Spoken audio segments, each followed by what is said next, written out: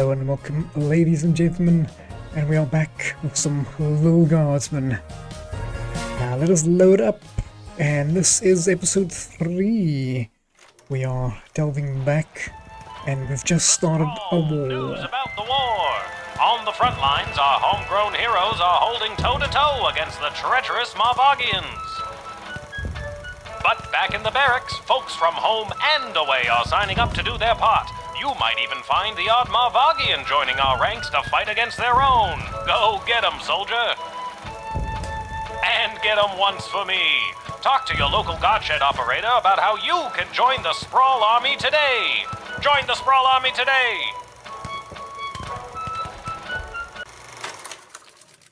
Right. Let's see what Act 2 has in store for us. Probably we're gonna have to... Any questions? Many questions, yes.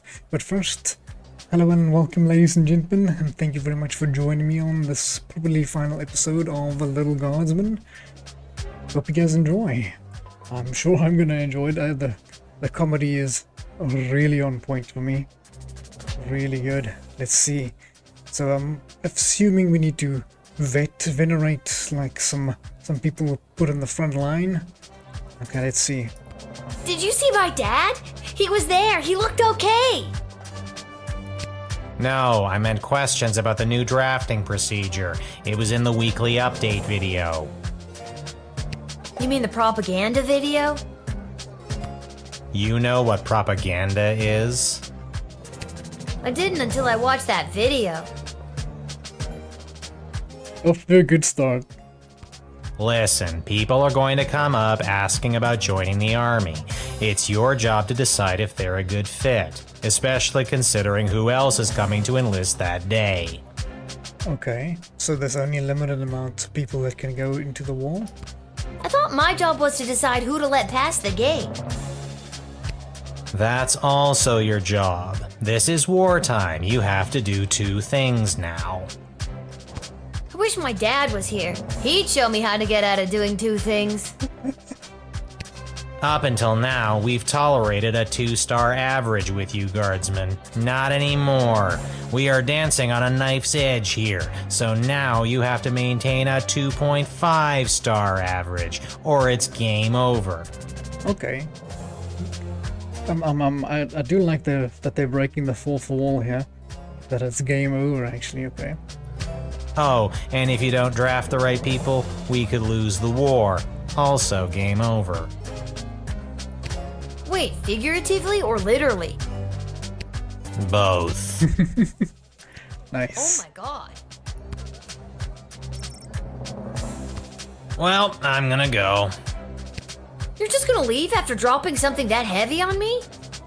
Fine, I'll stay. We can tutorial some more. Actually, I'm starting to see the appeal of your first plan. I thought you might. Goodbye, Lil.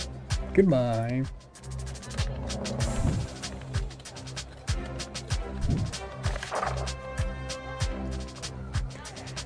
Alright, after months of the siege, the Sprawl's resources, namely its food stores, have reached a new dangerous low. If a guard discovers any means to improve our dwindling food supply, you will contact either myself or Lieutenant Striker. Failure to contact leadership will be reflected in your star rating. Related, any individuals or groups coming from outside the sprawl who will burden our meager food supply are to be carefully vetted. Like with item 1, the decision to admit anyone who fits the description should be run by either Ash or me. Best of luck of those becoming responsible for drafting individuals for service at the front lines. Remember, there's always more than meets the eye. And though it may seem like sending more people to the fray is the right idea, that is not always the case. Okay, hey guard, OS, I'm breaking in a new assistant here, down in the dungeon. Go easy on him if you get him when you call. Okay. I'm gonna make jokes with him. Right. I might want to put quite a few stones down.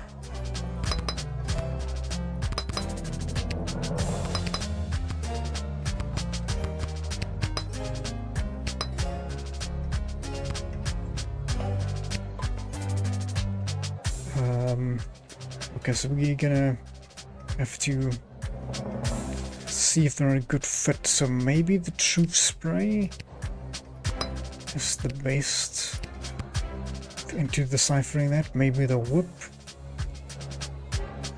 I think this is okay though.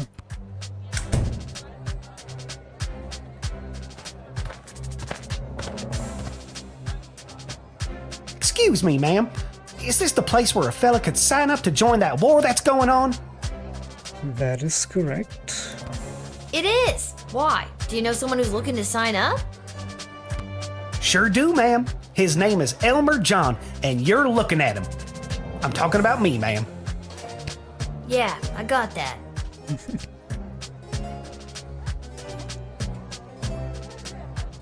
That they say anyone who wants to sign up knows to phone them there. Any individuals or group coming from outside will burden the food supplies. There's always more meat. It doesn't say. Only if they're gonna influence the food supply, we should phone them.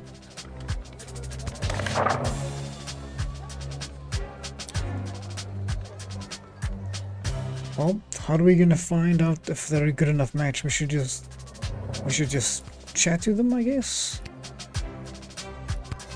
Now, what's a guy like you doing wanting to fight in a war like this? I fight for one thing and one thing only. My one and only love, Glory Ann. I don't know who that is. Who or what is Glory Ann? She's my sweetheart back home. And does Glory Ann feel the same way about you? She sure does. At least, I thought she did. Uh-oh. Alright. Can we see some muscle or some weapons? How would I know? Maybe I can use the whip.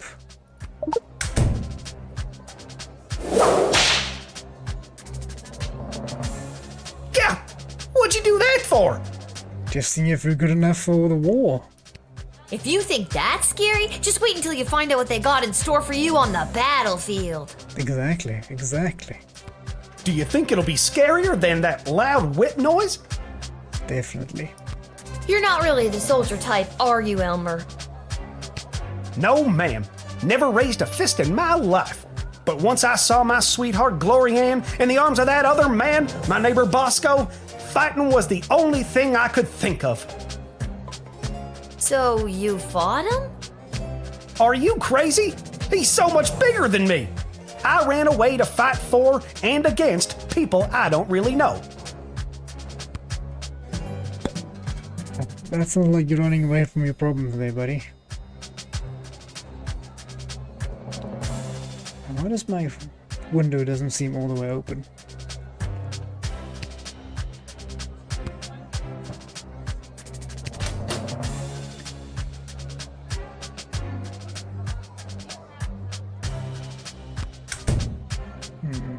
Could maybe see if he has any food on him. He is a farmer, he might have some food on him.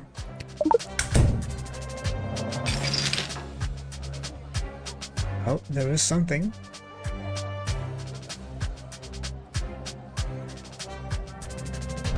That's my Glory Ann. Oh, how you've done me wrong, Glory Ann. She gave me this picture. I forgot I still had it on me.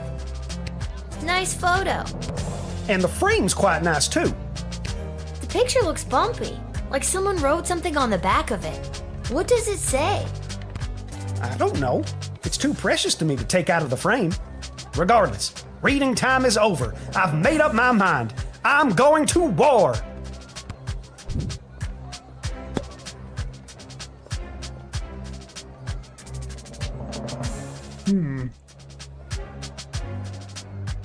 Might be able to scan it, but unfortunately we're out of options for you, so...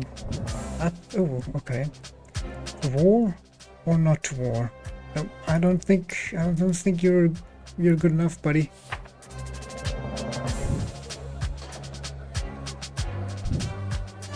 I don't don't think I can, in good conscience, send you to the front, Elmer. Go home, find Glorianne, and talk to her. Yeah, maybe you're right. Maybe I was making one of those, hasty decisions I always make. I'll go home and see my Glorianne, who I caught in the arms of another man, and I'll make the biggest apology banner anybody ever saw. Why do you gotta apologize? What's an apology banner? It's the easiest way to say you're sorry. So long, ma'am. You take care now. Glorianne, I'm a-comin'.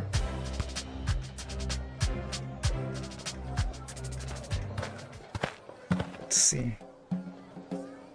Ah, it's you again. I remember you, the miserable wretch who saw to me the last time I came to this repulsive, simmering carbuncle of a city. It was I. And I booted you out of here because you tried to smuggle in blood gold. I remember you too. You're that unpleasant, obnoxious Ebenezer Scrooge knockoff. Knock off, nice. Yes, we have met. What is your business, sir? It is my intention to go straight to the bank of the sprawl and have my substantial monies removed from this sinking barge of a city before the banks are overrun, or worse, sacked. Mr. Dunn just needs to hear my confirmation number, and I will have my fortune sheltered in a more rich, people-friendly nation. I do believe him on that one. You think the bank will be sacked? Most likely, BS will fall in one great lump. Perhaps enough people will continue to buy into BS, but as far as I'm concerned, the people here were up to their necks in BS anyway. What a name for a bank. We're still talking about the bank, right?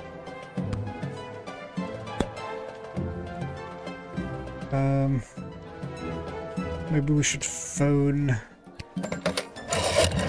a friend. His money could really help the city's defenses. Between building materials and repairing the damage this war is causing, we are hemorrhaging money at this point. If there was only a way to talk him out of it, there must be a way to pull at his heartstrings, if he has any. I doubt it.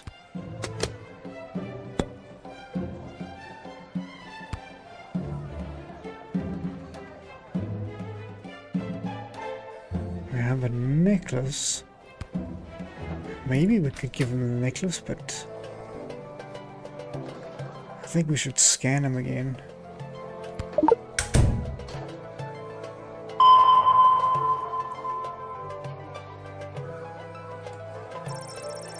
Nothing. Of course I don't carry any of my considerable wealth on my person in wartime. I don't have whelp to carry it for me. So how are you gonna move it from the bank? Ah, whelp. I'd love to hear his voice just once more before the end. Oh.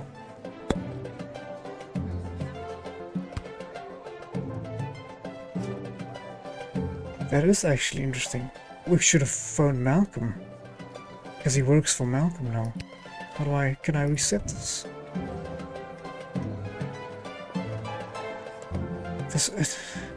This one didn't tell me how much stars I got for that one, but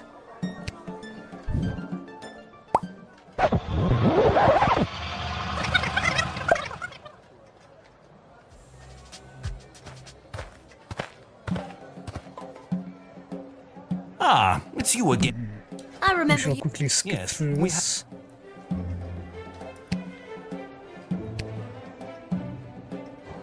Let's phone Malcolm. This is the dungeon of Malcolm the Great? Just read the cards! Oh, okay. This is the dungeon of Malcolm the Great. May I take a message?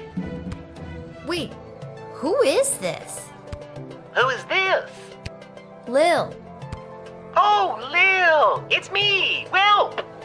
I thought so. Listen, there's someone here I think would like to speak with you. Go ahead. Whelp? Is it really you? It is, Your Grace. Whelp, I never thought I'd see you again. Well, we are on the phone. How are you? Have you been treated poorly? No one ever treated me as poorly as you, sir. I miss you, well, No shame. I miss you too, sir. come, run away with me. We can leave this war behind us and start again with all of my money. Sir, I never cared a jot for your money. I only wanted to be with you. Oh, whelp, my heart sings. No matter what happens to me now, I will dedicate my remaining life to you. What about your remaining money? I'll donate it to the poor. Just kidding, but I won't take it away with me today. Good enough. Get in there and reunite with your friend. Excellent. True love conquers all. Way to go, Cupid.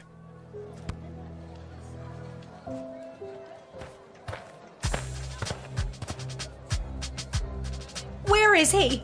Where's that meek little slunk of a man? Oh, I sent them home. I have no idea what you're talking about. Actually, we do. This is the girlfriend. Did a hopelessly heartbroken fella by the name of Elmer John come by this way? Spouting a crazy notion like running off and joining the army?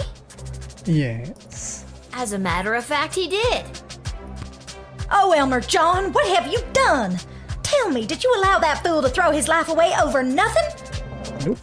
I don't know if I'm allowed to tell you or not. Oh. I have to know if you sent him off to war, because if you didn't send him, then I'd like you to send me, to get as far away from that fool as possible.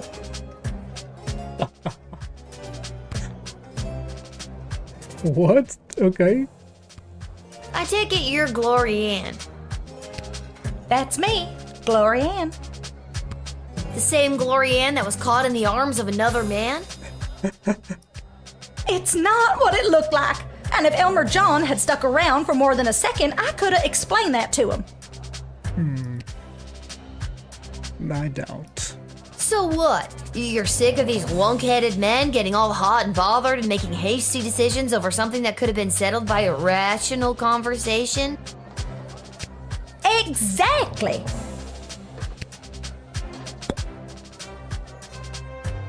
Let's find out some more. Even if that fool Elmer John is drafted as well, and he's there waiting for me with his big dumb eyes and his cutie pie dimples, it won't matter. He won't be able to smooth talk his way back into my heart after doing something so stupid like running off and joining the war. At this point, it doesn't matter if you let him in or not. Either way, I've made up my mind. I'm confused. Does she want them back, or I'm not sure what she wants. Come on. You really don't want to know if he was or wasn't drafted? What if he's at home waiting for you with a big ol' apology banner that says, "I'm a fool, take me back"? He's run out of apology banners this time. Him and his suspicious mind. Not to mention the wartime measures prohibiting the sale of fabric for such frivolities.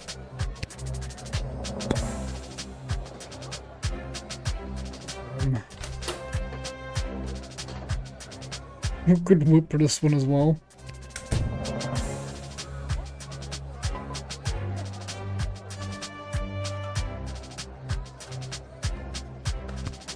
Florian, I gotta know, did Elmer John really find you in the arms of another man? That's only what Elmer thought he saw. Okay. It all started when that big loud Bosco from 2 houses over came round like he always does to try to court me again. I explained to him that Elmer John had asked for my hand and that I had said yes. And then Bosco explodes and says he's gonna smash Elmer's head like a jug. So I lunged at Bosco to hold him back. The big brute! That's what Elmer saw, and the next thing I know, he's crying about going off to war. Alright, I think it makes sense now. Sounds like before you go and do the same thing, Elmer's gone and done and run off with a hurt heart. Maybe y'all should be slowing your ride and talking it through too. Am I right? Why are you talking like that? I thought you wanted to. Well, I apologize. I sure don't. Can you just do me a favor and do the opposite of what you did for him, for me? You really want that? That's confusing, but okay.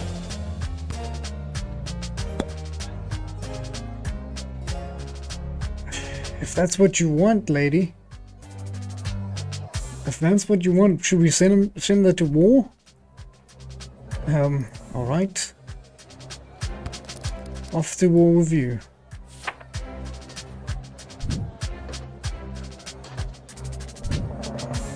Now, I'm not doing this because I drafted Elmer John and I want you two to be together. I understand.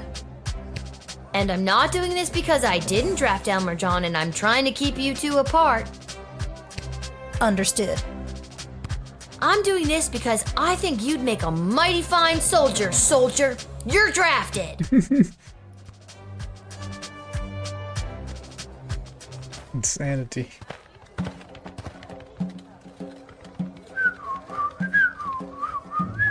A goblin approaches, whistling a happy tune. Oh, hello, Lil! Isn't it an absolutely beautiful day? Sun shining, birds chirping. Why, a gobbo could almost sing about it.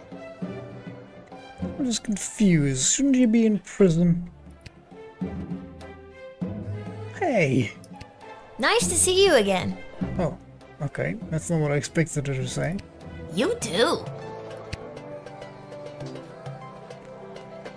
Did we have anything against goblins in the red today?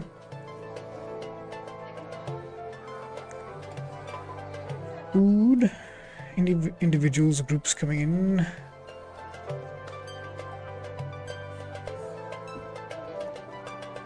Drafting.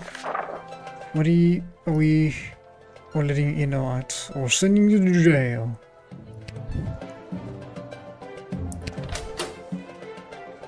Probably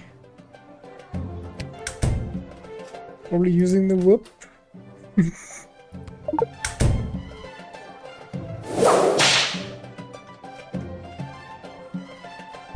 Jeez, kid, what gives? I would have told you about this if you asked. The miners I met at the big GLA conference gave me this as a gesture of goodwill. They call it a pure, unrefined power crystal. Nice. I was gonna give it to Gary. He's been real gung-ho about his studies at the Mages Guild, and I think this would be right up his alley.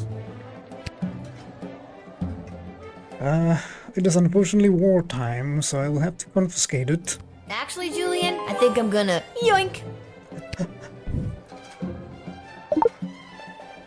But it's a present for Gary. Sorry, already yoinked. Already yoinked. Let's phone the police. The guardsman. Huh. He seems pretty chipper. Usually means someone is up to something. Don't be afraid to use any of the tools at your disposal, with extreme prejudice. I want to know what this little punk is hiding. Okay. Maybe we can use the truth spray. Let's try the broken gem here. Nope.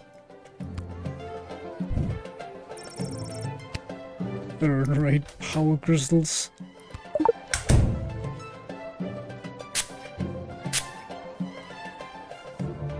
I'm a bit worried about my pal Gary.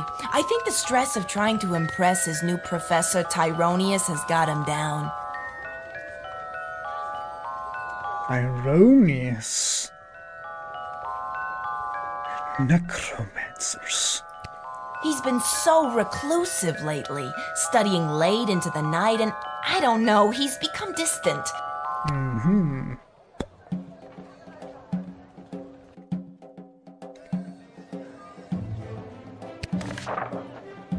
Let me just see. any individuals or groups coming from outside the sprawl will burden the meager food supply to be carefully vetted.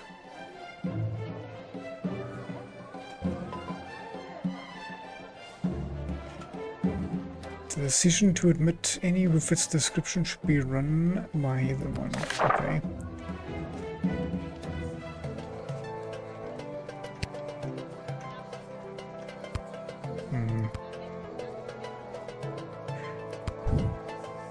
Gonna have to deny you entry for the day. I think that makes the most sense. I can't believe this. All the personal progress you've made, and this is still the treatment I get?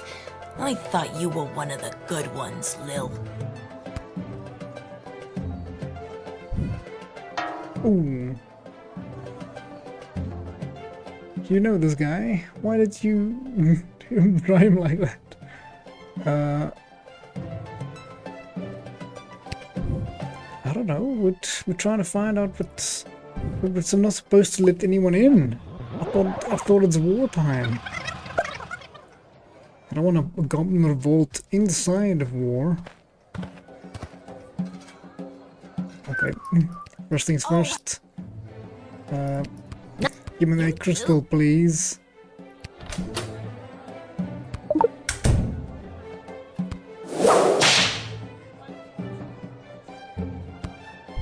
Jeez! The miners I was... Actually, Julian, I think I'm good. Yoink. Thank you. Yoink. Already yoink. Sorry.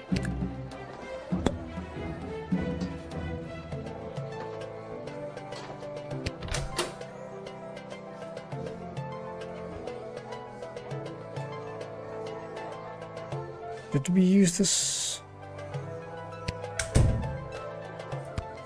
I'm just coming from a conference of GLA members from different nations looking to help each other out. Okay.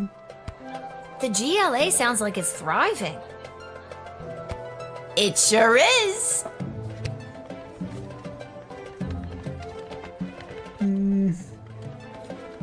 Probably true. We made some major inroads with a sympathetic group of Petrardian miners. They've offered to dig tunnels that will bring food to the sprawl without anyone knowing. Oh, okay. I hope we can get these plans to Queen Desdemona for her stamp of approval. Then we can get things underway.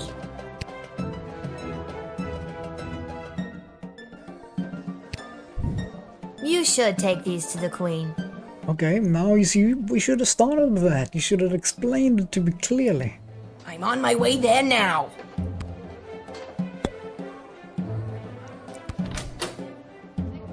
Could we decode the There's message? nothing here to Oh, decode. Alright.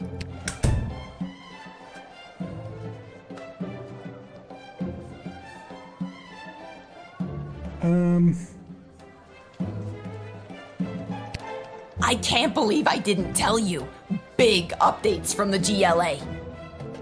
Queen Desdemona and her goblin lover, Chuck, have implemented all these different programs for non-humans. It's a great day to be a goblin. And Gary is learning to become a mage. I think he got a bit carried away playing Magnus the Magnificent. Yeah, I'm not sure he's becoming a mage, just saying. Does Gary have what it takes? I didn't get a lot of big mage energy coming from him. Well, he sure thinks he does. He's taking it real serious. He has started training at the Mages Guild. For the first time ever, they're looking to add creatures other than elves and humans with great cheekbones to their ranks. Alright, if you have a message, then you gotta move it. Get through here.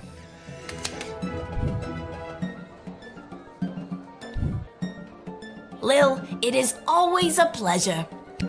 Julian, I hope you have a fantastic day. Do you really mean that? Nope. No, not really. Just keep moving. I find your honesty refreshing. Thanks, Lil. You're one of the good ones.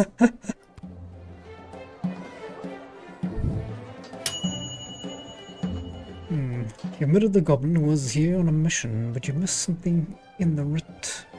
Did I?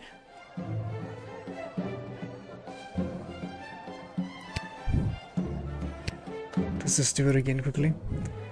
What did I miss?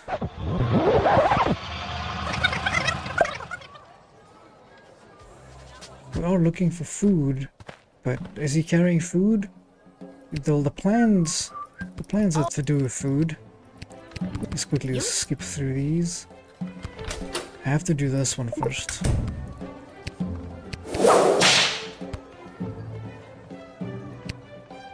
Jeez. Confiscate that, thank you. Actually, Julian. I don't know if we can do that, but that seems powerful, Sorry. so... Yoinked. First that, then we speak to you. I'm just coming from the. It's. Did anything work? We made. I hope we can. We shouldn't take that, right? You should take the. I'm on my way there now. Okay, let's see, what did we miss? After months of the siege, my food stores, we have reached a new dangerous low of food. The guard discovers any means to improve the only food supply. You are to contact either myself. Oh. Okay. We need to phone Ash. Okay.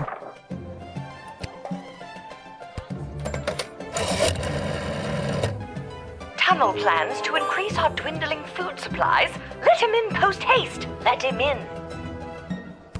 The city's best and brightest will go over the map and construction will begin in no time. We have food! We have food! Well done, child. Alright, that makes sense now.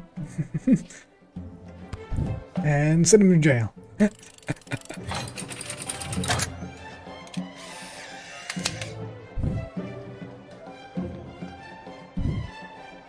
Lil, it is always a pleasure.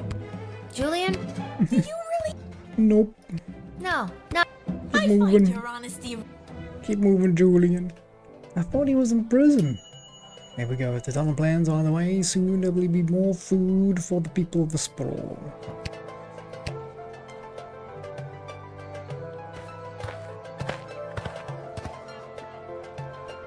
Hey, Lil. Listen, I wanted to say I know things must be tough for you with Hamish out on the front lines and... And what? The fact that I have to work a full-time job at age 12? Yeah, that's gotta be tough. And the fact that I live alone on top of a dive bar? Well, you meet some interesting people. And the fact that my dead mom's still dead?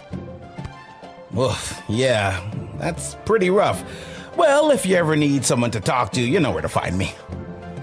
I'm actually not sure I do know where to find you.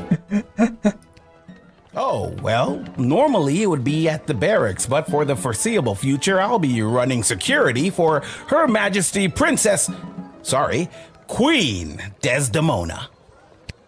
After you finish your shift, Her Majesty and the Royal Consort have asked to see you. Thank you.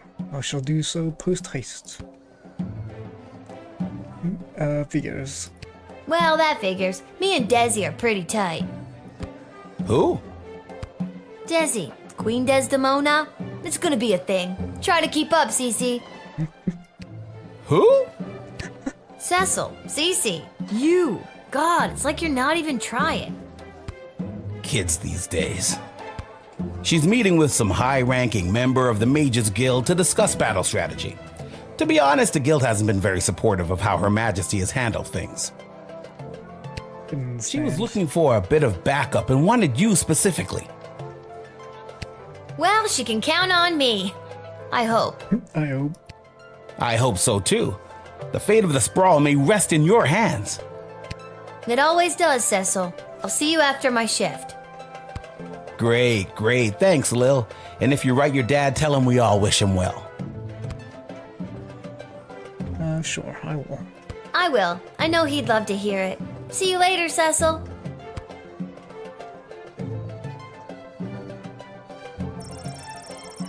familiar group of black-clad folks approach the shed, weeping and moaning. Oh no, is there another dead cat? You must help us, child! What is the matter? We have been left without shelter. Oh no. It's awful. Scarborough has fallen! Sad. What happened? The Duchy of Scarborough has been under constant siege for the majority of the war. Those bastards! Quite. We finally had to flee. We couldn't stand it any longer. We've been without food for days. Yes, everyone is rather hungry. I believe you. I'm so sorry to hear that you've had to flee your home. I can't imagine how hard that must have been. Thank you, child. I'm a duchess without a duchy. We have rather a lot of refugees that need your help and your food desperately.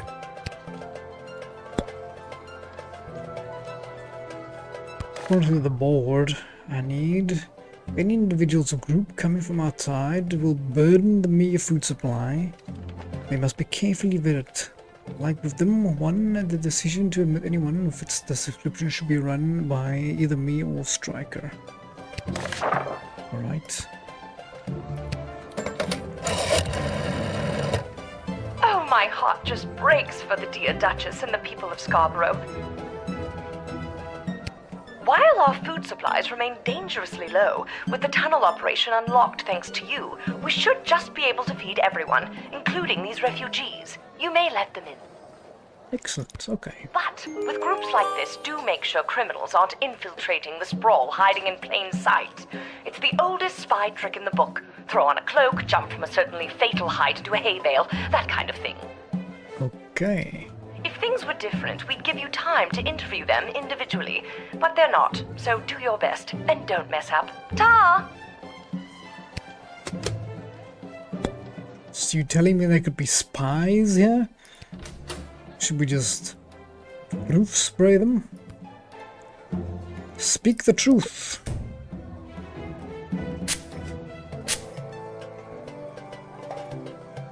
I still miss my beloved Sprankles! Boo-hoo! Makes sense. I've been doing my best not to fantasize about poisoning my employer lately. Must not confess crimes, must resist child's powerful spray! Gah! Excuse me, what?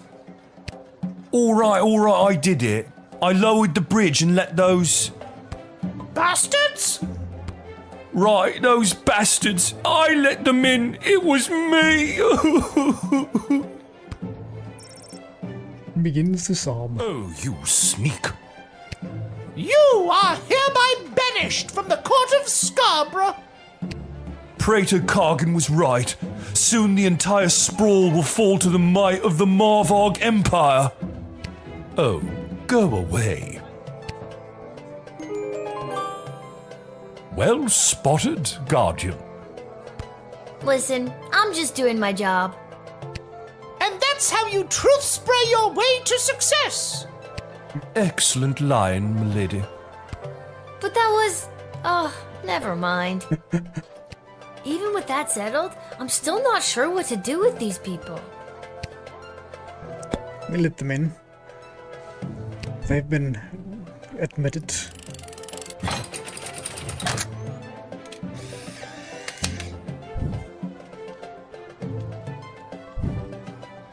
Bless you, dear child. Yes, thanks awfully.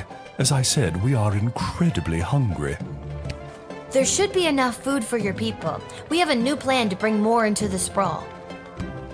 Regardless, you are a hero in the history of Scarborough. If our lands are ever restored to us.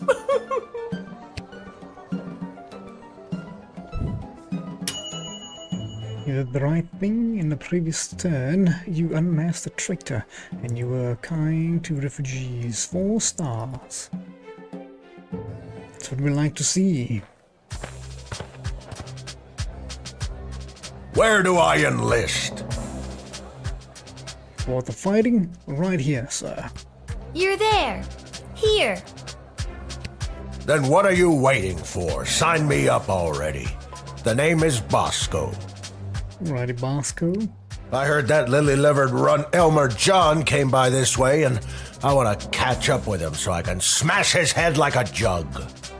Oh, I see who you are.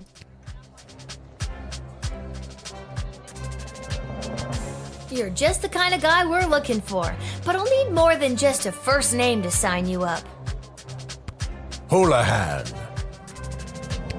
Okay, Bosco Houlihan, and last thing, why do you want to smash Elmer's head like a jug? Because he's a fool.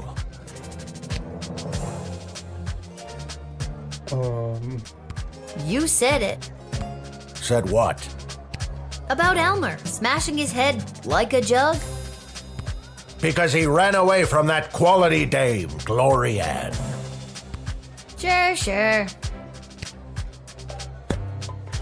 Oh. So to be clear, you're mad that he ran away from Glory Ann? Yes. Because you wouldn't run away from Glory Ann if she wanted you. Yes, but she's made it clear that she doesn't. This little drama is wrapping up quite nicely. It will once I smash Elmer John's head like a jug. Makes You must have sense. smashed a lot of jugs in your day. Yes, my father was a jugsmith, and I hated him. What is a jugsmith? Jugsmith? It's a real thing. Really? Why are you stalling? Let me through. I want to go join the army so I can... Smash Elmer's head like a jug. Yeah, I got it. No. Well, yes, but I want to join the army so I can find my place. My purpose. Glory Ann doesn't want me. I have come to terms with that. Maybe in the army I can find some brotherhood. Some kinship with other people who maybe have signed up for the same reasons as me. A broken heart. And a desire to break heads. Like jugs. Makes sense to me. That was surprisingly deep, Bosco Houlihan. Thank you. Now let me at that rascal Elmer John and I'll tear him apart like an old hat. First it was jugs, now it's old hats. Oof, I don't know what to do now. Because I let... If I let him in, he'll fight, but he can't smash Elmer in the, like a jug. So the only way is to send him back home. But if he goes in and he sees the girl there, will that freak him out?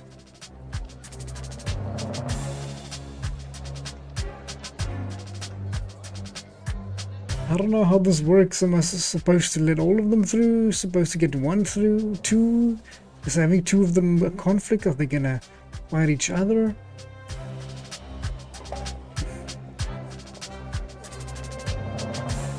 He wants to fight. Let's let him fight.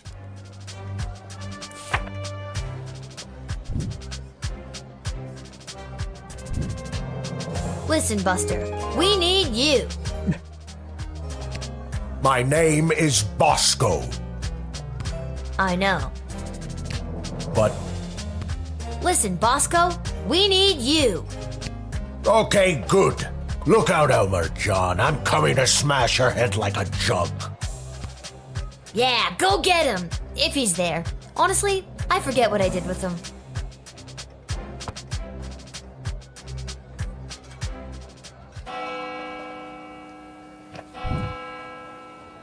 Let's see what happens. Okay, at least we got all the ones that we let in. But I don't know about the war. That still hangs in the balance.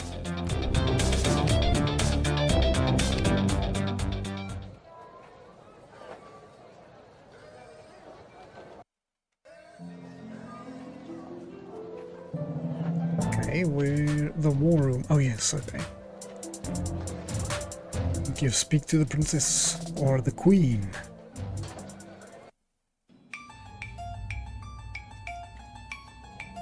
Which is exactly why we must start using them immediately. The risk is too great. We need more time to study the long-term repercussions. A luxury we can ill afford. Your Majesty, Lil has arrived. Thank you, Cecil. Lil, thank goodness you're here. I've got a problem. You have an opportunity, Your Highness. You know Tyronius of Thanatos, I believe. Mm-hmm. The necromancer. I've had the pleasure, I guess. Yes, I remember this little guardsman. And Dr. B. Have you met Dr. Beatrix von Matterhorn, Lil? Mm-hmm. Should we keep it a secret? No need to lie. I have. She works at the hole in the ground by the edge of town. Yes, I mean, it's an archaeological dig site, but yeah, that sounds about right. Yeah, she's the one who gave me the chronometer 3000 on my first day. Ah, so she does have access to power crystal technology. I might have known. Wait, Lil has had access to power crystal technology this whole time? Maybe it's not as dangerous as we imagined. She seems fine. I should probably tell them about the demon. We don't know that. It's still too early. How long can we wait? How many brave soldiers of the Sprawl must give their lives before we use the tools we have available? Let me fill you in on what's going on here. The Mages Guild feels that if they had access to power crystals, they could hold back the enemy and maybe even win the war outright. Makes sense. Okay, so why don't they go buy some? I know a guy in an alley. You know what? I'm gonna stop there. It's starting to sound weird. They want all the crystals. Access to every dig site and existing stockpile in order to amplify their power. The good doctor could simply give us the blueprints, or better yet, the working model the child has in her possession. This would allow our research to flourish in no time. Dr. Beatrix feels that there are too many unknown variables to use it safely on a larger scale. The Mages Guild is and always has been reckless. There's no way I'm handing my research over to you, not until I see the full effects on my human test guinea pig here. Excuse me? Yeah. Wait, what? We both knew what this was. I guess. Well, Lil, you've been using power crystals at the guard shed. What do you think? Are they too dangerous? Too dangerous. They are way too dangerous. I use the chronometer 3000 under very specific circumstances. You start manipulating time out there in the everyday world, who knows where it could lead? Spoken like a scientist. Do you have a master's degree? How many times do I have to tell you people? I'm 12. Thank you for your counsel. I always appreciate having multiple opinions when it comes to big decisions. I have made up my mind. Dr. B will continue to oversee Lil's progress with the chronometer 3000, and it will stay out of the hands of the Mages Guild until we can be certain that it is safe to use in this war. Then at least allow the guild access to the crystal reserve for the sake of the Sprawl's future. For the time being, the reserve shall remain under my control. For the time being. My decision is final, Tyronius. You will find that I am not as easily swayed by you as my father was.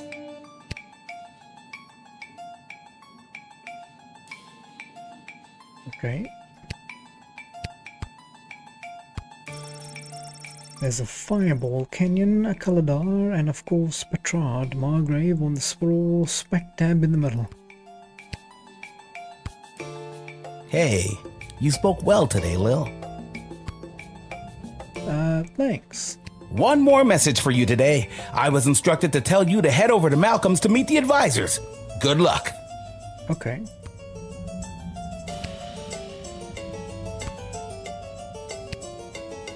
Thanks for your insight, Lil. I'm sorry to keep putting you in this position. No problem. I'm just here to support my lady love. This choice has been eating her up inside. It's an important decision, and I want to do anything I can to help. I think she made a good choice. With you, I mean.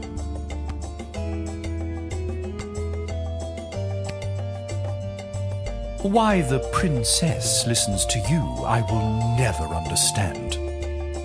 Because I can reverse time and I can just tell her whatever I want. It's like you're the only two people in the Dead Mums Club. My mother's terrible. That should count for something. Hopefully your words will not sway Desdemona on future matters. I'm glad calmer heads prevailed. At least for now. It looks just like the machine at the dig site. I wonder if it's had good games on it. I don't know. Looks like a scanner or something. Little goblin on top of it. Alright, let's go to the counselors and see what they have to say.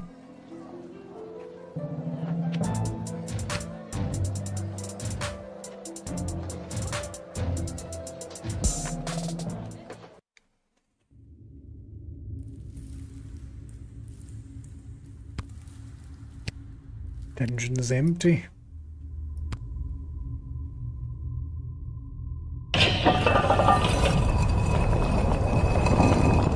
What I don't understand is why would they have summoned her to a meeting without us there? Where's the fun in that? Without at least one of us there. And we all know it should have been me.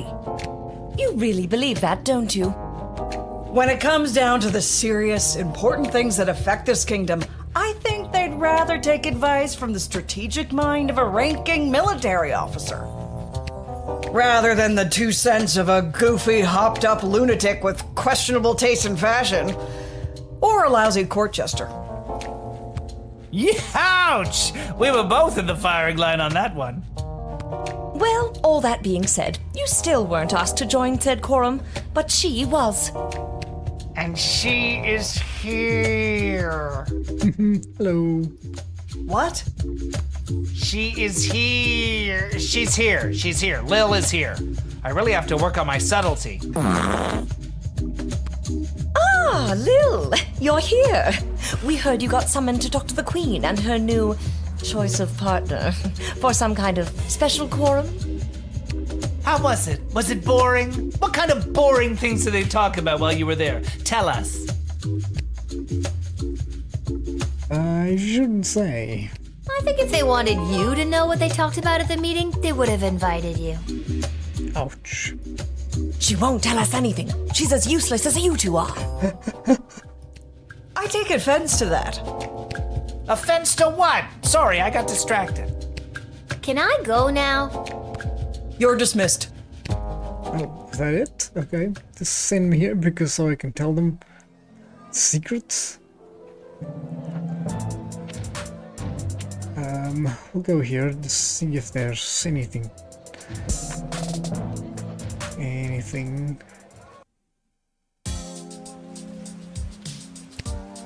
Where does rain come from? Welcome to Garby's Emporium of Wonder. Lil, about time you showed up. I've had every mage in town come by the shop today trying to buy up all the power crystals. Really? You mean you don't have any left? I wouldn't have if I didn't hide a few away for my best customer. I'm your only customer. You were my only customer, but now that I cornered the mage market, I don't know if I'll be able to keep these crystals in stock. Well, the good ones anyway. The mages didn't seem to have too much interest in the cheapo ones. Cheapo ones are okay. Just gotta buy more of them. Which isn't a terrible idea either. Roof spray, I think.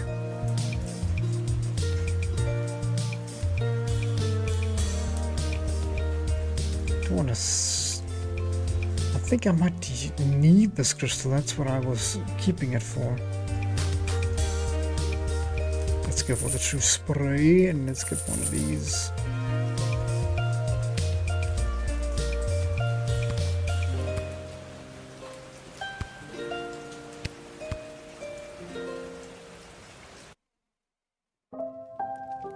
Lil, how goes the Battle of the Southern Gate? Same old. How are things around here holding up? Great! Business is better than ever. Something about war and the idea of impending doom really gets people out to the bar. That's good? You bet it is. If this keeps up, we'll finally be able to get this place up to code. But if we make enough money, we can buy out from under them. As far as landlords go, they aren't the worst. I could do without all the hissing. Hey, that reminds me. Lil, you got a letter in the mail. How did that Never mind. A letter? From who? From Hamish. A letter from Dad? Gimme! Hey, Sweet Pea, how's everything back home? I'm doing okay here. I've gotten to know a lot of the guys. Then when they don't come back from battle, I get the chance to get to know a few more. I miss you. I know you might be scared right now, but don't be. It'll take tougher stuff than this little war to do in your old dad. Please let me know that you're all right, or even if you're not. I need to hear how you're doing. I love you, Lil. Dad. That's good. Love you too, Dad. It's good letter. But what should I write back to him? If I tell him things are tough here, he might worry and get distracted in battle. But if I tell him I'm doing well, he might feel like I don't need him and then get distracted in battle. He's easily distracted. Oh boy, neither answer seems right. Are you talking to me? No.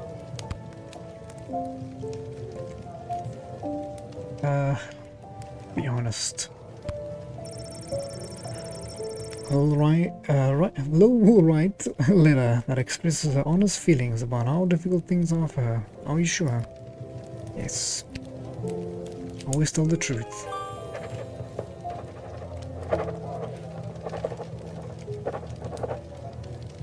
There, that should do it. Hey Arda, mind making sure this gets to where it needs to go? The front line, please. Sure thing, Lil.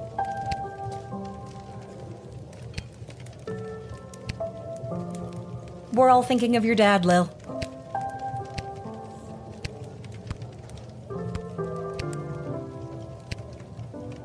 Well, if it isn't my old pal Lil. Hello. Oh, so now you remember me. Always did, kiddo. Just had to play it cool while at my legitimate place of business. My former legitimate place of business, that is. Oh, yes, of course, that's war. Oh no, what happened? Tough to say, kid. Could have been any number of things. Change in management, downsizing on account of the war. It was probably the illegal gambling operation you were running out of the concession stand. Tough to say, kid. Regardless, I'm here on official bookie business. I've come to collect a debt from Hamish. Oh no. Sounds about right. How much does he owe you? 30 gold, and I've got the marker to prove it. Yeah, don't got that kind of money though. Sorry, I don't have that kind of money on me. Either come back tomorrow and I'll see if I have the money, or wait for Hamish to come back from the war. Both those options sound lousy. Tell you what, let's forget the debt altogether. But tell Hamish I ain't taking any more of his markers. See you around.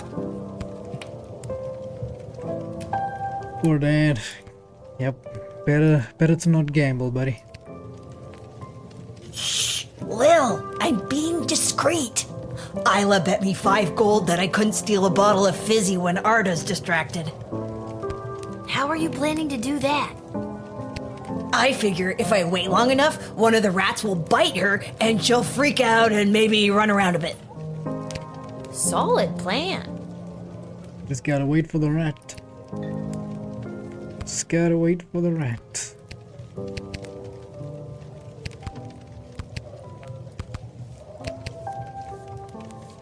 Is that it, or is there anything else? I don't really have anywhere to be. I think I've done everything I need to do, but are you sure you're ready to hit the hay? Got nowhere else to go. No, it must be.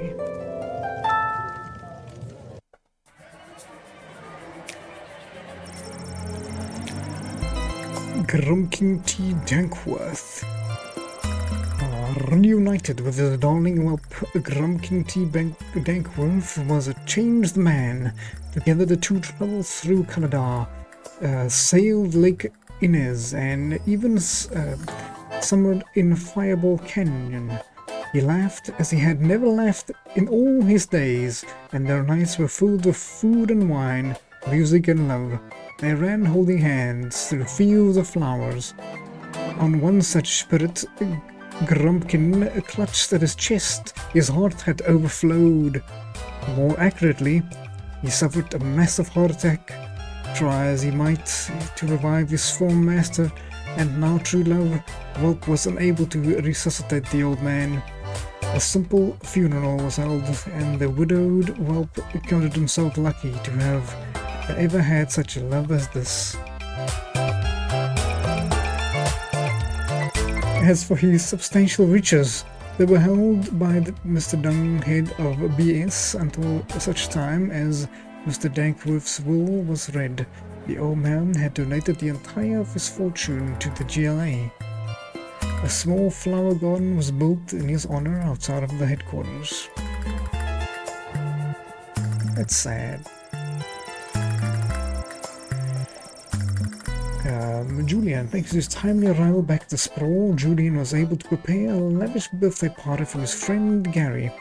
Every goblin, troll, halfling, cyclops, and mole person who was anyone was there. It was a bright spot in what had otherwise been a dark few months in the Sprawl. The next day, Julian presented the plans he had carried to the council. These plans detailed the extensive tunnel systems he dug underneath the walls of the Sprawl, which would allow food to be secretly and safely moved into the Sprawl, right under the enemy's noses. After a short period of deliberation, the council realized just how hungry they all were and unambiguously approved the plan. Someone will be arriving to start digging the tunnel system soon, but it's all up and pretty hush-hush. The Duchy, with the new plans to bring food into the city, working their way through the bureaucracy of the Sprawl, there were enough rations for the refugees from Scarborough to eat, and a space was made for them at the refugee camp, springing up down at the docks. The Duchess was not impressed by her new surroundings, but to be honest, she was a very difficult person to please. Swift justice was visited upon the traitor who lowered the drawbridge of Castle Scarborough in the middle of the night, allowing the enemy to enter and take control of the duchy. The villain was hanged in the town square. Brutal?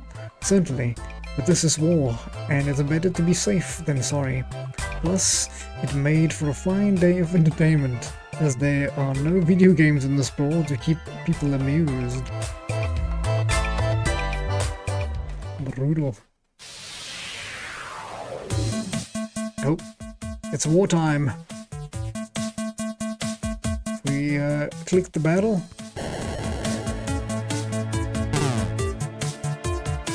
Oh no. That's not good.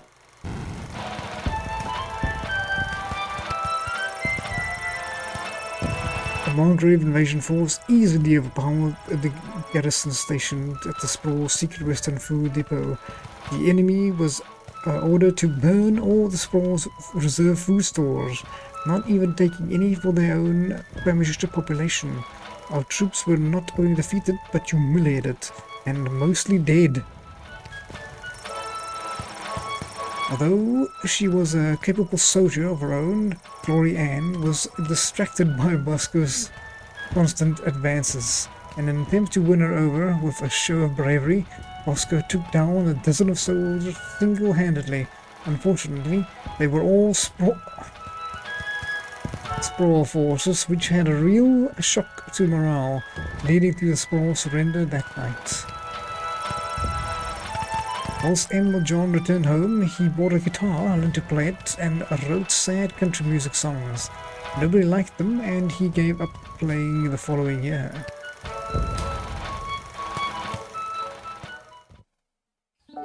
Well, I knew taking them together was a bad idea. To the highest levels of brutality ever recorded, with the pointless bloodshed sure to scar the psyche of all those involved for years to come. Haunting words from one of the survivors of last night's charity bake sale at the Garden District's Haven for the Elderly. And now, news from the war. The battle for the Western Food Reserve Grotto was lost. That is the only detail I have to report. And now, more exclusive audio from what has been dubbed the Goodies for Geezers Bake Sale Massacre.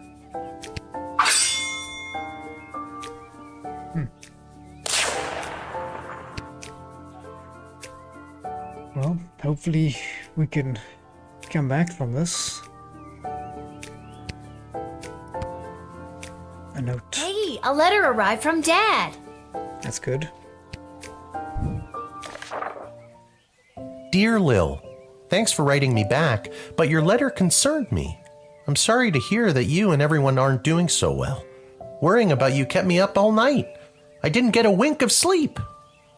And the next day at roll call, when they were asking if anyone was a mechanic, I yawned and stretched and they thought I was volunteering. So now I'm stuck with mechanic duty for the next big battle. They say this time it'll be fought in the air, and it's my job to help repair the planes.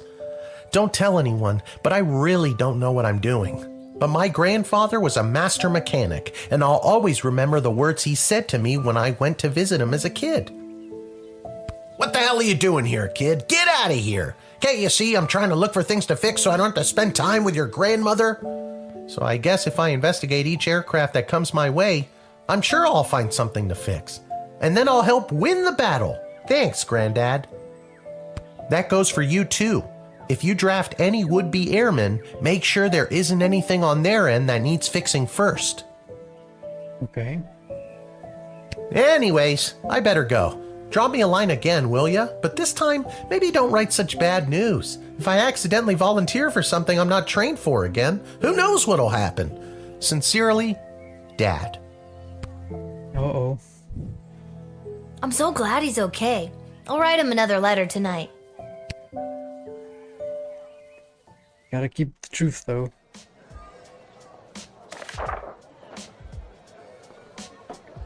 Right, for the day. The writ is my spies have informed me that there is an increasing dissatisfaction fostering dissent within the enemy's inner circle. Do with that information what you will. In addition to the forces that were drafted, the outcome of the last battle was also due to the state of our equipment. Pay extra attention to what our men, women and creatures are marching into battle with. Although their proposal for addressing our little food shortage problem was rushed through the council without their scrutiny or approval, please extend our associate from the catering corps every possible courtesy and don't trouble yourself too terribly with the nature of the plan. Nothing to see here, as they say. Guardsman Randy has been brought out of a forced retirement to supervise our food stores. Welcome back, Randy. Good for you, Randy. I may have stolen a deck of tarot cards of an old wandering nomad type woman. So far, everything I've predicted has come true. Now the old bag yelled something about a curse if the cards were overused as I was running away, but I am sure it's nothing. Look at me. I'm betting 1,000. I've got all the answers. Call me now, Malcolm, fortune teller of To the Stars. All right.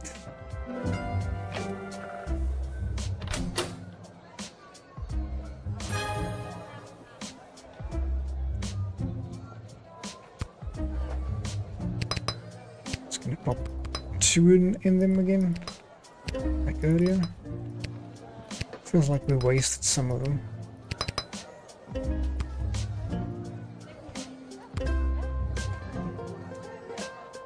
Maybe one in there. And maybe one in the canner, okay.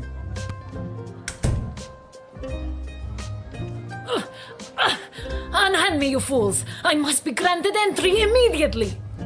Okay. Oh. I come with a message for your Queen of the Sprawl. In her mercy, Praetor Kargan has sent me to offer terms of your immediate and unconditional surrender. If you knew the Praetor, you would be shocked that she has extended this incredible generosity to your flabby, weak people. Ouch. And yeah, I know who she is, remember? I told the princess not to marry her, and I'm feeling better about that choice by the second. Okay.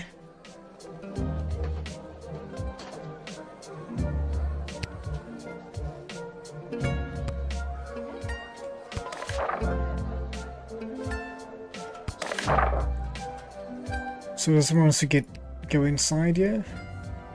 Should we let's try out these tarot cards of yours. This is a tough one. Let's see what the cards say. Ah, the Informer card. The Informer means they're either here to spill the beans on their battle plans to get some beans for their starving people, or he's here to say, a licky boom boom down. There's a throwback for you. But most likely it's the food thing. Let them in, we get strategic military intelligence, but take food out of the mouths of your fellow citizens. It's your call. Less food, but more likely we win the battle. Here is the message I've been sent to deliver, straight from the powerful mouth of Praetor Kargan. Kagtak mavlashtak ivaktum.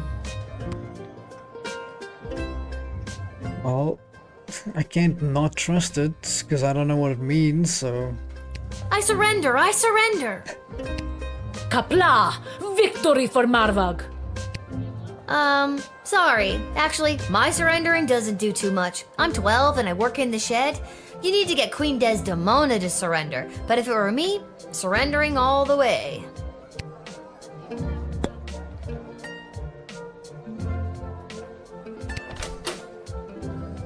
Maybe we should use some truth on here. Spill the beans.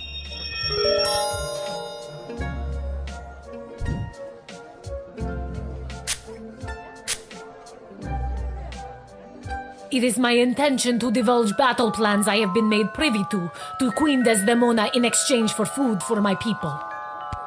We are starving, and if the Sprawl can help us, I will help you end this conflict. I think we throw her in jail. A war prisoner.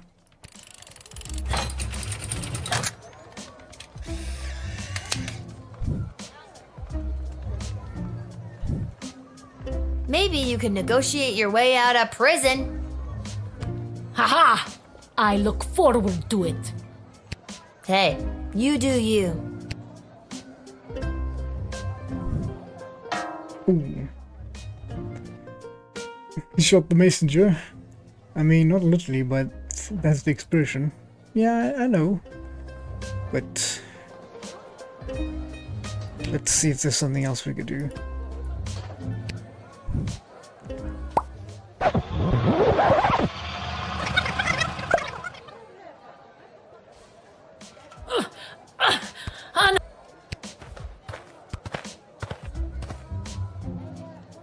I come with a message for your Queen of the Sprawl. In her mercy, Praetor Kargan has sent me to offer terms of your immediate and unconditional surrender. If you knew the... Ow. So she wants to speak to the Queen then. Okay. Let's just see if there's anything...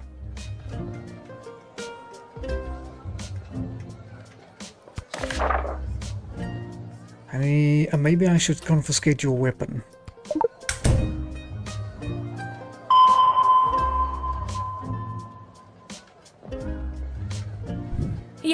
My ceremonial weapons, damage from all of the training drills we do preparing to destroy your pathetic defenses. This war has come at a high price. I'll have to confiscate these. Normally I would laugh and yell kapla as I cut you in half for your insolence, but even I have grown weary of bloodshed. I wish to retire to the countryside, for it is better to be a ballerina in a garden than a gardener in a ballet. A what and a what? It is from Munsu's The Art of Dance, required reading for all Marfog children. Here, take my ceremonial weapons, gatekeeper. May you never need to use them. Maybe we could give them to someone to send into war.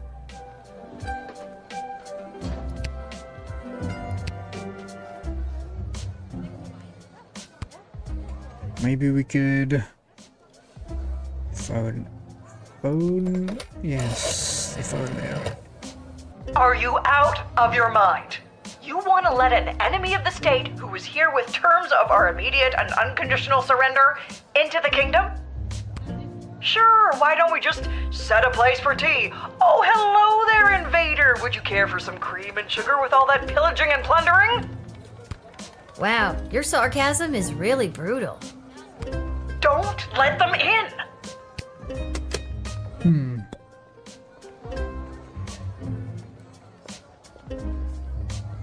I feel ya, but I also feel like I should let them in.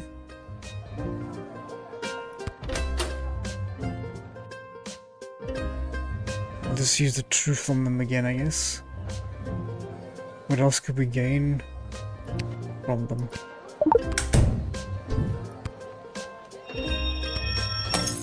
Come on.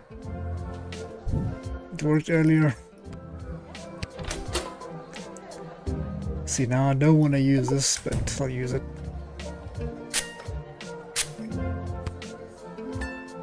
It is my intention to divulge we are... Okay. See what happens if we let her in.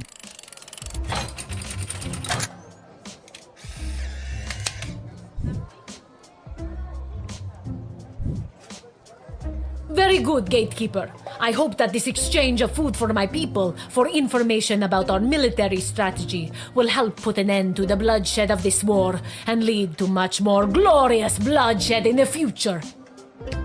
Weird thing to hope for, but hey, you do you.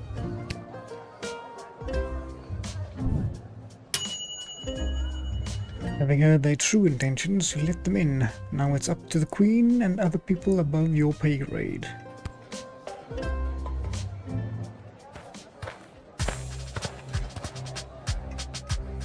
Ahoy, child manning the gate! Good day. Ahoy! Adult in a basket? Ha ha! I like your spirit! I am here to enlist in Her Majesty's Air Force! I see so. Once inflated, my grand contraption shall sail high above the clouds. First I will destroy the enemy air force, and then it will take me no time at all to traverse the entire world at that altitude. I really doubt that. So how does this grand contraption of yours work anyway? When inflated to almost bursting, this ball will carry me up into the sky, keeping myself inside this wicker basket aloft. Simple science. I feel like you're missing some steps.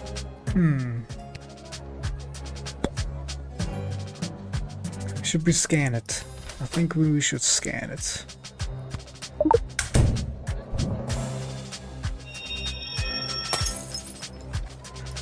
All my crystals are broken.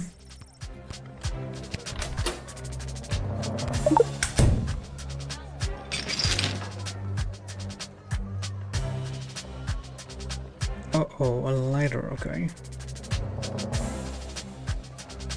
This is my heat source. Fire. You see, when I fill the balloon with hot air, it goes up. Boom! Science! You can't just say, boom, science, and expect it to work. Do you actually think that tiny lighter is gonna be strong enough to inflate a balloon that big? Yes. Why? Do you have something more suitable? Don't look at me. I got no candy for you.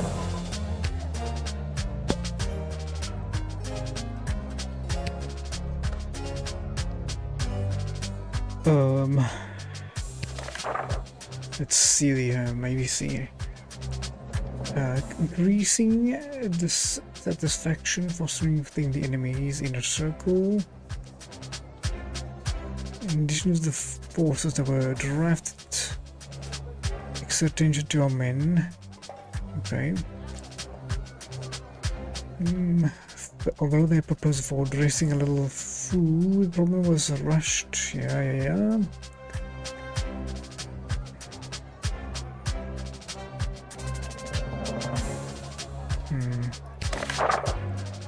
Maybe roll the tarot cards, I think. Ah, let me consult the tarot deck for you. I've pulled the Sun card. Just like the tail of Icarus, this clown may fly too close to it and burn up. But don't forget the lesser-known tale of Icarus's brother Freddy, who flew an appropriate distance from the sun using a basket, a sheet, and a blowtorch. Now this guy's stinky lighter won't do the trick, so if you have a blowtorch handy, give it to him and draft him. Don't have a blowtorch. Must have missed it from someone. So, not gonna let you in with a little lighter.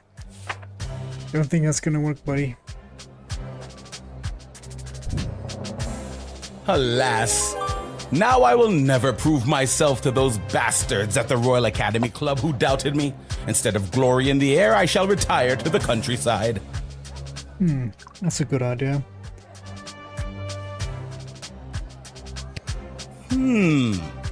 Perhaps if I lay low and gather stamps from across the globe, I can convince them that I did in fact make my grand journey and traveled around the world in 79 days. Very specific number there. Good luck on your weird side quest. NPC of a side quest, nice. Hey, I remember you.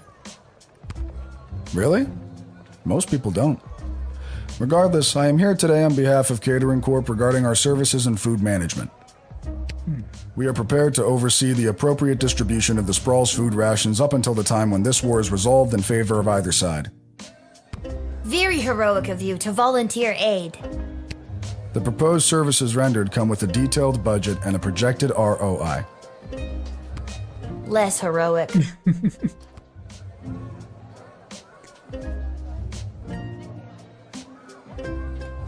Then I need to phone someone about the catering.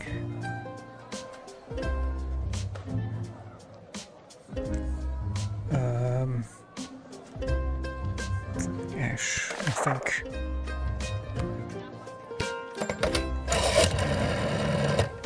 Oh goody! I've been expecting the Catering Corp to arrive with a plan to aid us with the food shortage crisis. It's said to be a good solid plan, and a little more. And that's all I need to hear. Let him in at once so we can begin to address this population growth problem once and for all. I thought it was a food ration problem. Oh. Tomato, tomato. Oh my. Population growth problem.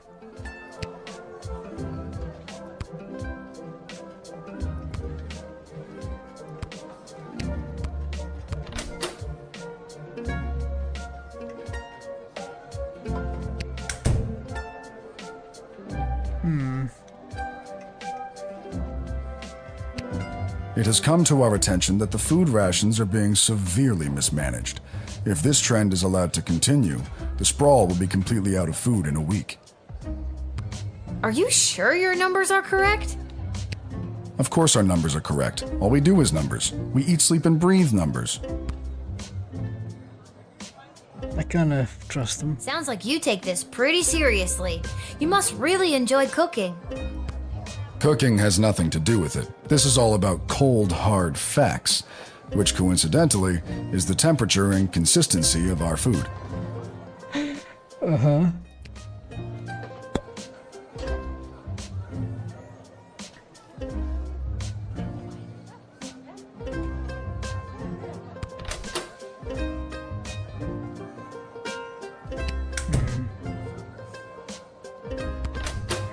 Can't think of using the wand or something on him. Let's give it a shot. Oh, you do have something there. All certified members of Catering Corp Incorporated are given a standard issue chef's knife TM. In fact, I am a certified trainer in the use and handling of a Catering Corp Incorporated standard issue chef's knife TM. Sorry about that. I hate to... I don't think you did. Well, we'll have to take this, unfortunately for you. Alright, pal. Hand over the butter knife. It's not a butter knife. It's a standard issue chef's knife TM, and I won't part with it. If you won't let me in with it, then I won't be going in. Fine, you can keep it. Alright, tough guy. Keep the butter knife. It's not a butter knife. It's a standard issue chef's knife TM. Ever use it to spread butter? Well, sure, but... Like I said, keep the butter knife. Alright, in you go.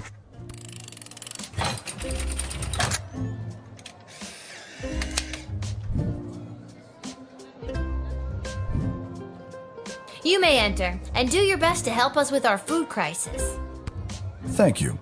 We at Catering Corp know that you and your general population are going to enjoy eating Soylent Beige nutrient bars as much as we enjoyed making them.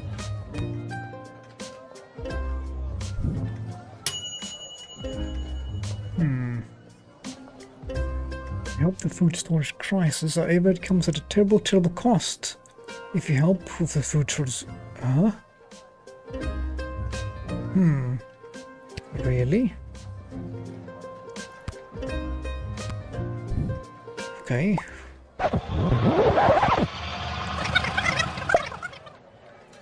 What is such a terrible, terrible cost? Hey! Let's just jump through here. Very heroic. The proposed... Less. Well, this one said to let him through. Let's see what Malcolm has to say. Let's consult the old tarot cards. Looks like we pulled the guy being hung upside down from a tree card.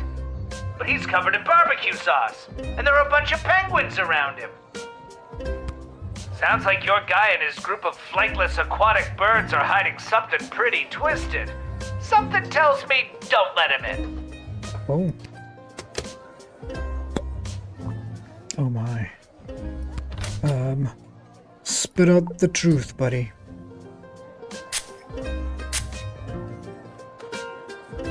I feel compelled to verbally dictate Catering Corp's food rationing plan. Item 1. All individuals above the weight of 71.6 kilograms will be allowed a single 14.7 gram ration of Soylent Beige nutrient bars per day. Item 2. Anyone below 71.6 kilograms will be restricted to food scraps and/or edible waste, either begged or foraged. Item 3. Individuals below 71.6 kilograms who succumb to hunger will be collected and repurposed into said Soylent Beige nutrient bars in order to sufficiently feed the remaining individuals above the weight of 71.6 kilograms. So concludes Catering Corp's extremely efficient plan to solve the Sprawl's extreme food shortage crisis. Collected and repurposed into Soylent Beige nutrient bars? Oh my god! I've got to tell everybody! Soylent Beige is people! Not just people, it could be goblins or ogres as well. Okay, there's the little secret. I guess we phone... If we phone Ashes, we're gonna be able to tell her that we've figured this out now. Let's phone her and say... Oh goody! I've been expecting the Catering Corp to arrive with a plan to aid us with the food shortage crisis. It's said to be a good solid plan, and a little more. I thought it was a food ration problem. Tomato, tomato. Oh, she already knows. I see.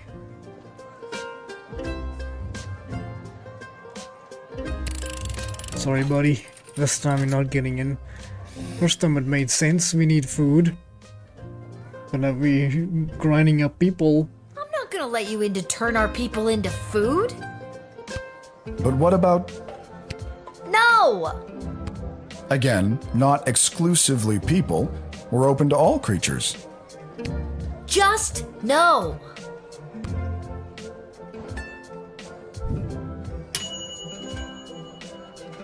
We discovered the Kidding Corp's nefarious plans and stopped it in their tracks. It means people are still starving, though.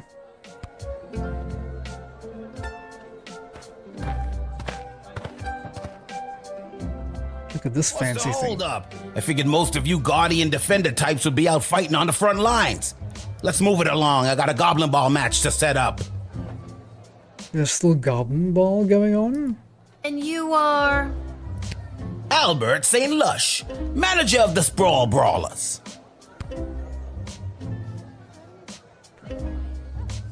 Hello? I didn't think any more home games were being played this season. You know, because of the siege of the Sprawl, the threat of invasion, and the ongoing war that could destroy us all. Yeah. Let me in and I'll make sure we get one last game. I'm not so sure about You this. sound very confident about that. What's not to be confident about? I'm a Goblin Ball manager. I've been managing Goblin Ball since you was in diapers. Besides, I've got a plan how we can get a game going. Well...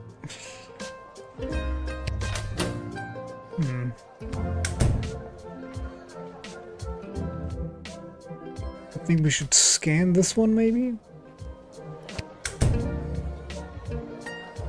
Or we just chat with him. Let's scan him. He's got some gold hiding there somewhere. Yeah, I thought you'd want to take a look at that. My championship ring. Took a team of misfits all the way to the finals one year. Whoa! You won the Goblin Ball Cup? Nah, I took those losers to watch the game. Then when no one was looking, I swiped one of these bad boys from the trophy room. Not bad, eh? Well, is it wrong to steal from a thief? And now it looks like I swiped it from you. Oh, come on! Haha, shiny.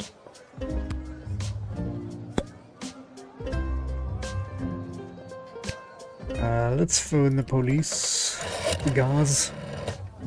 Goblin Ball? Who has time to think about Goblin Ball right now?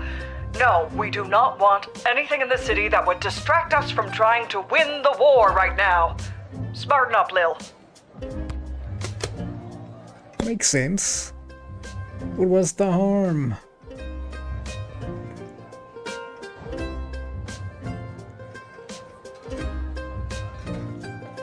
Well, we let him in for now, and then we'll probably have to reset. See what we're missing here. All right, kid, I knew you were a Goblin Ball fan. I'm gonna put a team together from some of those losers defending the wall. See you at the match tonight.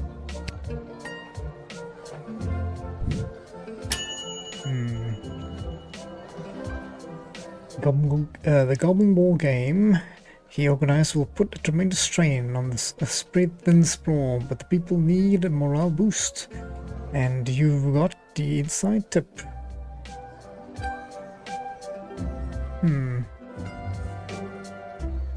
Could keep it like this.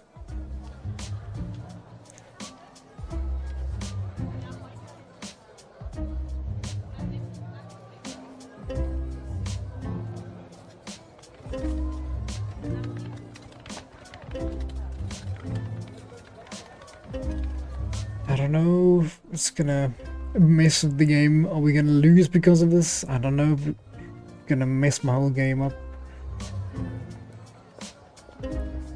Yeah, let's keep him.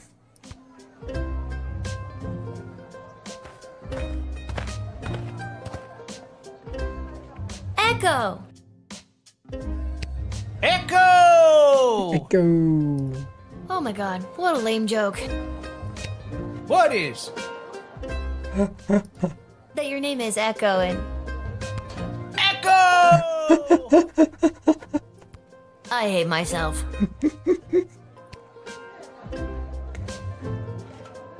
Got any more illegal substance on you there, buddy? What did we do last time? Did we whip him?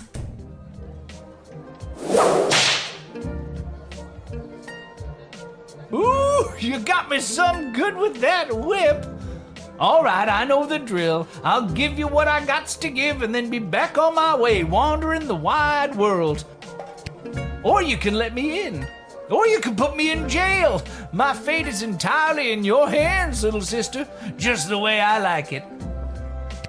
Anyway, here's the only thing I have. This here's my old power crystal. I don't usually carry it around, but with this gathering of the mages, I thought it might come in handy. Of course, it might not. Haven't used it in an awful long time. Sure, thank you. My favorite word. Yoink.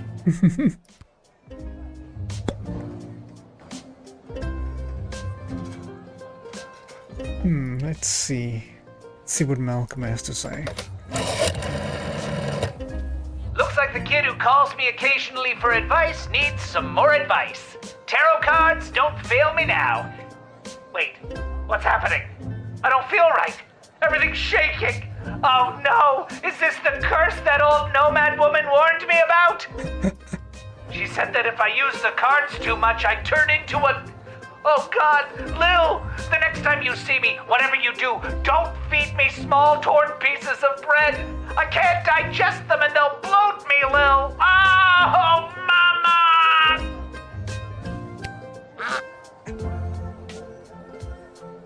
Mama! He's a duck.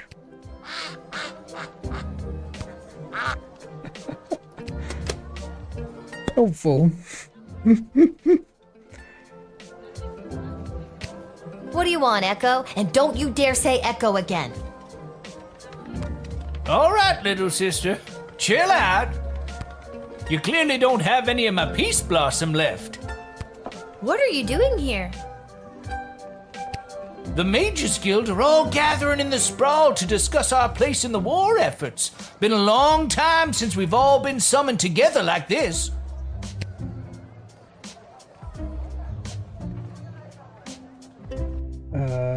Say Echo again.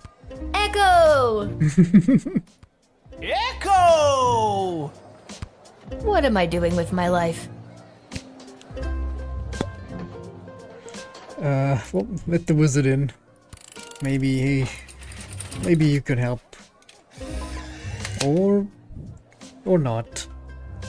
I don't know about this game at all. Thanks, Lil. I better get to the Mages Guild. But first, I may stop by the Twisted Sister and grab some grub. Man, have I got a case of the munchies. Rock on, little buddy! Rock on.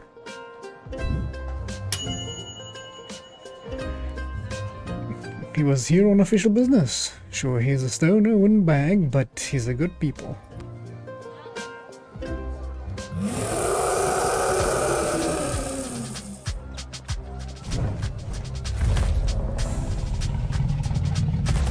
What is that sound? Oh, hello. Whoa, stand down, Peaches. It's all right. I'm here for the draft. Well, me and Peaches. Okay. This is what I'm talking about.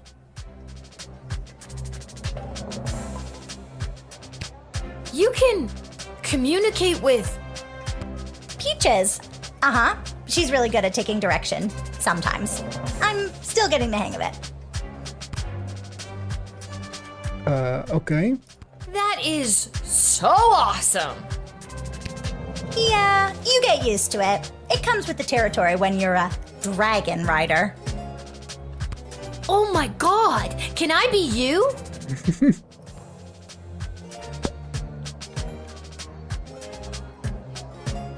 What are you here for? Enlisting? Excellent. Do you need some weapons? I cannot give you the weapons, right? No.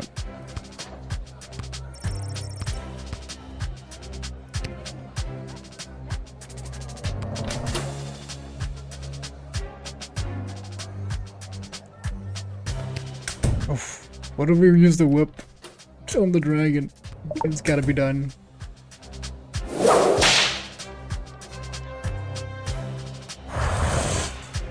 Oh. Hey, did you hear that? Peaches really responded well to the crack of the whip. If I had time, I'd try to find one of my own. Thanks for the demo. Sure, you can have it. Look, this whip is only occasionally useful to me. Take it. I have a feeling Peaches will respond to it. Wow, thanks. I feel much better with this. Oh, that's cool. Oh, I'll just get a new one. Okay.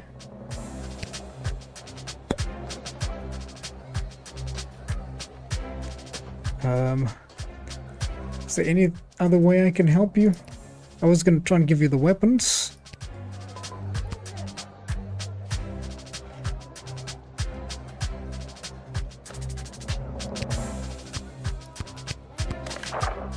I just want to see if there's anything else. Spies, additional forces that were drafted. Yeah, no.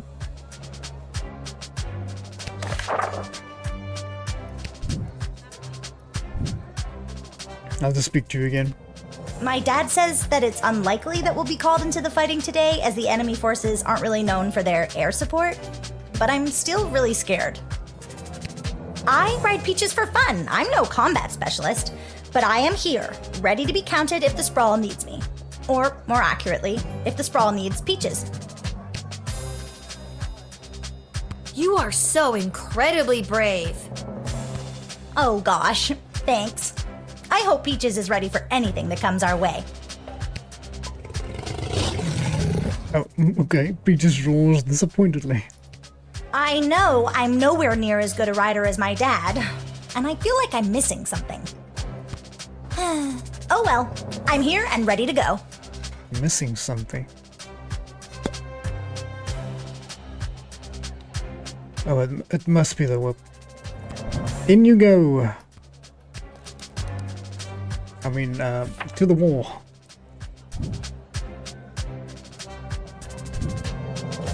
Alright, kid. I think you'll be a welcome addition to the Sprawl's forces. Really? Absolutely. It's something about your character, your moxie, your... Giant intimidating dragon. And with this handy new whip you've given me, I'll be sure to send those bad guys running. Excellent. Save the whip for the dragon, kid. Have fun in the war.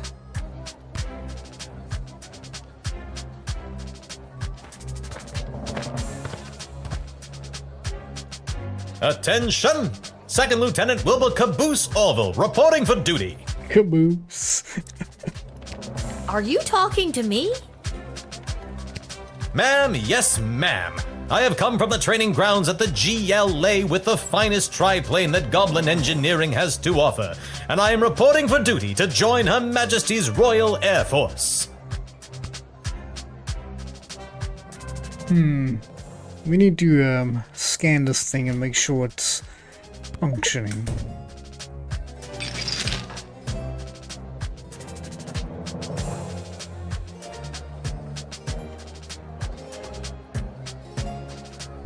Ah yes, that is the finishing touch. Julian down at the GLA equipped the plane with it this morning. I don't think he was an engineer, just an enthusiastic volunteer. She's a large bomb we call the Inside the Park Home Run. It looks really heavy. How does the plane fly with that? Well, I haven't tried flying with it yet, just taxiing along the runway at a sensible speed. But there's plenty of space for it to roll around back there, with all those loose tanks of fuel and barrels of gunpowder. I'm taking this, thank you. Well, there's no way I'm letting you in with this. I wouldn't want you to roller through the streets with this Inside the Park Home Run in case you end up inside the park and, you know, kablooey.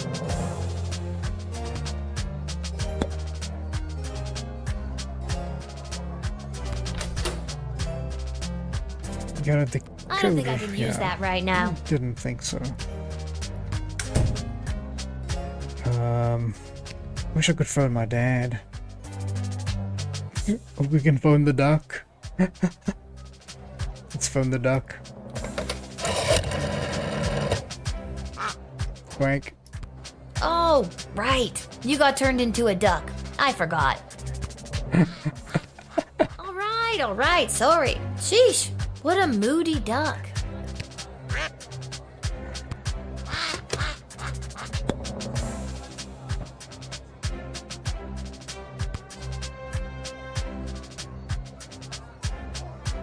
I don't have... Oh, maybe...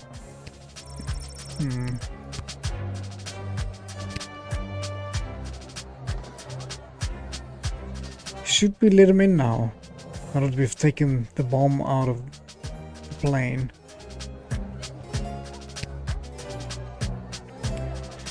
Maybe you can help me, buddy.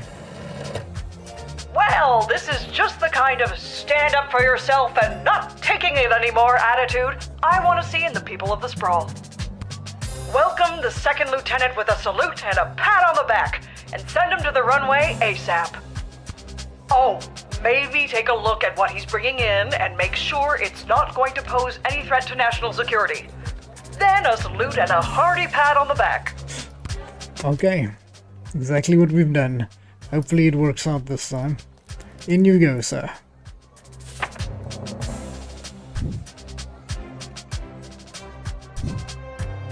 All right, Second Lieutenant. Head in and report for duty. But the bomb! How can I help win the war without my bomb? Trust me, I think it would have done more harm than good. That was the point! Just keep your eyes on the skies, flyboy.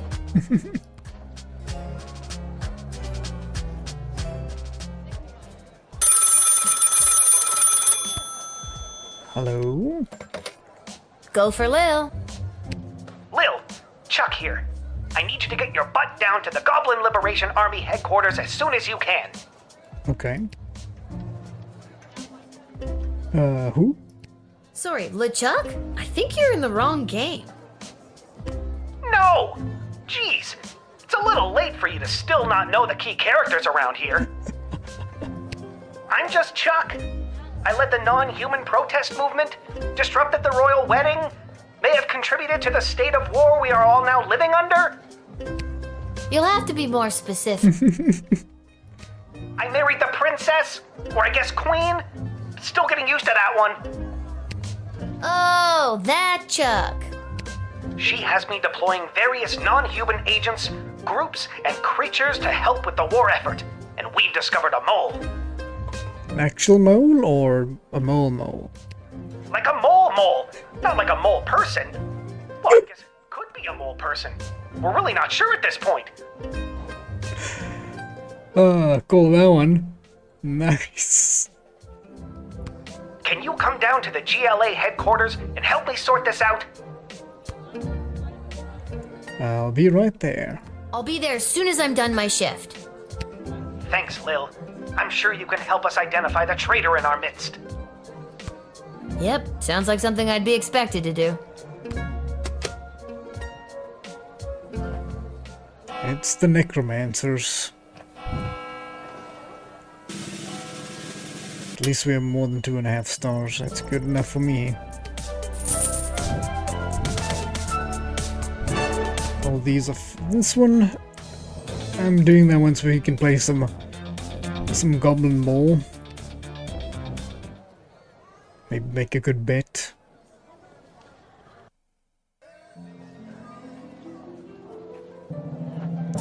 Okay, we only have one option here. Go to the goblin headquarters.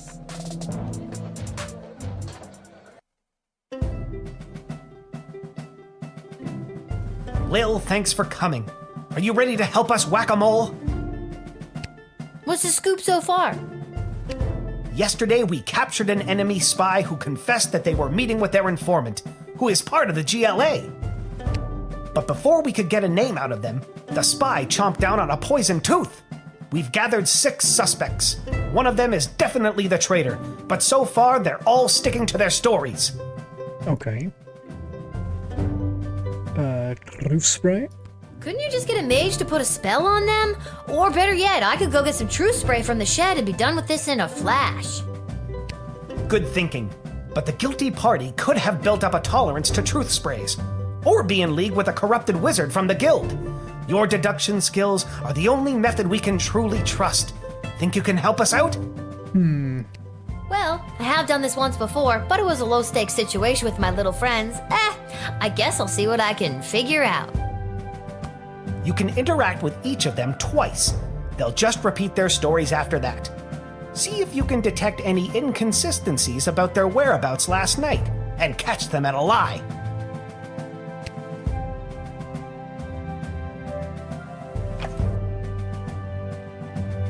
Okay. 1, 2, 3, 4, 5, 6. Okay.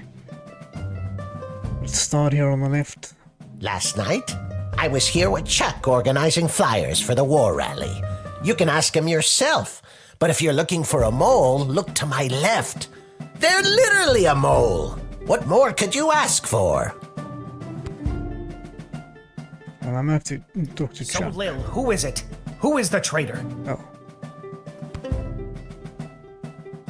I'm not sure. Give me a sec. Well, okay, let's ask the mole then. Listen, I know everyone's gonna think it was me because I'm a literal mole. But last night I was at a bar in Little Ogre Town watching the Goblin Ball game, I swear. Last night, Goblin Ball. Suspicious. I never miss a game, even when they're out of town like they were last night. Okay, so you just went into the stadium and then sit there. I was at a friend's house, a friend who was out of town. I was at their house while they were out of town. They asked me to water their plants while they were out of town. It's the truth.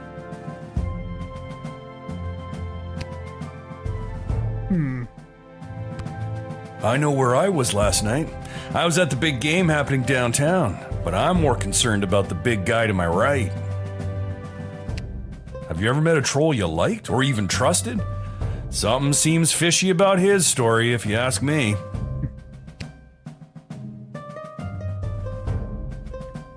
Moving blame already, okay. I was quietly meditating in my chambers last eve. The degrading acts of skulking and shadows you're picturing are obviously more in line with a creature half the honor of an elf. Someone like a halfling, perhaps? Last night I was attending my sister-in-law's cousin's nephew's birthday party. It was quiet down by the Goblin Bowl arena, with it being an away game and all, so I didn't see anyone on my way home. Okay. I don't know why anyone would suspect me. I have a leftover apple tart in my freezer to prove it. Let's get some more information from all of them. Chuck will vouch for me. I was here. I've got Brawler Seasons tickets, so some nights I'm at the arena, but last night they were playing out of town. As to who the traitor is, I don't know what else to tell you. Don't overthink it. They're a freaking mole person. You're looking for a mole! Come on! That makes sense, but... I honestly have no idea who the traitor is, but all I know is that it's not me. Ask anyone who works at the bar in Little Ogre Town. They'll remember me. I'm a really bad tipper.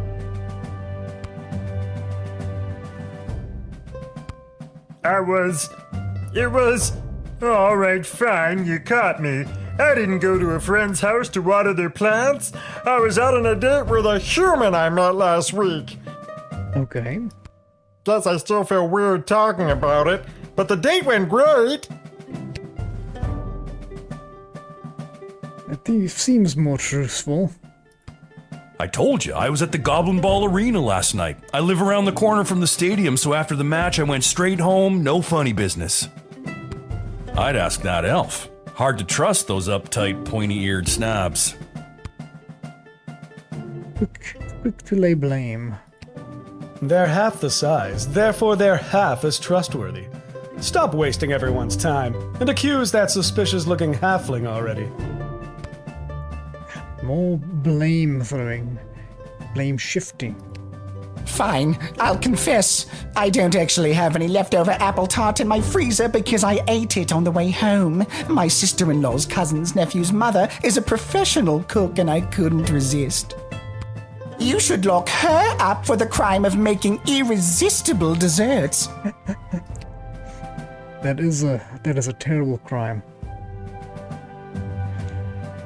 Okay, so if I think about it logically, the game is kind of a on the nose kind of game, so the mole might just be the mole. Or it might be smarter than that and be someone else, but this guy seems fishy, but he says this guy's vouching for him. But I can't click on this guy to verify that, so how do I know? Last night, I was here with Chuck organizing... If that's true, then that's true, right? Listen, I know everyone's gonna think it was me because I'm a literal mole. But last night I was at a bar in Little Ogre Town watching the Goblin Ball game, I swear. I never miss a game, even when they're out of town like they were last night.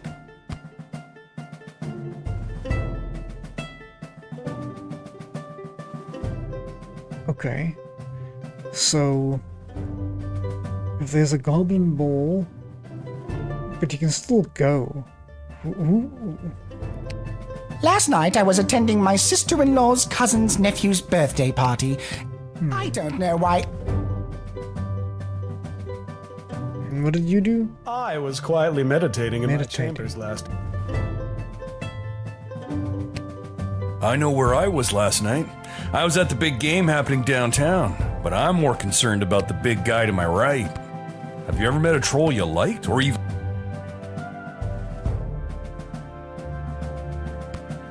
I was at a... But he's lying. It was... Plus on a date.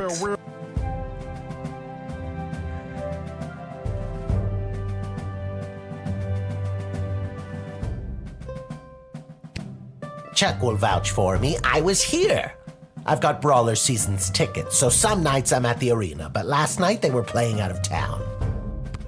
As to who the traitor is, I don't know what else to tell you. Don't... If they were out of town, this guy couldn't have gone and watched them. I told you, I was at the Goblin Ball Arena last night. I live around the corner from the stadium, so after the match I went straight home, no funny business. I'd ask that elf. Yeah, this just seems like a sore thumb Lil, there. who is it? Who is the traitor? I gotta try this guy. It's either the mole or the big guy. It was. Nope, I'm not sure, but The Cyclops. What? Why me? Because you claimed you went to the Goblin Ball match last night, but the Brawlers played an away game. You're clearly lying. Very clever, little girl, but it's no matter. You and your kingdom will burn, and out of the ashes a new glorious nation shall be born. Take them away, Carl. nice. Okay, we figured it out. Good work, Lil. We couldn't have done it without you. We'll make sure they're properly punished for their crimes. Oh, just one more thing before I go. In a gruff voice like TV's Columbo. Yes? I got nothing. I just always wanted to say that.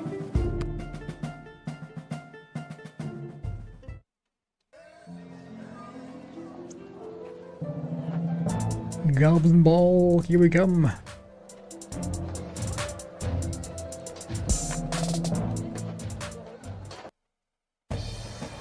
Maybe we should... sorry, before we go to the Goblin Ball... Psst! Hey, kid! Is there someone hiding behind that tree? It's me, Fredo. Here to facilitate all of your illegal gambling needs. I thought you were banned. I was, but I figure I can run faster than that ogre they've got running security. So it's a gamble I'm willing to take. Speaking of gambling. I do, but I wanted to go make some money first. Here are the teams at play, kiddo. Let's hear about these sharks. Okay, well, we know the brawlers. What a ragtag team this turned out to be. With all their star players off either fighting in or defecting and fleeing from the war, this was a real scramble to find anyone willing to play.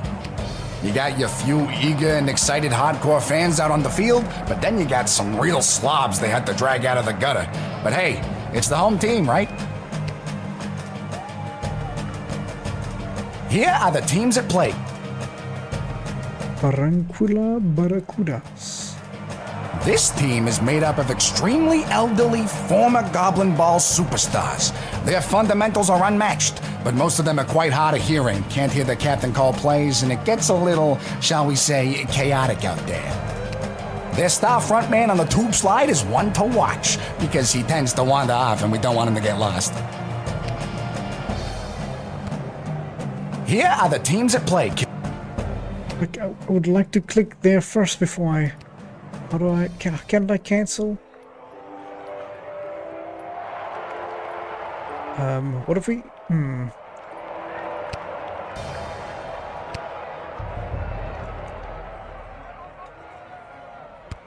Actually, I want to speak to these guys before I do this. Can I not? Oof. I just don't want to quit to the main menu and then...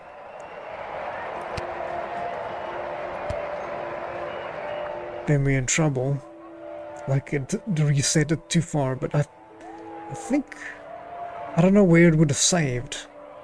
Let's try it. Let's try it.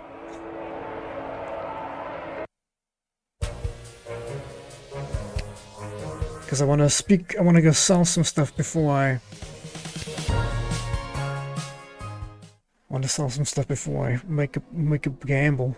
Okay, great. Great.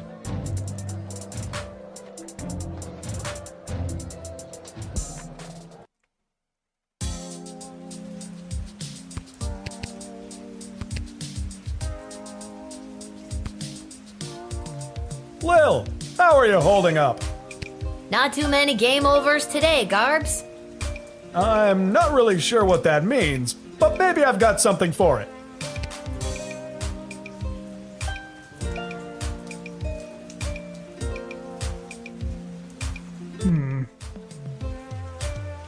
Do I need any of these? Do I sell the bomb? Sell him the nuclear bomb, alright. I'm gonna do that.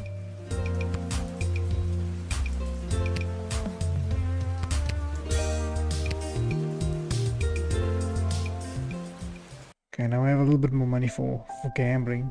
Oh, hi, Lil. Back home after a long day's work? You know it.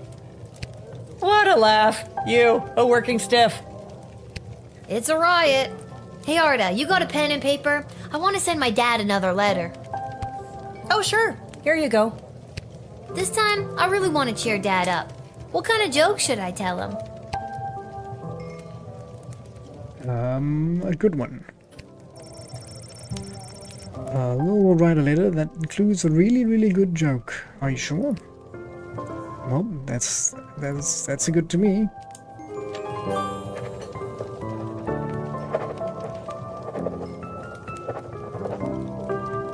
That should put a smile on his face. Thanks, Arda. Can you send it for me? My pleasure. I know how much your dad loves to hear from you. And while we're here... what's going on here? Oops. The Mages Guild is gathering in the Sprawl to discuss our place in the war efforts. Been a long time since we've all been summoned together like this.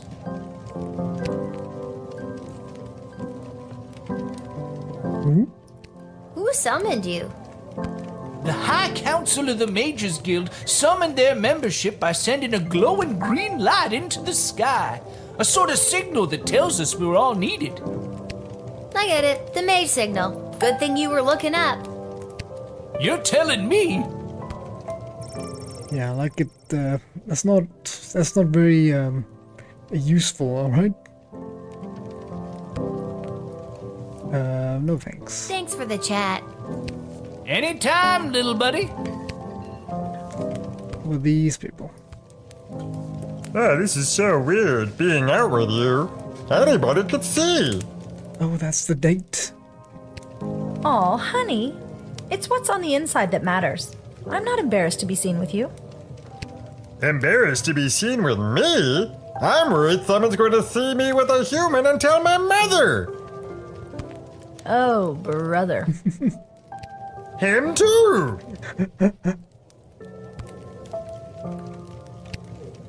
Good luck.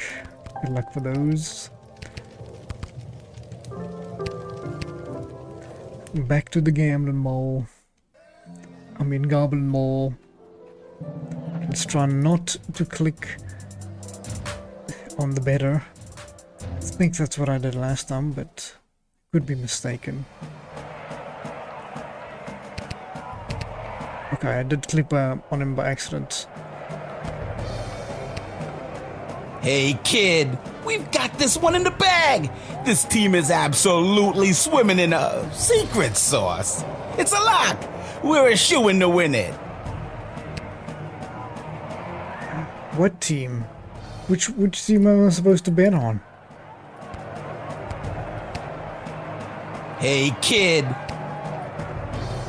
Swimming in it. What did he say? Hey kid, we've got this one in the bag. This team is absolutely swimming in a secret sauce. It's a lock. We're a shoo-in to win it. Okay, swimming in it. That's interesting. Buns, buns, buns, buns, buns, buns, buns! Oh god, not again.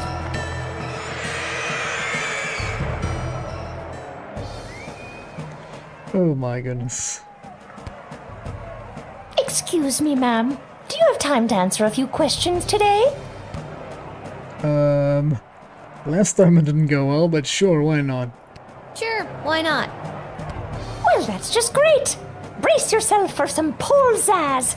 That's a pole, but with pizzazz, in case you forgot. Okay.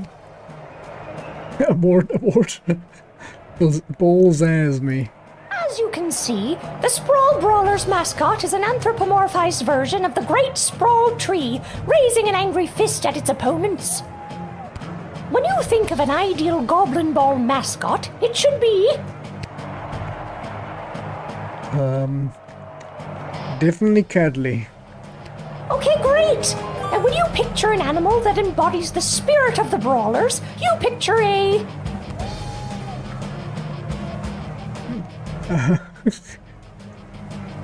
A blobfish, whatever that is. A rat on fire. Okay, let's go for the rat. That's great! Thank you for your time! Please accept this decorative crystal as a token of our thanks. Decorative crystal, thank you.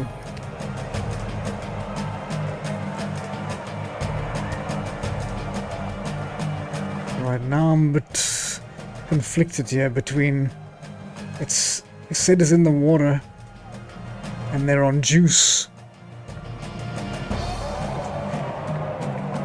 If you think about it, these aren't very likely to win, so let's go for them. Is there someone hiding behind that tree?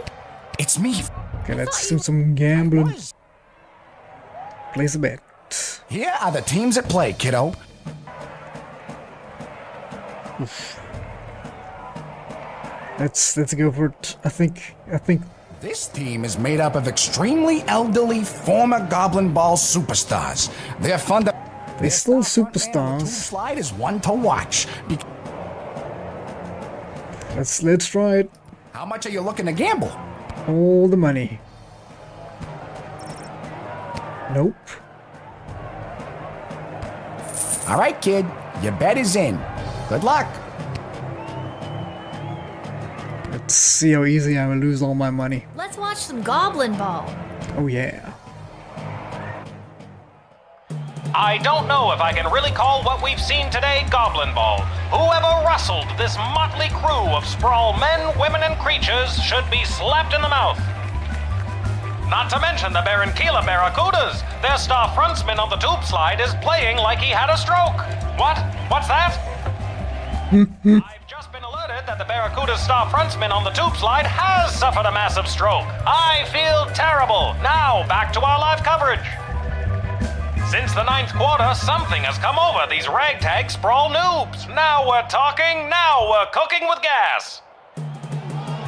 They've closed the Barracuda's slight lead and it's all tied up. It just comes down to the final triple hopscotch. Number 12 heads into the straightaway, hops, and they've done it! This unlikely team of misfits wins the day! Can't believe it. Hey, tough luck, kid. Come back next time for all your illegal gambling needs. Just ask for Fredo.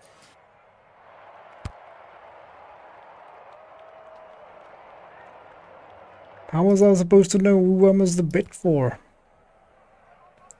Random. Or they must... I thought the water was a dead giveaway, but... I got deceived.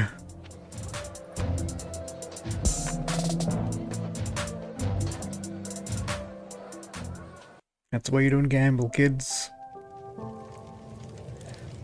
Let's go to bed. I think I've done everything I... Yep.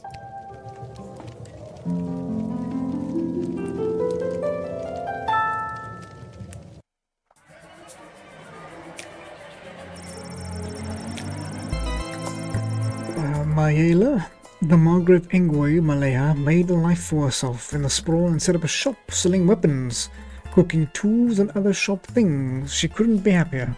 Huh. The Queen was able to use the top-secret battle plan to shore up the Sprawl's defenses, which made a huge difference, at least for a few days. Having been denied entering the Sprawl, the Catering Corp went back to cooperate to the corporate headquarters with a surplus of food supplement bar known as the Soylent Beige. While the Catering Corp's execs weren't pleased by the loss of this contract, they also weren't surprised. Soylent Beige hadn't been selling like it used to, not since the FDA made it mandatory to display the ingredients list on all packaging. Was it the artificial flavoring and coloring? The MSG? No, it was the main ingredient, human flesh. Catering Corp would have to deploy their best marketing wizards to spin a new angle on this one. What a waste. Could have made money, man. After the shocking surprise victory of the Sprawl Ballers, Albert St. Lush was actually given the job and went to becoming a third-time Goblin Ball Manager of the Year. Under his leadership, the team won a whopping 5 championship titles. Although he mentioned at first deemed questionable, the league eventually changed its rules about the use of illegal performance-enhancing drugs. This resulted in a transformation of the sport, and the fans were all for it. The crowd loved to see the roided-up super monsters smashing the absolute out of each other. Echo arrived at the guild hall just in time to speak out against Taronius and his plans to demand greatly increased power from the mages and from the queen. Echo successfully argued that the guild should use this power to support the city council and guard corps, and help the people of the war was hurting instead. Due to Echo's timely intervention, Taronius did not get the 2-bird majority vote. Oh, wow. He had his followers loudly insist that the election was stolen, and Taronius vowed to use his own powers to stop the war, by any means necessary. His people formed the radical group that bubbled itself to the Freedom Huacus, and soon vacated the guild hall in a huff. Echo breathed a sigh of relief. The job well done. He took a trip to his favorite haunt, the sprawling premier bowling alley, Pinheads. It was a pretty righteous way to end the day. correctly identified as being the traitor, the guilty Cyclops was loaded into the catapult and flung at the brick wall. And the next morning, there was much rejoicing. Sprawl and its secrets were now safe thanks to your masterful detective work.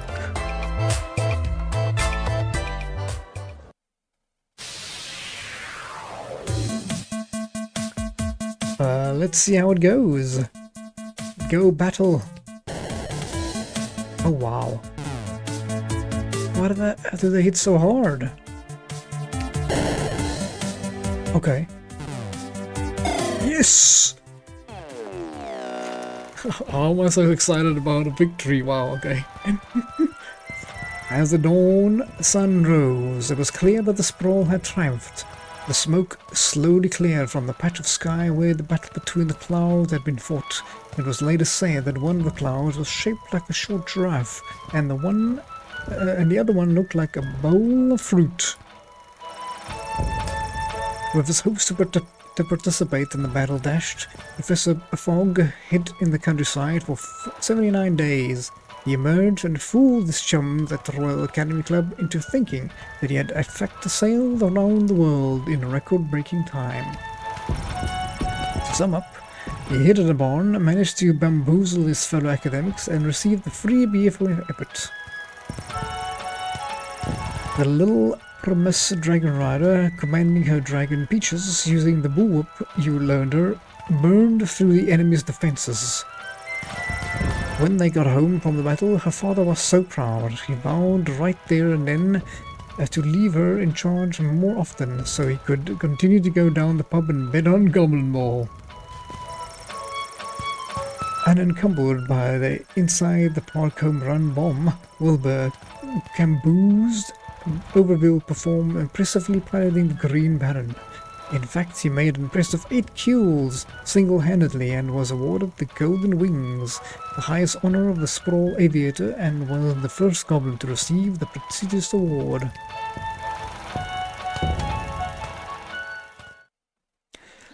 Okay, we got victory. Thankfully for that. Had to have been one of the more exciting games of Goblin Ball I've ever seen. Who'd have thought that the Brawlers and the Barranquilla Barracudas could have come together so last minute and put on a game like that? Rhonda, did you see the Brawlers' new mascot? You mean that cuddly rat on fire looking thing? Yes, that's the one. I like it. I hate it. Well, there we are, split again. And on our most sacred national holiday, St. Swithin's Day. Perfect segue, Rhonda. Happy St. Swithin's Day to all our listeners. Just a reminder, many stores and services will be closed today. We'll now take the traditional 267 minutes of bagpipes in honor of St. Swithin's Day. Alright. I'm gonna be waiting the 267 minutes. Nah. Sounds nice though. Let's get out of here. Huh. I guess there's no letter from Dad today because of the holiday. I hope he's doing okay. I hope so too. It would be terrible if... Oh, rats.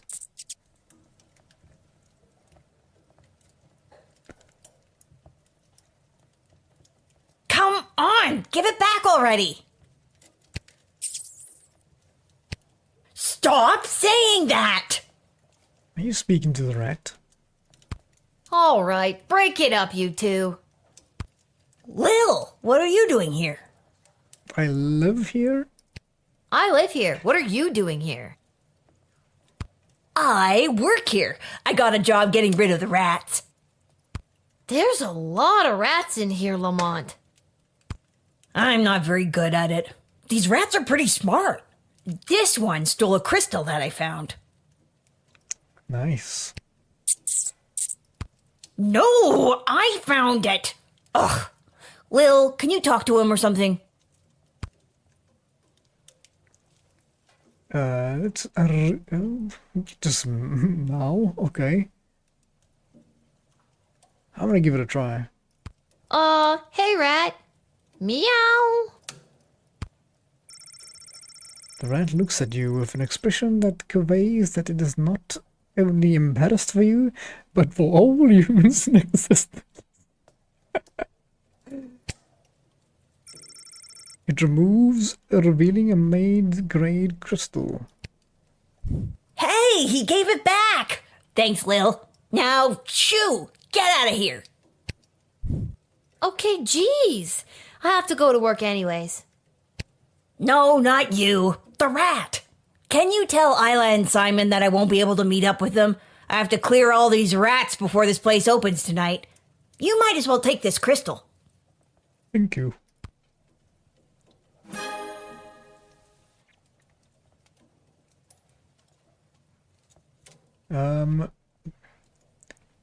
So where are they? I was supposed to meet her at Councilwoman Asher's office. And Simon? I was supposed to meet him down by the docks. I don't need luck. I need a foolproof way to get rid of these rats. Squeak. Don't listen to a word he says. Squeak. It seems eerily quiet with these rats. There's a note. Dear whoever reads this note, Gary's Emporium of Wonders will be closed in honor of St. Swithin's Day. Please feel free to take your business on to some other establishment in the town. Oh wait, there is none. I'm the only shop you got. I have your people in Capital Stakehold. Ahahaha. Door will be open tomorrow at 9. Yes, if this is Lil, I saw your hooligan friends when I wrote this note, and they've got a shift's worth of crystals if you can track them down. Okay. Oh. Guess we can only go this one way. Let's get out of here.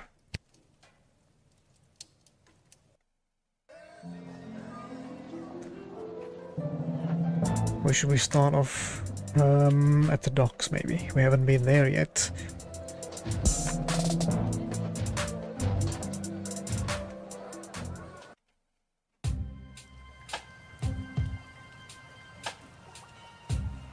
Oh, hello. The sounds of a large family starting the day can be heard through the flaps of the tent.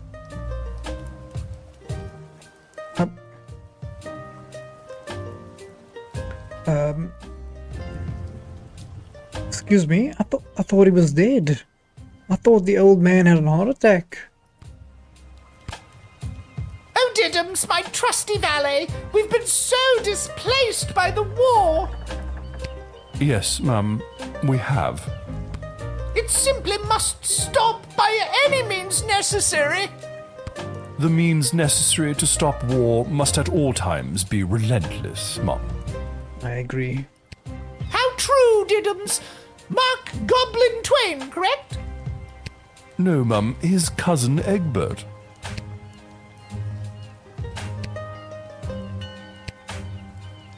Hello there. How did it go at the bank? Turns out this oligarch's money has been seized due to the war, so now I've been forced to take up residence here among these poor people. Because you're poor now too. Isn't that fun? No.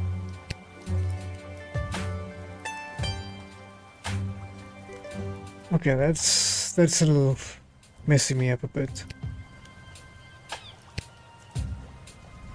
Hello there, Lil. Hello, Painter Man. Seamus McGoblin, what brings you and your family to the docks? Oh, we live here now. Things got a bit tight after the war started, so we had to relocate. It's not the prettiest or safest place to live. But... No, but this place is awful. Well, at least you're all together, right? Oh, not so. One of our boys, teeny Tom McGoblin, was lagging behind when we fled, so we had to hurry along without him. Oh no. He should be arriving in the sprawl any day now. If you're working the gate, would you mind not giving him too much trouble and let him in? Bribe me. We'll, yeah, let's let him in. Well, guess if he's a goodie, but we'll see. I'll have to wait and see how I feel. Okay, I guess that's as good as an answer as I'm gonna get. Monkey Island. Or Stotska. We get it. You don't need to literally point to your influences. Ah.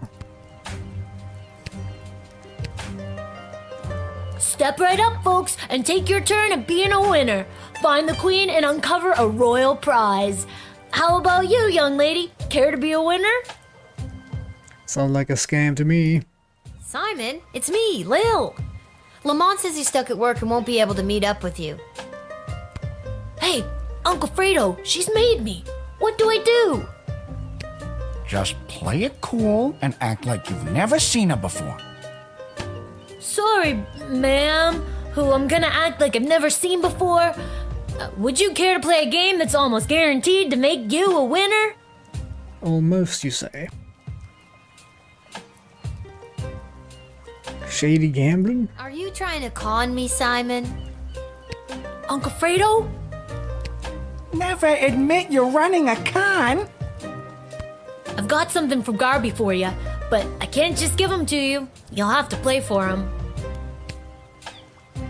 Sure, let's go. Alright, what's the hustle? It's not a scam at all, ma'am. All you need to do is find the queen. Sounds like a scam to me.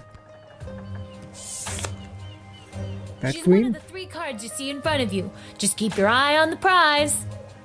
Alright. Oh my. Oh my, that's fast. Where's the queen? I guess. E. Congratulations! You found the queen, you won the jackpot. You're making it too easy. Since I'm stuck here, could you be a pal and make sure Isla knows about Lamont not showing up? She's gonna be crushed. This kid's terrible at running a swindle. Who taught him anyways? Oh wait, I did. Am I the problem? Nah, it can't be. Ooh, is that a bomb? Now that can't be safe.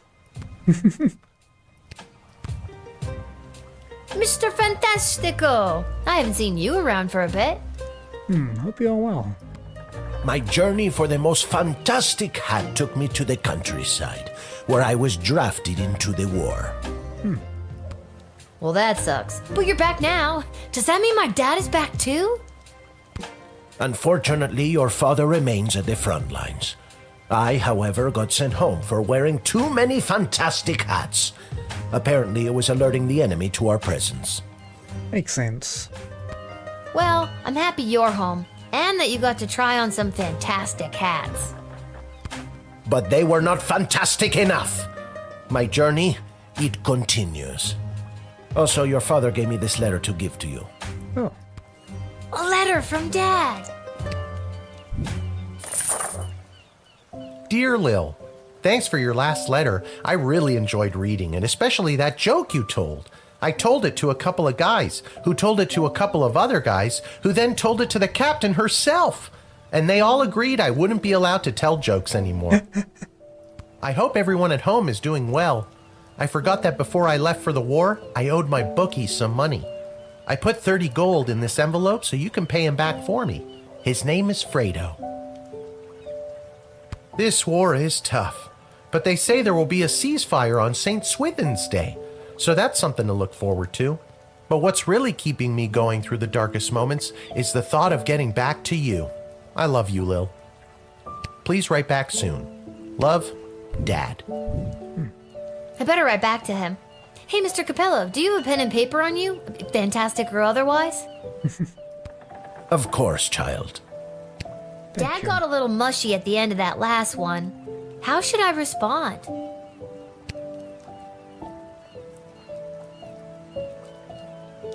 Let's make it mushy. I like mushy peas. Yes.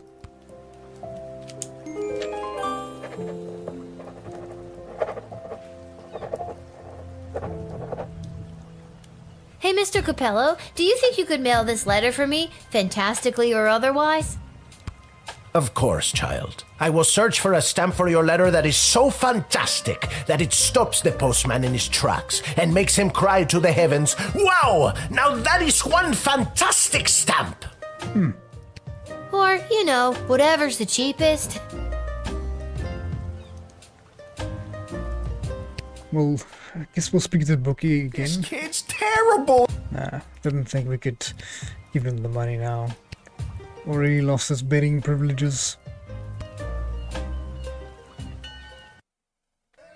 Okay, we're only there to speak to our friend, to get some crystals. Ash is the next one.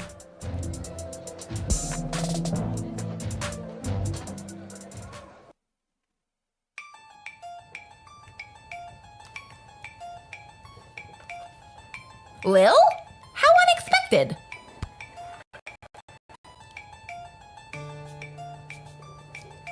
Does Ash's assistant Travis know you're in here? Oh, he knows. And he's not happy about it.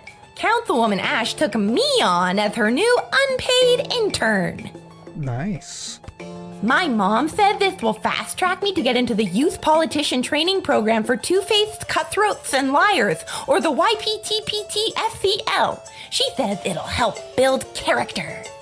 Nice. Yikes.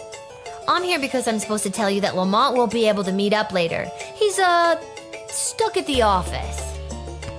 Oh, that hardworking lug. He'll be the perfect trophy husband for me. He's so distractingly handsome that it'll both impress and intimidate my opponents.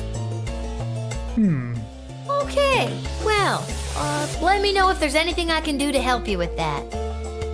Now that you mention it. Oh, crap. The YPTPT-FCL does have an entrance exam that I could use your help with. And I've got something from Garby if you do. Alright. Okay, what do I have to do?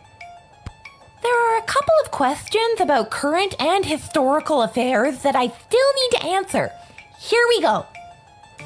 What was the name of the late King Oswin's father? Oof.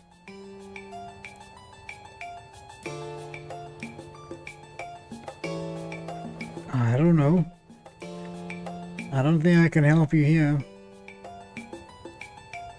Brucey sounds familiar. Okay, question 2. What is the current name of the Goblin Ball Stadium? Oh, that one's easy.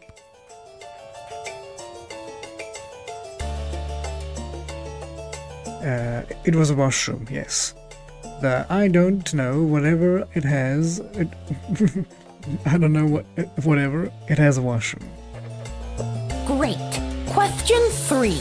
The Crown Prince of Petrard, Phineas Pomp, is the son of... Can't tell you that one. Buttermilk? Oh, that does sound familiar. And last one. Mega rock superstar Vlad Extreme plays what kind of instrument? It's like a lute? Yes, right? Okay, that's all the questions. Thanks so much for your help, Lil. Here, take this. It's from Garby. I don't know if I got all of them right. Don't think so.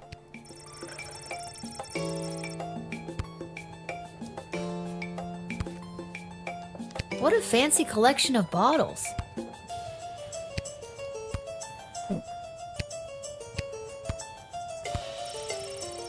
A survivor's account of the Mali Threepwood dynasty.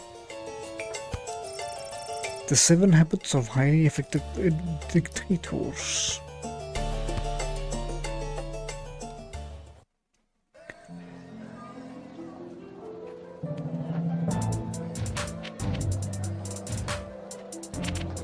Okay. Should we just... What else do we have left? Let's go to the dungeon land, I guess.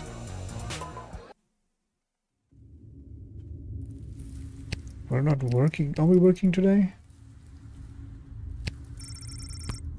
No response, yeah? Okay, that's good.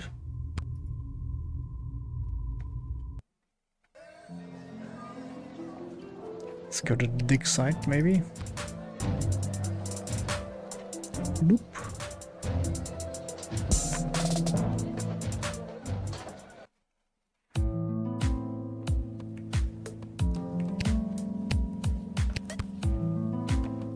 Lil, it's good that you're here. Wait, tell me. Are we having this conversation for the first time? Second? Are we stuck in a loop? We can mess with her. Nah, don't mess with time travel. We are not stuck in a time loop. I don't mess with the chronometer after hours. I'm frightened enough of being sent back in time or forward in space or whatever, using it at the guard shed. I'm glad to hear it. The readings I've been receiving from the device have been outside of my comfort zone. Not to mention the fact that those mages seem hell-bent on manufacturing another one. What is with those mages? It seems like for every lovable stoner like Echo, there's 3 spooks like Tyronius these days. That's an extremely perceptive observation. You're working the night shift again tonight, correct? I'd like to requisition an upgrade for one of your tools. Which one would you like me to upgrade? Oh. Truth spray, maybe. Yeah, let's do the truth spray. It is done. Thank you. Gee, thanks. That's awesome. I just hope it's not too little too late considering what we're up against.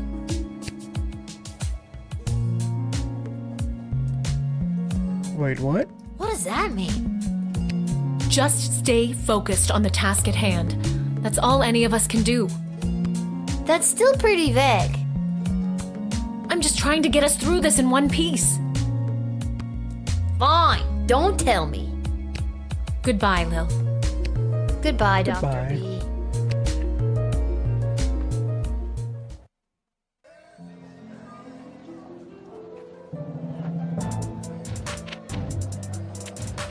I guess off to work.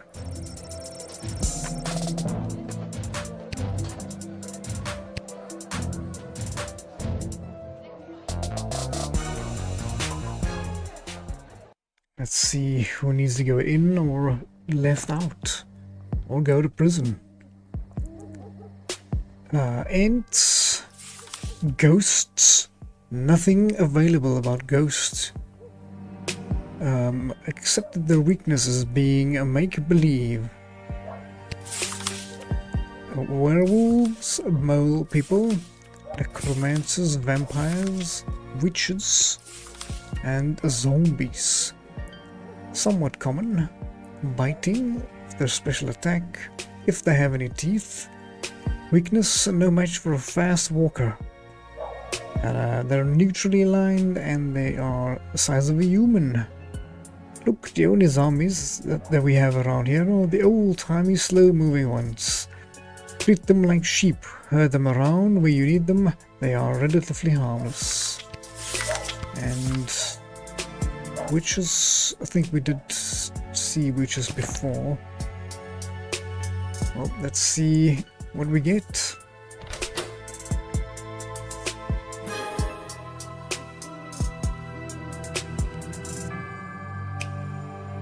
Let's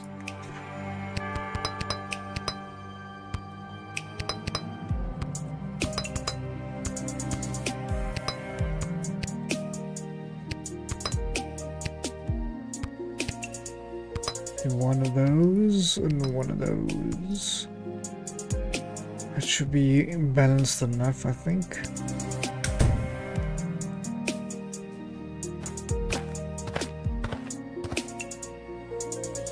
It's a witch. Hello, my dear. I'm just coming home from a long night tending the apple orchards. It's almost harvest season, and it couldn't come at a better time with the food shortage. Will you let me pass? I might need to scan you or use some truth spray on you. Let's do that first, I think.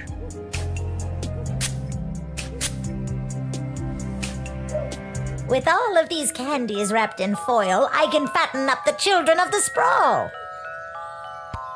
Then, with these delicious magical apples, I'll put the fat little piggies to sleep and bake them into delicious pies.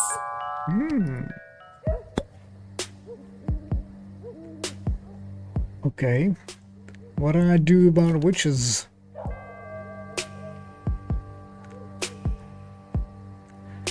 Though they are rare and often distinguishable from regular folk, it is possible to encounter a witch whilst on guard duty.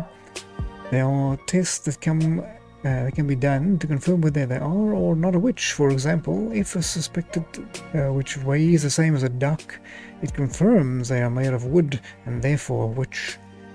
In practical terms, witches are not so different from regular folk, however, beware ulterior motives. They often have a plan on the go, and their moral compass tendency to, well, definitely collaborated.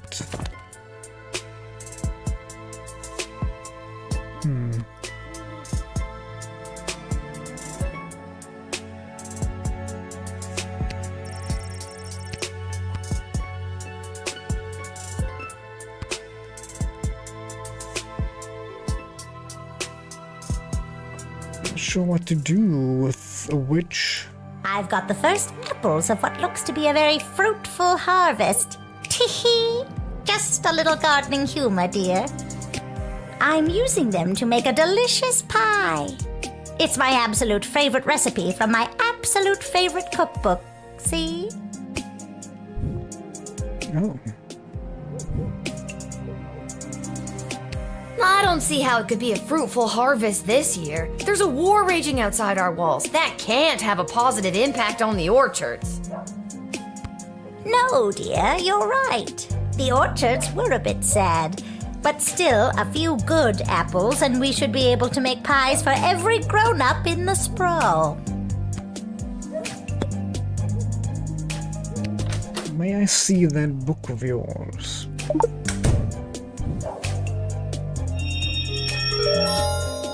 Nice.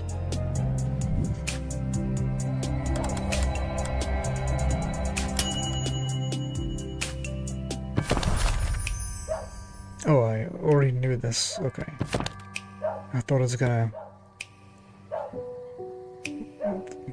Oh, do the book. You don't let the witch in? I don't think so. Doesn't do anything illegal yet, I guess.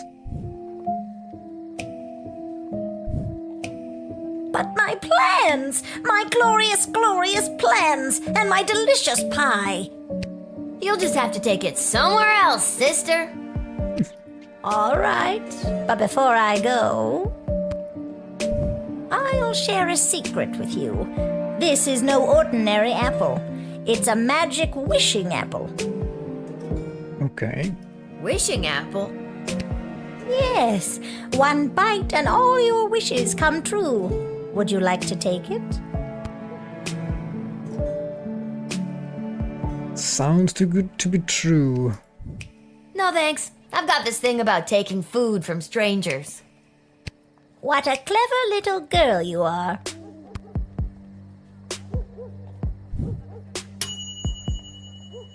Meat pies made out of kids?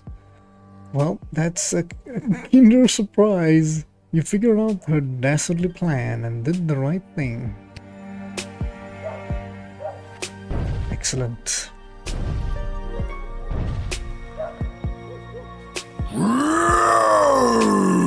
It is the same little guardsman who denied Scary Tree Monster in our previous encounter. It is correct, yes. I am here today to attend a meeting at your puny and horribly decorated city hall. City Hall, let me phone and find out for you. You've reached the office of Councilwoman Ash. This is Isla speaking. How can I help you? Classy hello, Isla. Hey, Lil. What's up? Got a tree monster with a mind to head to City Hall over here. I'll put you through to the Councilwoman. Please hold. Thank you.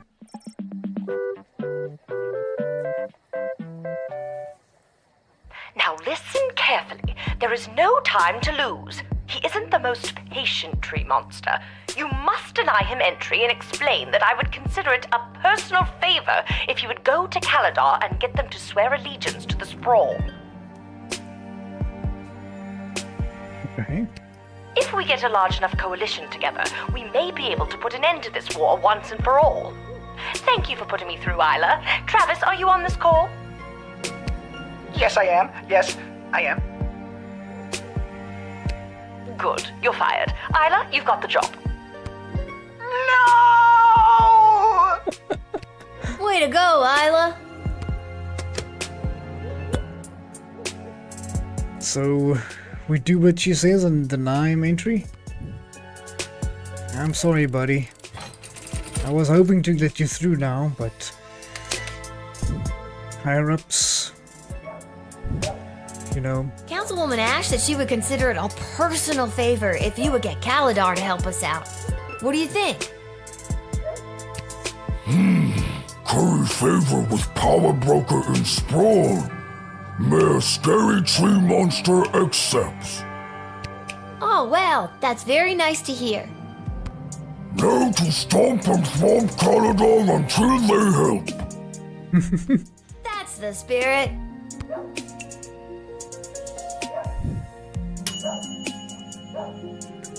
You connected Ash to her Stompius Thwompius, the new diplomat. Excellent.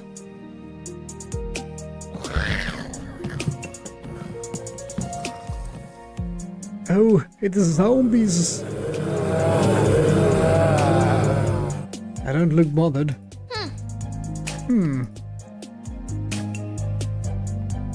Hello, zombies. Ah, well met, sir. We'll tease the zombies. You're supposed to say, brains, brains.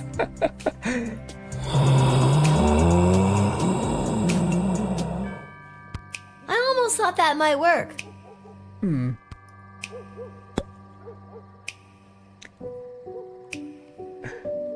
We can't let them in, right?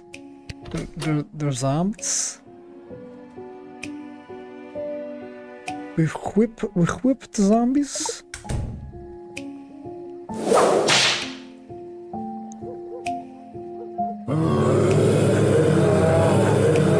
They turn direction. They're wandering off.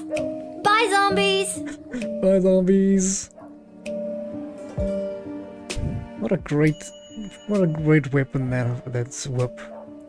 They're harmless, but on average, you did the right thing.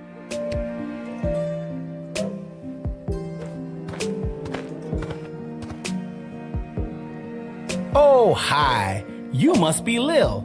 I was told to come to these gates so that I could be looked after by you.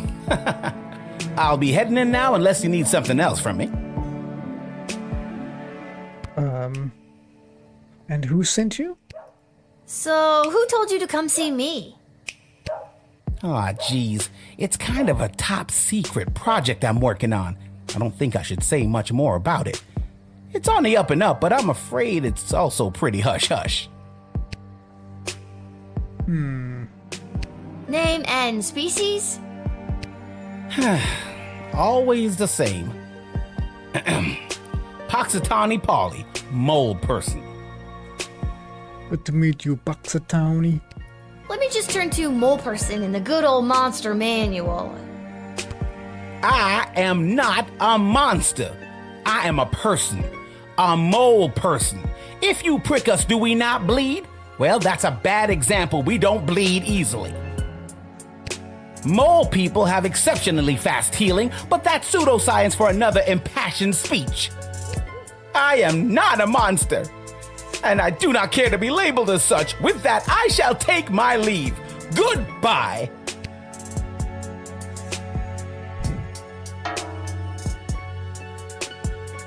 Wow. Okay. Okay. How do I fix that?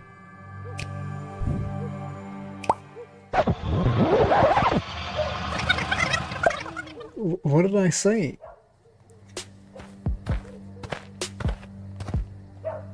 Did I even click on something? I don't even remember clicking on something.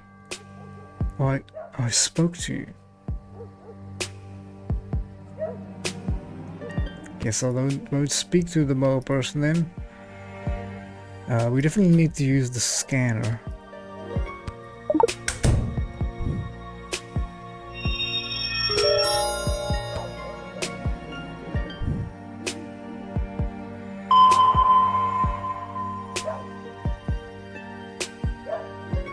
Back in the old days, I would have done most of the digging myself, with my own claws. Now we have so much equipment available to us, it speeds our digs up exponentially. Should be able to get this project done mighty quickly with these tools. And what if we keep it? What are you gonna do?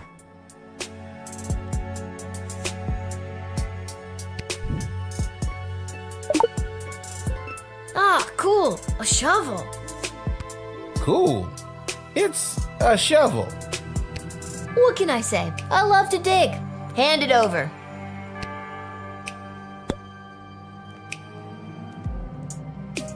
Okay. Still haven't figured anything out on what he's doing. Or for whom he might be doing it. Let's phone a friend. Once again, it's up to Malcolm to figure everything out. Lil, you have a monster manual, do you not? I do. And in it, is there or is there not an entry titled Mole Person? Probably. There is. Wait a minute. Are more people listed in the monster manual? You think I'm a monster? No, not me personally, but it's in the book. I am not a monster. I am a person. A mole person. If you prick us, do we not bleed? Well, mole people... Well, that seems to have gone well. Yep. Eesh, okay.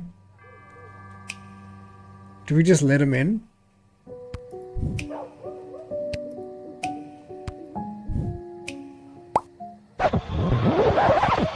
It's a tricky one, yeah. If we do want to let him in. Maybe we scan him? Oh, hi. Or we whip him?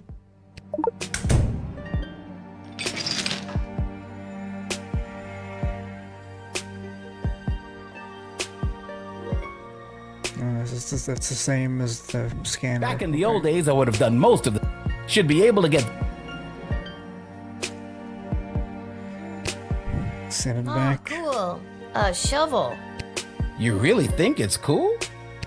No, mole person. No, I don't. Keep your shovel.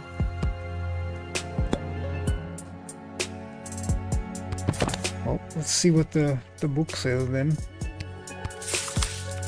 Zombies. Special attack, digging, biting, provoke, weakness to daylight. Long ago, a subset of humans and elves carved out of life lived underground. As evolutionary branch began to change to accommodate the new existence.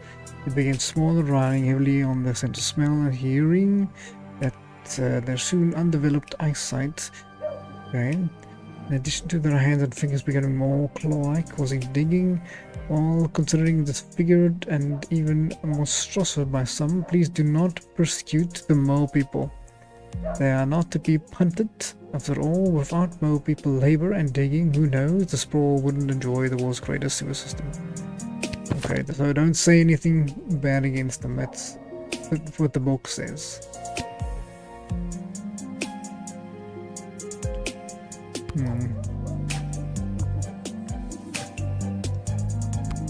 We don't want to phone someone else. And I definitely don't want to click on them.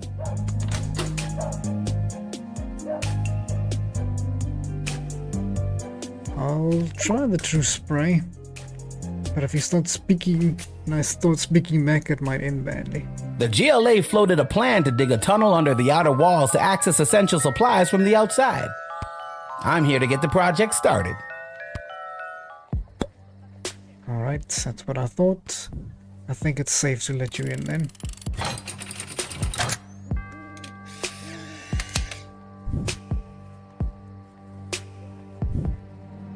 I'll be off to take care of this top secret assignment. Thanks, kid. I knew I was right to come to your gate.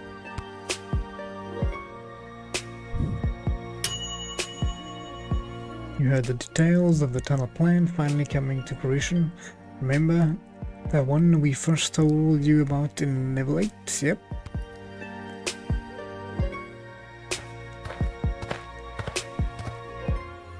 Oh, okay. Hello. Holy hell! You are actually a nightmare come to life! Is it the belt? What? No!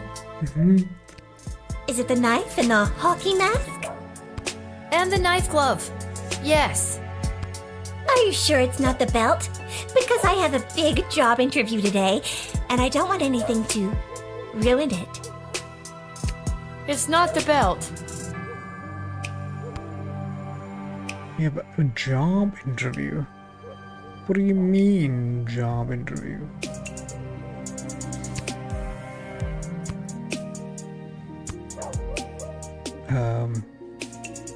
Let's phone the guard. The phone lines, they don't work. It looks like the wire was cut. Oh no. Yeah, you caught me. It's a thing I do to make sure the people I want to kill can't call for help. Uh-oh. But you don't want to kill me, right? Depends on if you let me in or not. Ha-ha. Ha-ha. Ha-ha.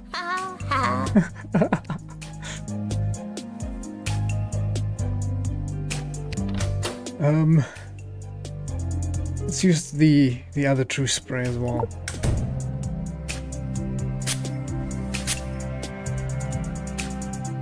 That night I died in the woods, a demonic spirit of vengeance possessed my shattered heart and brought my twisted corpse back to life. Now I am cursed to wander the campgrounds of Lake Scream and Die at night until I have slaughtered every last person who had a hand in my death.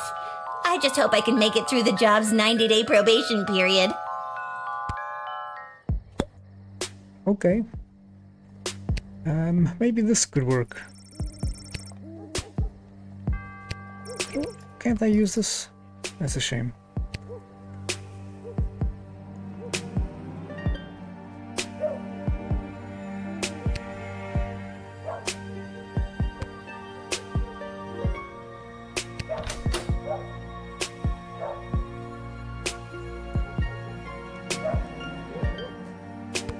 Should we just scan her for the knife and take the knife?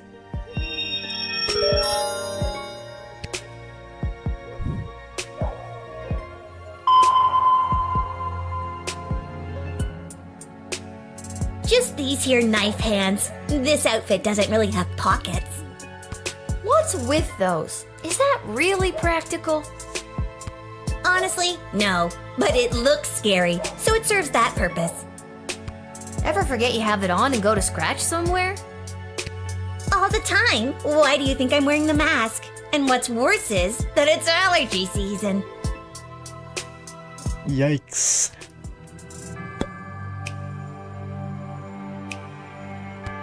So, what's your name? Greaves. First name, Stabitha. Stabitha Greaves. Terrifying figure of utter horror. I do not have you on my list. Oh, they don't know I'm coming. And you said you had a job interview today in the sprawl? Well, not in the sprawl, but cutting through would save me some travel time. I'm headed to the outdoor wilderness camp at Lake Scream and Die. I'm applying to be a camp counselor. Well, reapplying. Okay.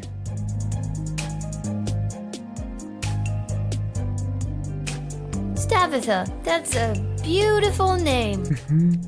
Don't say it 3 times into a mirror at night, though. I'm gonna take your word on that. Ish, okay. As long as no one in town has a remark, then we should be fine to let her through, but might be safer just to jail her. Safer just to jail her. It's literally a murder. Greaves, you are hereby under arrest for the crime of wanting to kill a bunch of teenagers.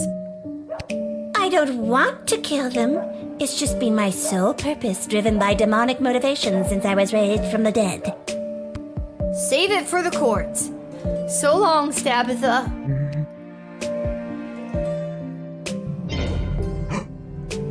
Sorry, I forgot I cut your phone line and didn't fix it. I hate to leave you vulnerable. That's very considerate of you, Stabitha. How did you escape the guards taking you to prison? Oh, I killed them. Anyways, guess I'm taking a long way to Lake Scream and Die. If I don't get the job, because I was running late, I'll come back and tell you all about it. Thanks. Oh God, what have I done?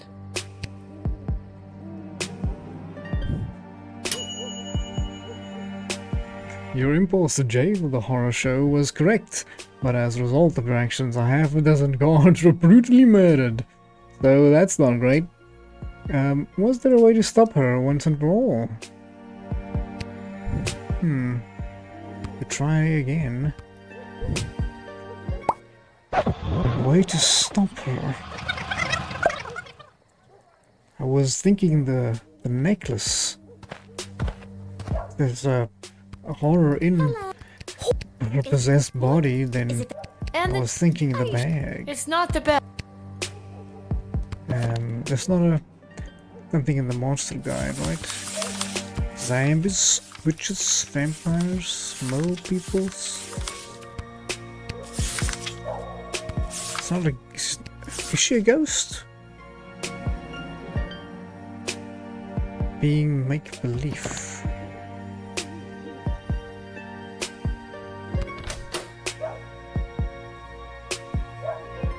What if we scan her? Okay. We can scan you.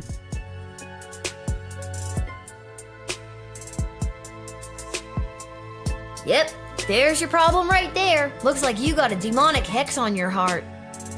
Gonna be hard to get rid of that bugger. Seems to be written in a different language, so we're gonna need foreign parts to fix her.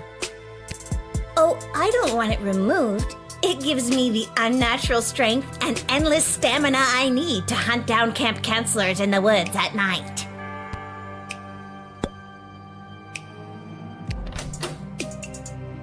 I guess we could decode it, maybe. Yes, we can, okay. This is going somewhere. Did you just decode the hex on my heart without asking me? Oh, I guess I did. I'm sorry. That's a little presumptuous.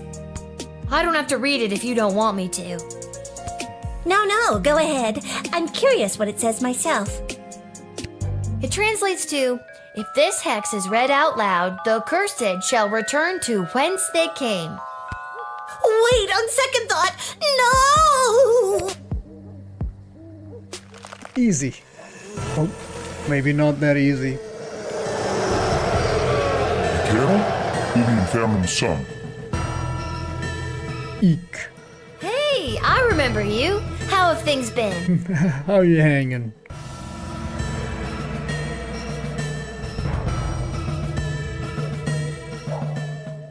Oh. Well, this has been one for the books.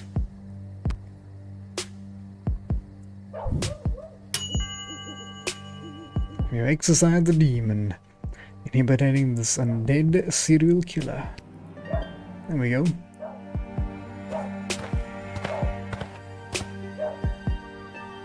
Look at these fellows. There may or may not be something strange going on in your general vicinity.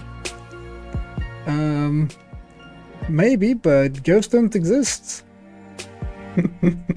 Who are you now? Ghost finders. Ghost finder, nice. Legally distinct.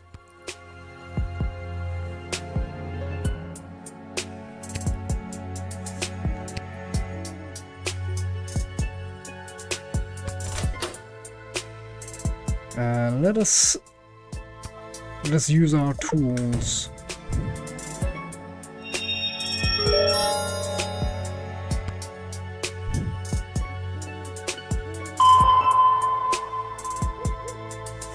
What do you got there, son?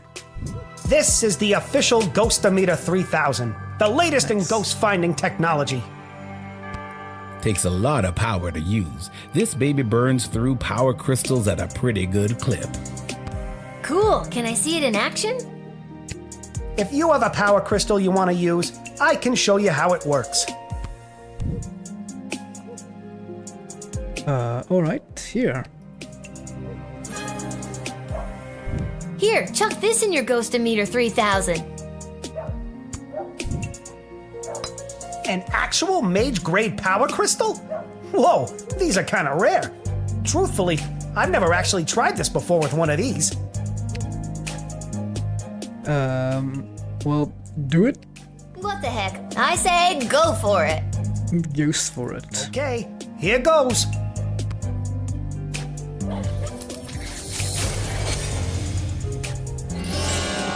Oh my god! There's a ghost right behind you! Nice try, kid. You gotta wake up pretty early to get the jump on the ghost finders. Take a look for yourself if you don't believe me. Oh my god! A ghost! Ah! Let's get out of here! My hour is almost come. You're the king. Alas, poor ghost. Pity me not, but lend thy serious hearing, revenge my foul and most unnatural murder. Yes, it's Papa Wolf. Like a latest, you hear? How you going? We've discovered a ghost by speaking to some ghost busters, or I guess legally distinct from Ghostbusters. But you were murdered? Oh, I don't know. Murder? Who done it? That villainous mage Tyronius Athanatos! Really? How? With juice of cursed Hebenon in a vial, and in the porches of mine ears did pour the leprous distilment. He poured poison in your ear? That's a really weird way to kill someone. Remember me! We'll do so. That was interesting. Whoa, I knew that Tyronius was no good, but this is another level.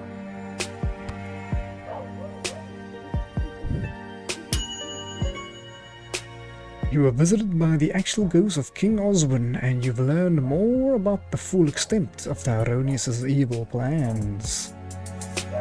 Excellent. I think we've got them all, or most of them. Like, ooh, hello. It is imperative that you invite me in! The sun is coming up!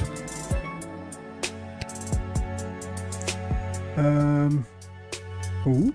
After our last interaction, you know, the one where you wasted my evening counting that infernal bag of rice, I met my lovely bride, Myrna, who now waits for me with a group of our close friends and family to tie the knot in the vampire crypt. Please, invite me in for eternal love's sake. Yeah. I'm a sucker. Let him in. Don't make me regret this, Heinrich. I invite you into the sprawl to get creepy married.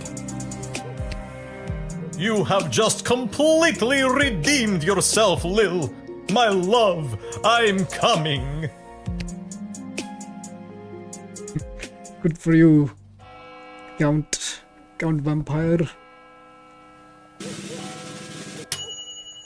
Nice. Exceptional performance, only 30 gold. After all that work. 4 stars, 4 stars. Zombies, 4 stars. Excellent.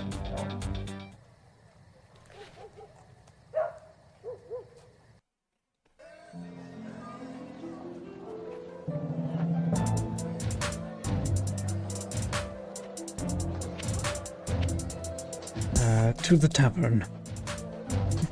Yeah, he's definitely got that the count vibe going for him. Oh, princess. Tacos? Let me guess. We're finally gonna have the best friend taco party I've been dreaming about since level 5. Excuse me, what? You're not a part of this, Chuck. Lil, I have something important to discuss with you. Why do you seem angry? What is it? Desi, I know we talked about this, but are you sure? Lil's done a lot for us. I am not having this conversation again. It is entirely inappropriate what you've been put through. That is why tomorrow will be your last guard shift. What? We're at war. I've been doing a good job, I think. I feel like in lots of little ways I've been, I don't know, changing the course of fate.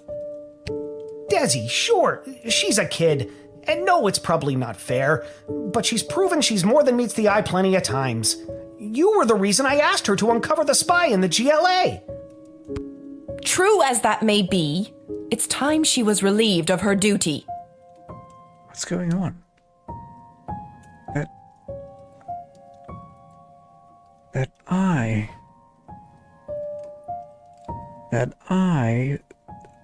That's not your jewel.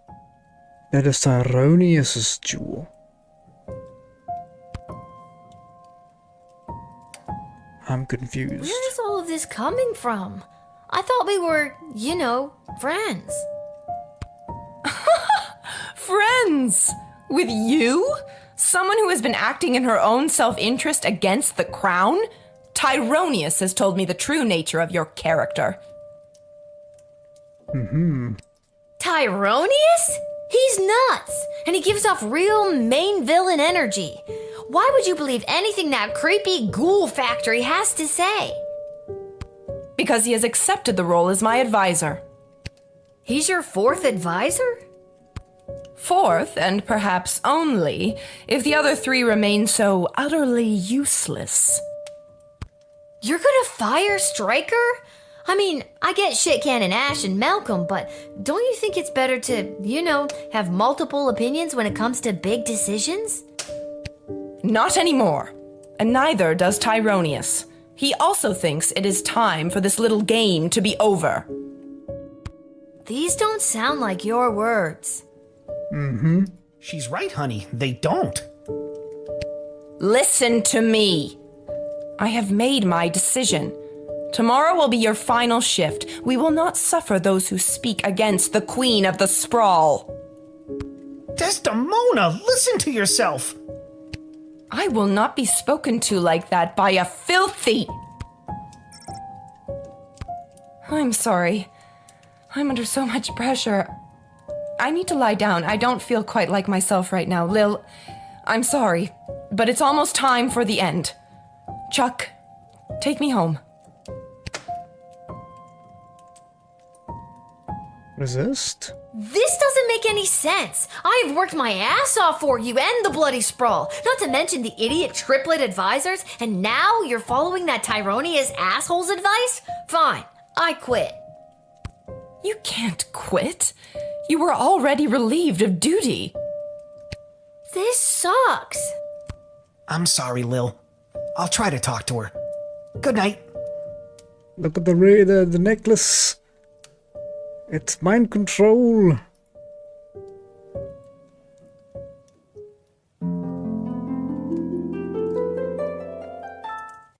Not good.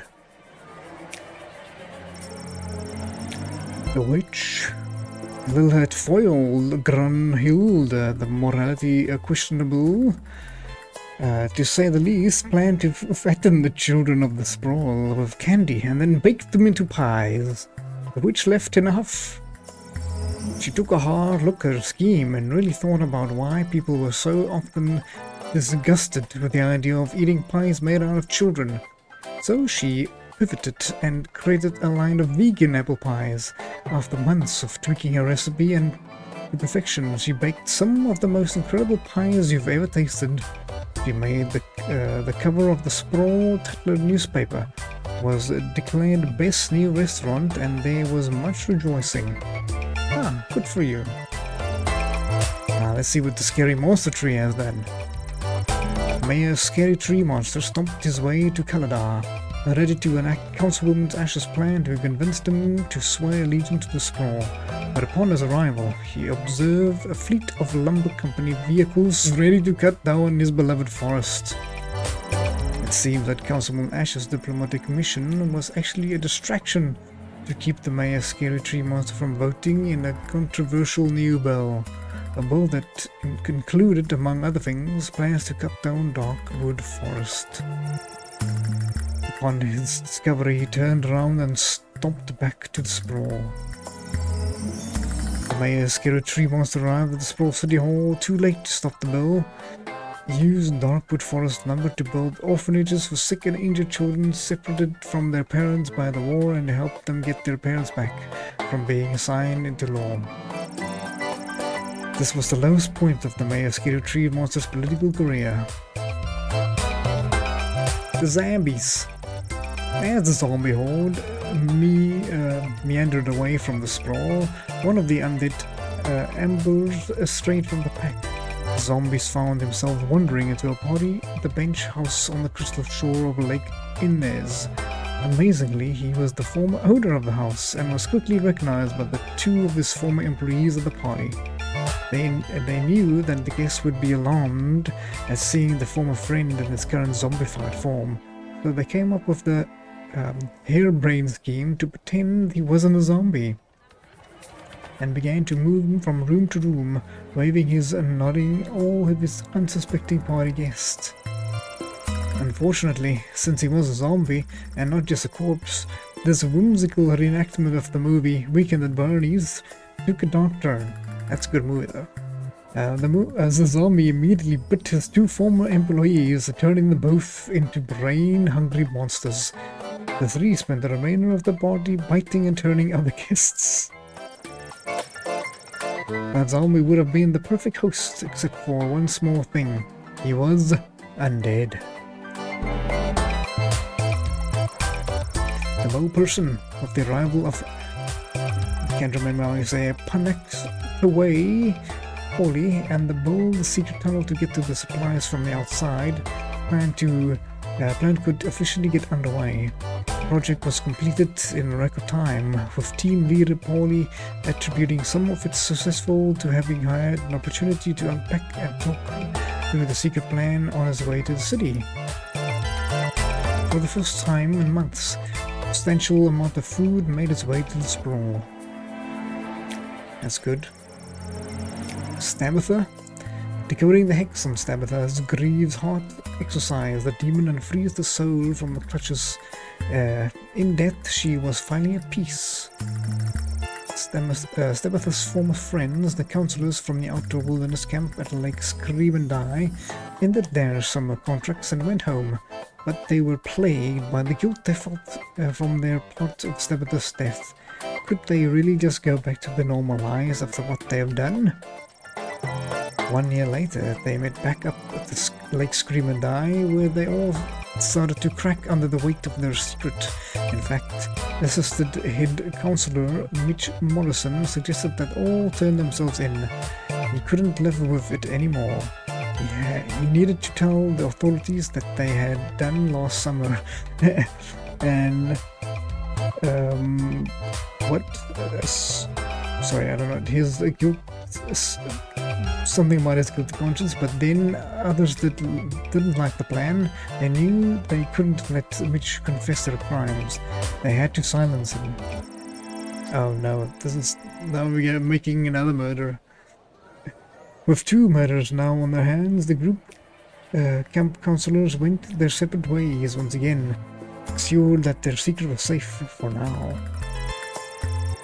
The demon Lil had exercised from Stepper and found the perfect new home in Mitch Morrison, and the cycle continues. Yeah, the ghost finders. They were never again able to replicate their trick of making a ghost of King Osman appear, nor were they able to convince anyone that actually did in the first place. As a result, the duo was forcibly committed to the Sisters of Charities psychiatric hospital for the differently minded and delusional. Shame. Now let's see, the Count Heinrich von Pyre's wedding started beautifully until that pesky Van Helsing showed up and killed the obvious vampire just before sunrise.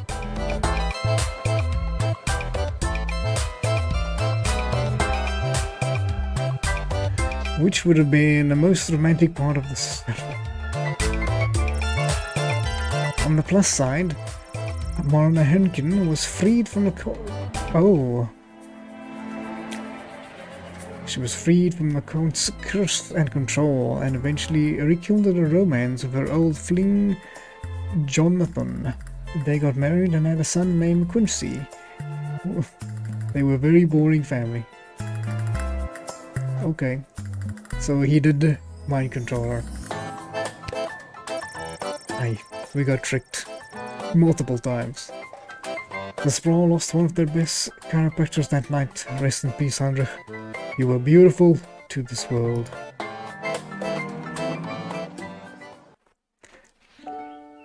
This game. And the already spread-thin guard force is calling it the worst night of, and I quote, creepy shit they've ever seen on St. Swithin's Day. And that's saying a lot. So if you see any of the few guards trying their darndest to keep things together inside our fair city walls, just go up and give them a hug, because Po Buddy's nerfect. I'm sorry, there appears to be a typo in that last statement. You're listening to the Morning Crawl, where we won't be playing any of today's top hit music because we will be keeping all frequencies clear in the event of an emergency broadcast.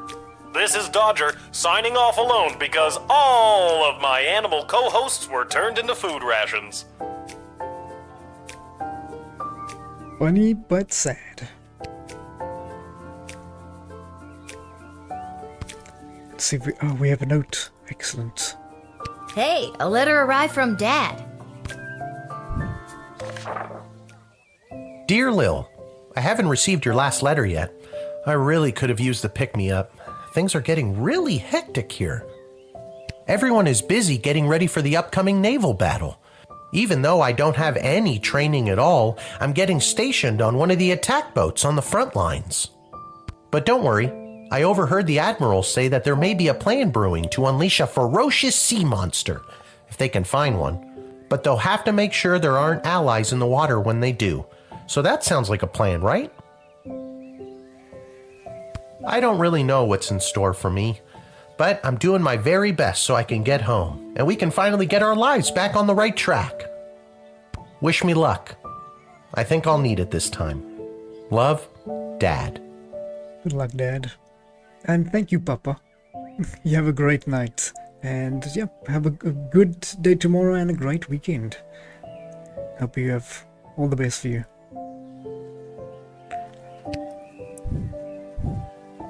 I guess all the fighting has disrupted the postal service? Oh, the humanity!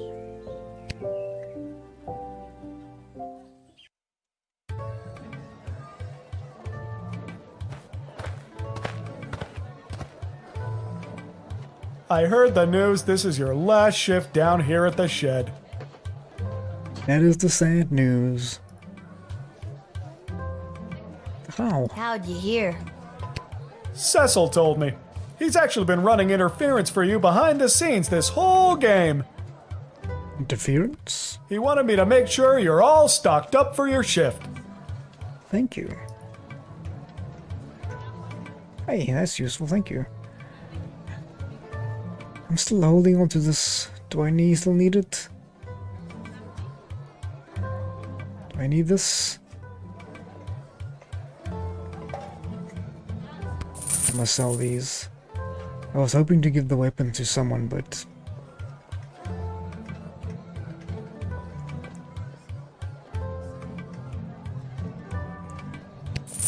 Let's sell that as well. I think we're on the last stretch now. Let's get one of these. Let's get a scanner, a whip, and one of the. Oh, I don't want to sell this one, but I'll sell it so I can pick up another one. Are you sure you've got everything you need? I've got a big walk to the east gate ahead of me. That's all I can afford. Thanks for everything, Garby.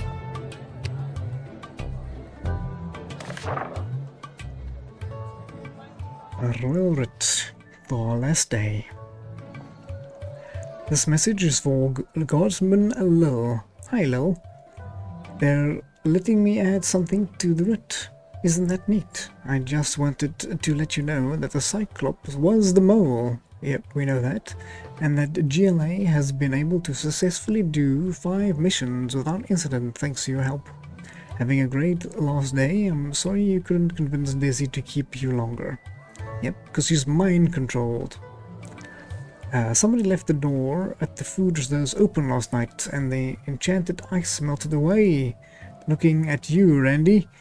Well, maybe to restock with fresh and non-rotten food, so please do be on the lookout for that. Attention, Randy's friends and colleagues. He is officially exiled from the Poor Randy. We have confirmed once again that the previous battle was won in a large part due to the state of the drafted soldiers' equipment. It is your job to turn coal into diamonds. If you see there are any ways to improve the state of the drafted soldiers before signing them up. Well, I've given all this stuff away, so well, I've sold all my stuff, so maybe that was a mistake. But we'll see. We have put out a call for mercenaries to assist you in your defense. Sprawl's treasury budget has been allocated for this initiative. Try not to overspend the Queendom's money. If you get the best bang for your buck, I will be reflecting on your star rating. And as a result of the Sprawl's mummies and daddies being turned into cannon fodder, I'm seeing a lot of vagrant hooligans from the feral and orphan youths. Don't be taken in to their rosy cheeks and relentless lost baby teeth smile. Some of them are real stinkers. We are looking out for one little child. A little goblin child. Alright, we stack them up. We stack them up.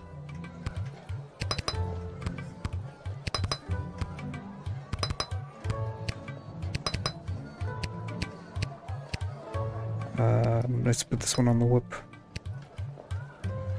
That's all we got. Let's start.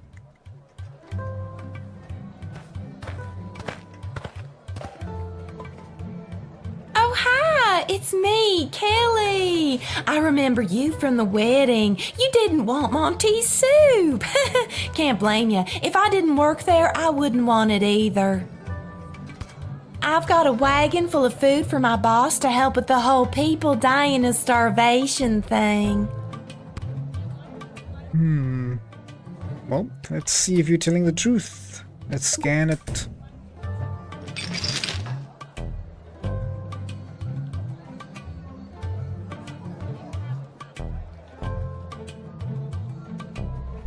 Oh, your wagon is full of rotten food.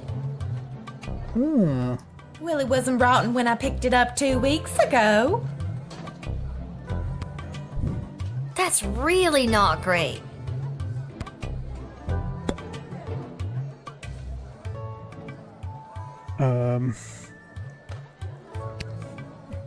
Okay.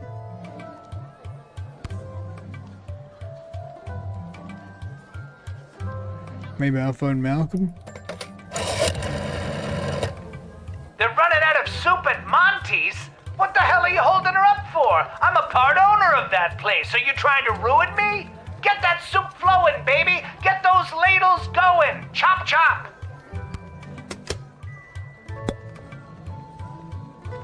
We're leaving the rotten food in? I guess there's no harm in getting the rotten food in, but that doesn't sound good to me. Maybe we should choose sprayer. I don't trust you. I was happy to get a couple weeks out of the sprawl. Things with Orlando haven't been going so hot. I think he's been two-timing me with some younger Cyclops. Now I understand what his ex-wife Denise must have felt like, and it makes me sad. But mostly I feel bad for the kids.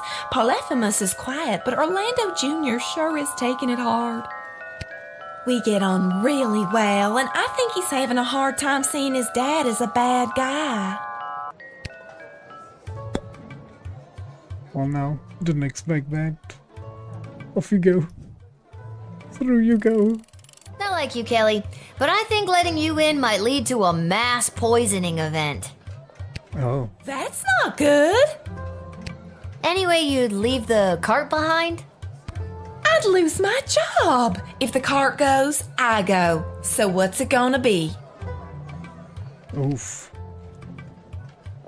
Well, if you stay outside, will you still have your job? Then you'll have to stay outside.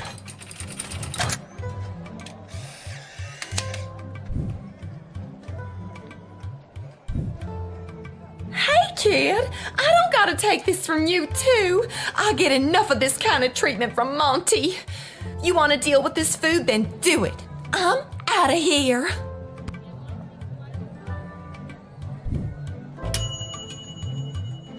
Yes, the sprawl is desperate for food, but it is not desperate for a dysentery. Good catch.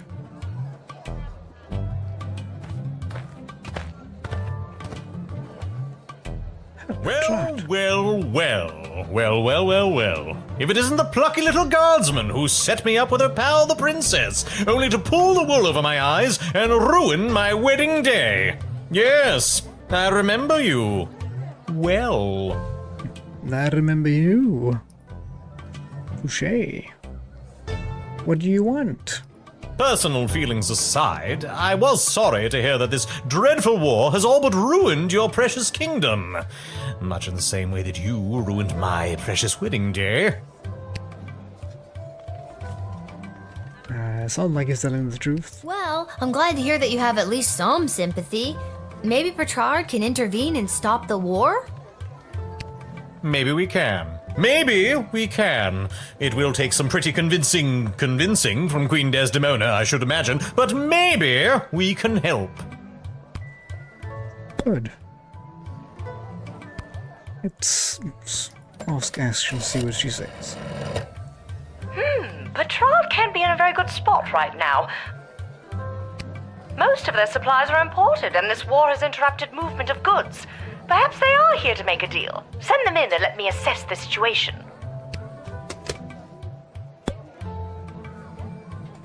I should definitely scan him or whip him or something. Some payback there for you, buddy.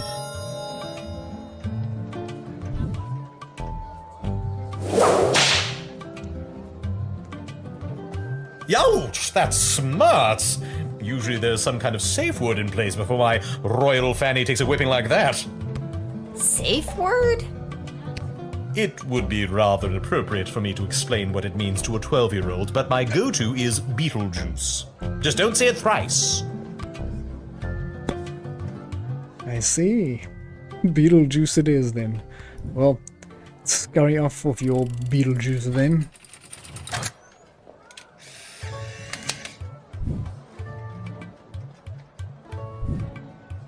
Once again, it is up to Prince Phineas to save the day. It has never been up to you to save anything. Au contraire, small child. History books, here comes Phineas.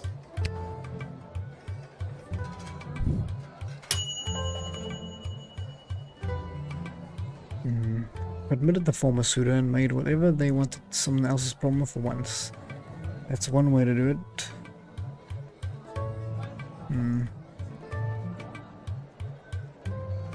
Trying to see if we can find whatever they need. What did we use on him? We've chatted to him, we used the phone, and we whipped him. We don't need to whip him. use the phone again.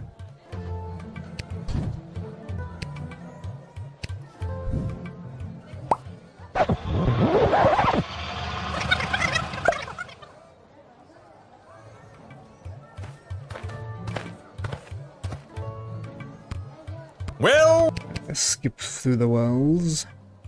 I think we phone Ash again. And this and that.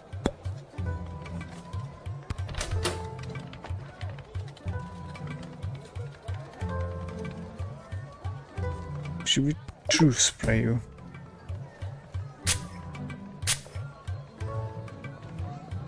here's the deal. The Kingdom of Petrad would be happy to give you information on the movement and location of Marvog troops in exchange for a consistent supply of foodstuffs.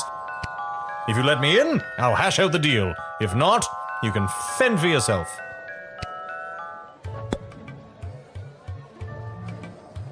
Alright.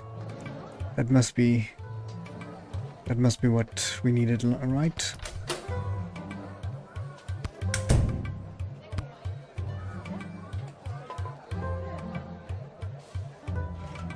Let's phone this guy as well, just in case there's something funny.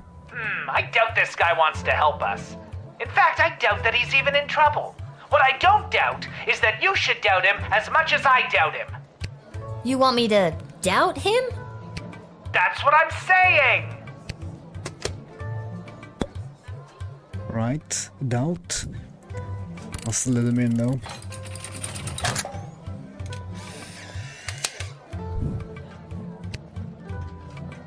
That must be the way. Once again, it is up to Prince Phineas to save It has the never. day. Au contraire.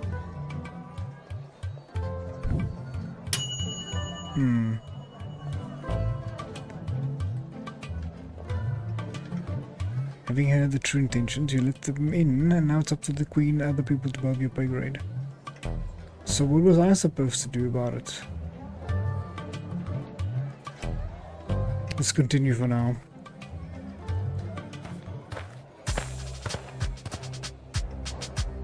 Hail, that? Groundwalker. I am Marabella. Hello? Hi, I'm Lil. Anything else?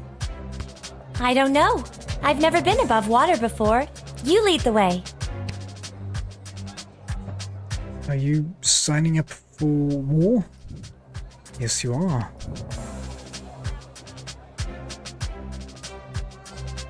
They might be useful. Maybe I could call Striker. The Mer people of Bubbletown are fearsome warriors. They would be an absolute asset in our quest to control the waterways around the sprawl. That was I was thinking. Armed with tridents, they could fight off any takers if they have enough support. Great find, Guardsman. Okay, what you doing here, Marabella? I have an official message from the leaders of my people. This is an official notice that the thalassocracy of... The what now? Thalassocracy. It's the word used for an empire that is primarily made up of maritime or seaborne areas. That's a nice word. I doubt I'll remember that. Huh, learned a new word today. Continue. Okay. The thalassocracy of Bubbletown is committed... Sorry, one more time. Bubbletown? Uh-huh. That's the name of my thalassocracy. Bubbletown. Got it. On you go. Okay. The thalassocracy of Bubbletown is committed to the defense of the sprawl. That's the end. Oh. So bad, and I think my game crashed. That's not great. See if it comes back. I have a feeling it's crashed again. That's a shame. Well, it gives us another chance to get the information out of Phineas. Let's see if it crashes. Yep. Alright, I'll be right back.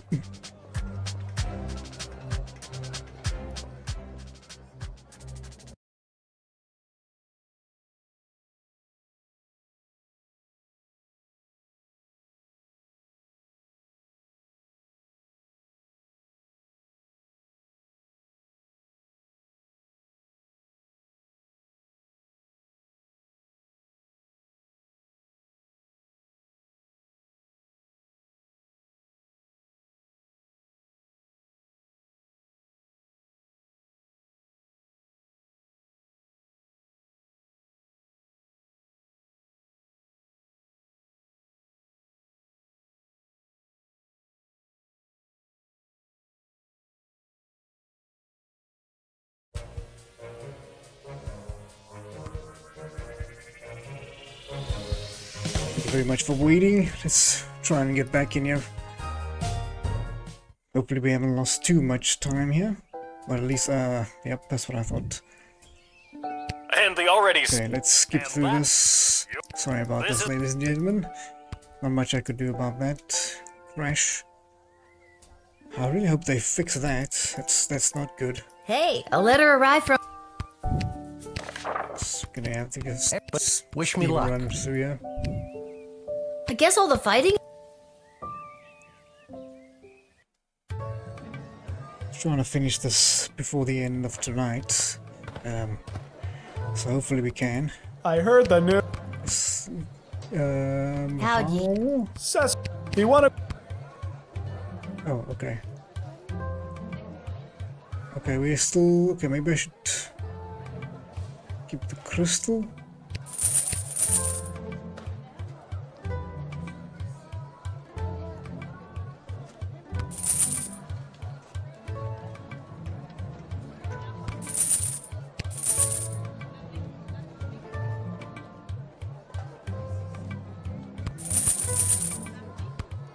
Are you sure you've got everything?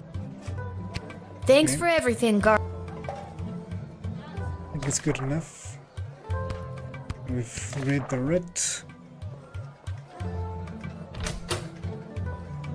Put in our gems. Need quite a few in here, I think.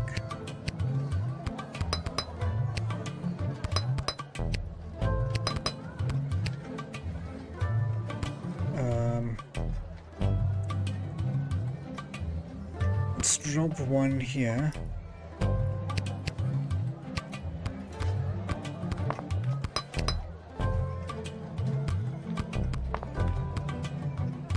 And one over there, another there. And maybe this one over here as well. Oof, will set you free, I think.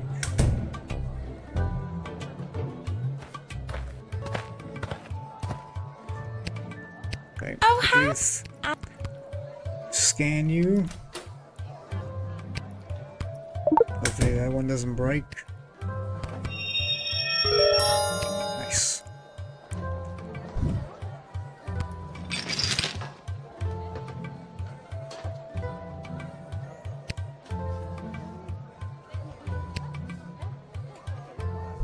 Oh, you're wet. Willie wasn't brought. That's really... I don't think we need anything else, right? We just speak to you. I didn't know Monty's was part of the war effort. Oh, yeah, we have been slammed at Monty's lately. What with all the food rationing, we're running out of soup. I had to go all the way to the Monty's in Caladar to get supplies. Heck of a trek for a Cyclops in heels. Wow, that's a long walk. You're telling me? The whole journey took me almost 2 weeks. Luckily, they gave me this cart to carry all the food in. Otherwise, I don't know what I would have done. What kind of food did you get? I don't know. Stuff for soup? I didn't ask too many questions. They seemed to know what we needed. Anyway, my manager gave me a list. Here, take a look. Oh, okay. She hands you a list of ingredients, pretty standard stuff. Most of them are perishable.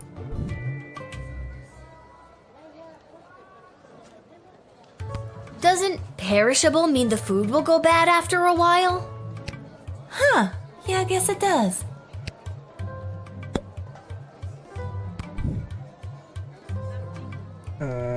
Last time we clicked admit, it stopped us, right? Not like you, Kelly, but I think letting you in might lead to a mass... That's not good. Anyway, you'd leave the... I'd lose my job. No entry denied.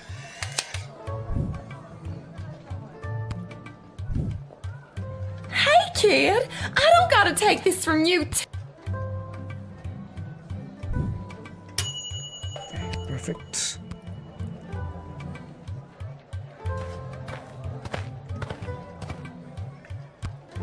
Well, well.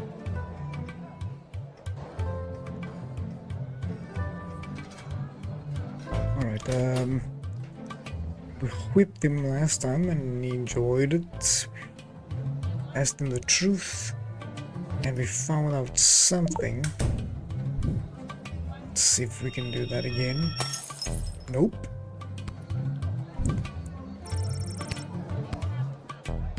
Shame that one broke.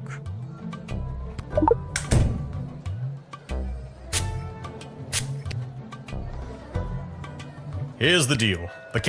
If you let me in,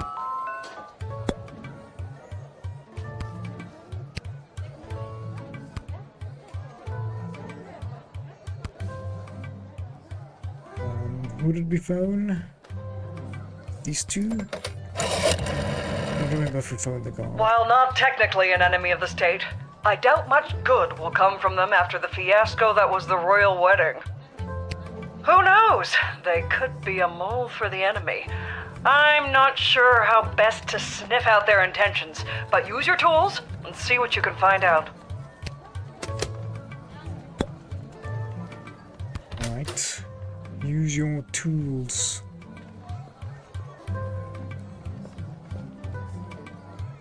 Should we There's try? nothing here to decode. I know that, which means scanner? Don't know what we would scan, but he might be hiding something.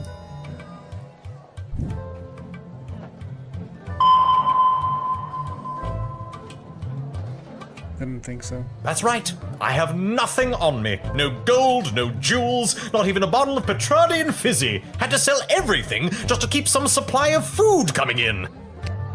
That is how bad things have gotten, thanks to this stupid war that the Sprawl has gotten all tangled up in with the Marvarg Empire.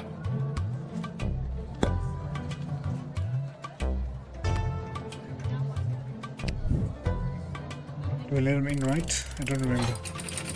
Well, in you go.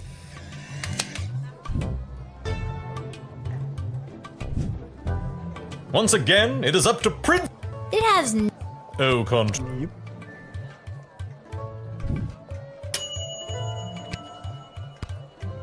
Yeah, I'm not sure how I get the other one.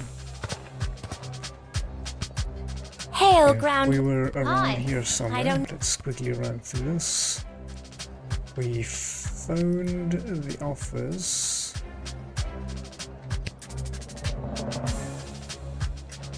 Yeah, let's do that again. The mer people of armed with Guess we'll speak to you. Okay, what you doing here, Marabella? I have an official message from the leaders of my people. The what now? Okay, Tell let's us skip the understanding. Okay. Sorry, one. Uh-huh. That's Bubbletown. Got it. okay. The phallosocracy of Bubbletown is committed to the defense of the sprawl. That's the end. Oh. Sounds good. That's wonderful news. A new ally in our hour of need? Oh, thank you, good Marabella of Bubbletown, for your message. Are you a warlike people? Well, we don't like it, but we are quite good at it. We used to be a peaceful people, skilled more in song and art, but we lost our song many years ago, and now we know only war. Oh, that's rather sad.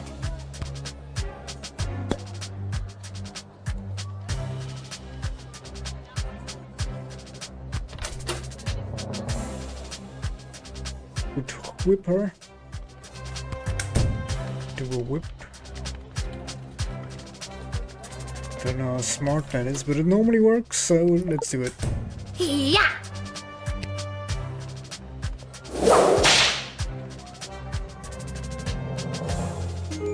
Oh no, my shell!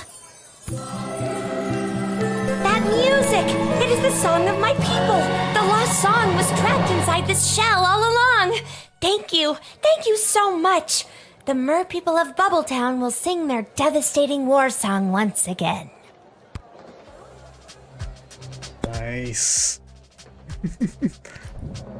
Sing the song of war. Goes to the front line.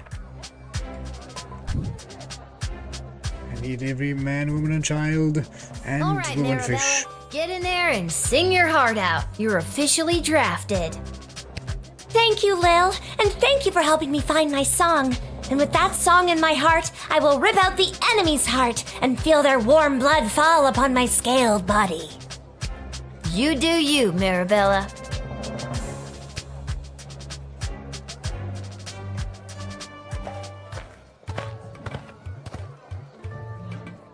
This is the place. I got the call. I'm a mercenary. Is that so? Your move, kid. Do I scan you? I scan you, right? Show me what hides beneath your mysterious veil. A gun?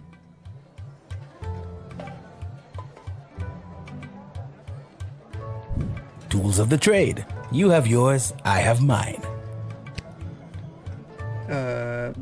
That's illegal. Yoink.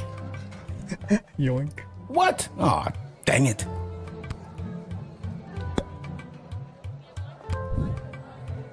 Oh. What are you here for? Okay, what's your deal? The deal is simple, kid. You let me in, and I will jumpstart your city's defenses and give your leadership precious information about your enemies. Sounds too good to be true. Why would you be doing that? Oh, cool. Not so fast. You don't let me in. I'm taking the same info about the sprawl and selling it to the highest bidder. Okay, come on in. Not so fast. It'll cost you. How much? Well, that's up for negotiation. You gotta be teased for that. How do I know you're not gonna take the money and run? A Bangdalorian always keeps their word. Whoa, that's a goofy name. Uh-huh. 2,000 gold.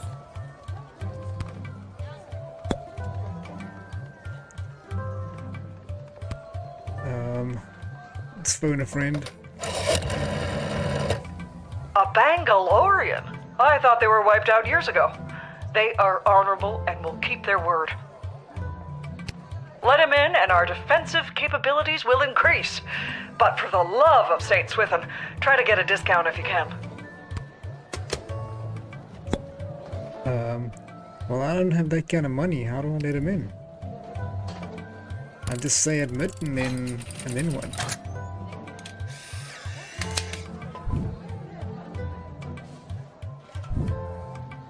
I'll assist your city with its defenses and provide enemy intel for the agreed upon price of 2,000 gold. Here, take this contract to the castle. They'll settle up with you. A pleasure doing business with you, kid. How much money does the kingdom have? Yep. Should have gotten a better deal. Yeah, let's try. Let's try. I just messed with him a bit. Maybe that's not the smartest move. And not stealing his gun. This is the place. I got the call. I'm a mercenary. Your move.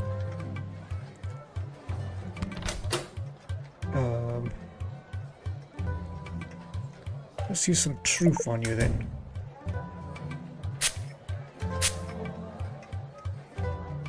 Bangdalorians have developed complete immunity to any sort of truth spray through our training from birth. This proves vital to our work as intergalactic bounty hunters. Aw, nerds. Nuts.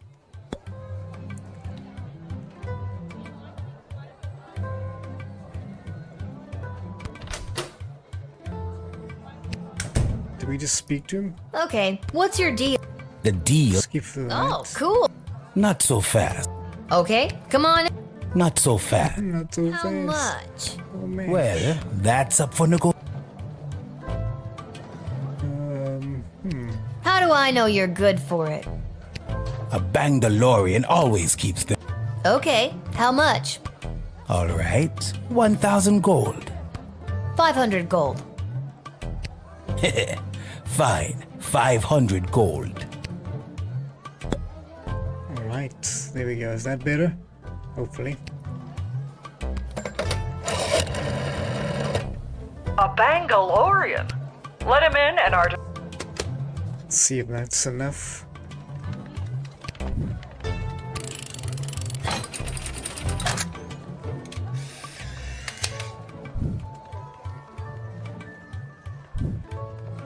I'll assist your city with its defenses and provide enemy intel for the agreed upon price of 500 gold. Here, take this contract to the castle. They'll settle up with you. A pleasure doing business with you, kid. There we go. Will aid in the defense of the sprawl, and you got him for the lowest price possible.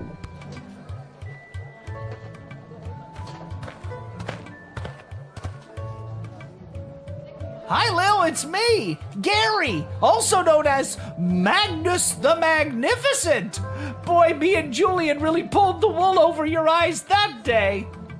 Mm-hmm. And I didn't let you in, I sent you to jail. No, you didn't. The old 2 goblins in a trench coat routine? No one was fooled. Oh, what a day that was.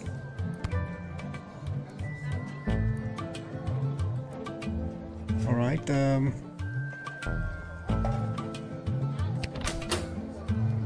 whip. I don't know if you heard, but I'm well on my way to becoming a full-fledged member of the Mages Guild. Weren't you doing necromancy or something? Heading in right now to meet with my tutor, Master Tyronius Athanatos. He's not much for having a laugh, but he's taught me so much. I didn't know that you had any magical abilities at all. Didn't seem like you did last time we met anyway.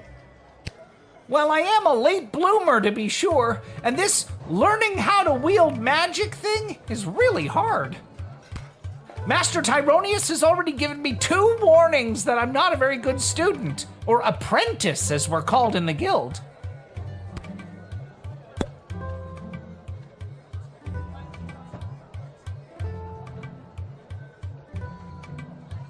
What did it say here about letting people in?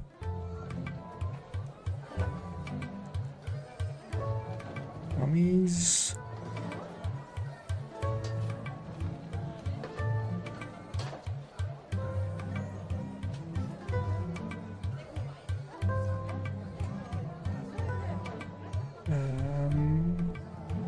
Was the most successfully found missions.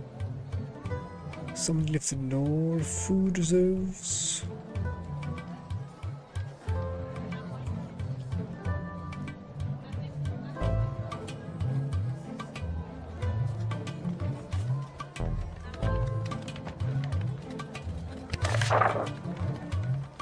What? Sorry, maybe it's the last one. I'm seeing a lot of vagrant hooligans from the feral and orphaned youths. Don't be taken in by their rosy cheeks. Oh, this is not the... It's not an orphan, right? Julian. My magical skills have kind of plateaued. I got off to a promising start, but I don't know if I'm gonna get any stronger. This is my wand. Oh. Julian mentioned he got something to help with my performance issues for my birthday, but you took it from him.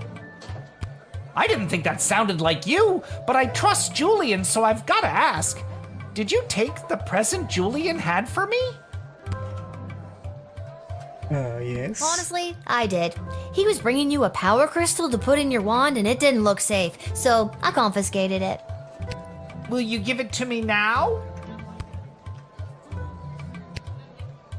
Didn't I keep it? Sorry, Gary. It's just too dangerous for people to be wandering around with power crystals. Too dangerous for everyone but you mean? Well... Forget it. Tyronius was right. You're nothing but a hypocritical smaggle. I'm out of here.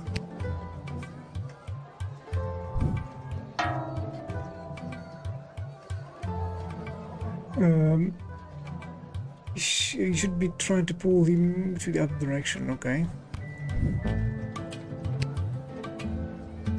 But I'm sure I still have the crystal, right? Why couldn't I click yes? Or is it a terrible idea? Hi, Lil. No, you did. Yeah, there it is.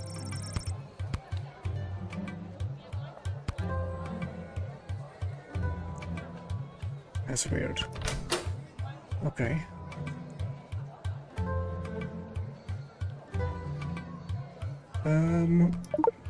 Let's try all the tools. Ouch! Boy, that snapped me right out of this crazy daydream I've been having. Some of the stuff Tyronia says is really troubling. I'm convinced. I've been flying too close to the sun. No more magecraft for me. Thanks, Lil, for the kind of tough love that can only come from a friend. Oh. Easy. We should carry that his new mentor Tyronia is a really bad guy and save him from his horrible fate among the dark mages. Hey, easy. Avast, Petey! There blows a fine, upstanding guardsman. Yes, thank you. Upstanding guardsman, We'll take our ship and blast our way through whatever scurvy barnacles are attacking the Sprawl's waterways. Yarr! So, you're saying you'd like to be drafted? Aye, that's a much more concise way to say it, yarr. First we need to see what you have there on the map. Oh no, that's the food crate, isn't it? Is that something else? Yarr, I do like the cut of your jib, young scallywag. Take ye this, a tank of some of the fermenter's finest, to remember me by. Think of me when you're singing your pirate shanty. I'm 12, but I'll take it for my dad when he gets home. Thanks for the grog. Actually, it's an IPA. Oh, okay. Big juicy IPA,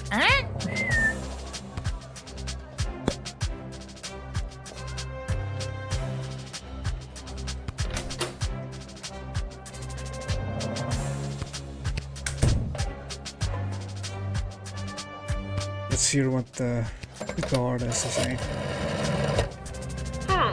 Pirates, eh? This is not that tricky. If you let them go off to battle, they'll drink their grog and be no match for the enemy. Take their beer and send in the pirates.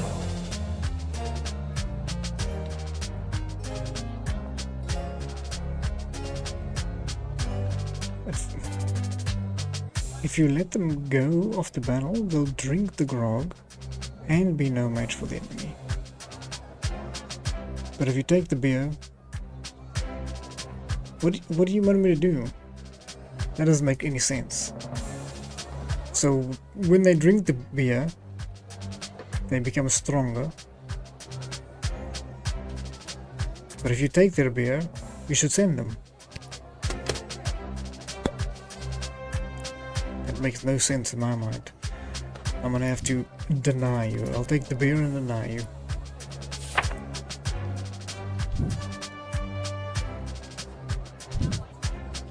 Yarr, another disappointment for the saltiest scallywag to sail these seas. Captain Jane Pigeon.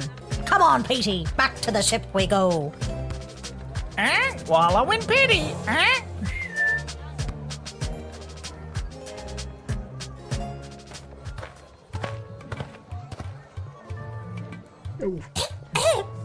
Hello, I'm here to join my family in the refugee camp at the docks.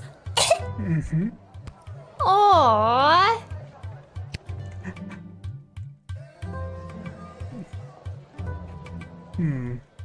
Most likely true, but let us use the true spray.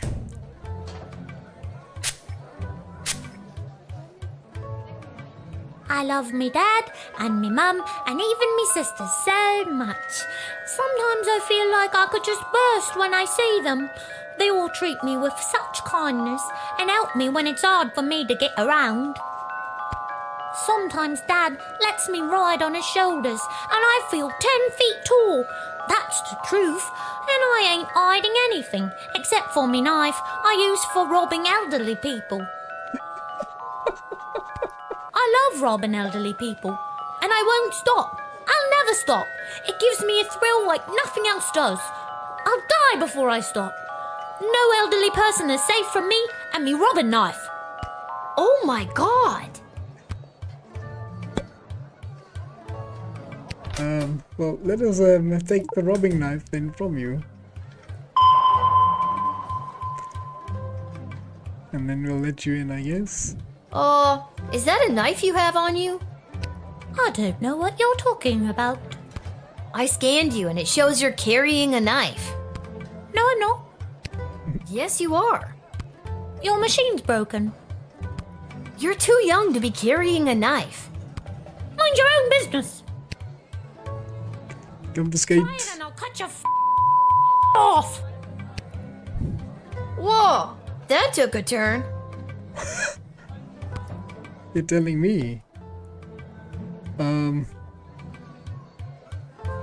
So yeah, someone help me out here. I've got an urchin that tries to cut me. Tom is joining his family at the refugee camp at the docks, you say? Mm-hmm. Yes, seems harmless enough. No. I had heard there was an illegal refugee camp that sprung up in the city, but I didn't know where. I'll send some men down to the docks so they can tear down the shantytown and arrest those no-good freeloaders. Wait, I didn't tell you that so you could tear anything down. Good work, soldier. Deny the poor boy and save him joining his family in hard prison labor. See, I'm not all heartless. Oh my. Well, we got no choice. Denied.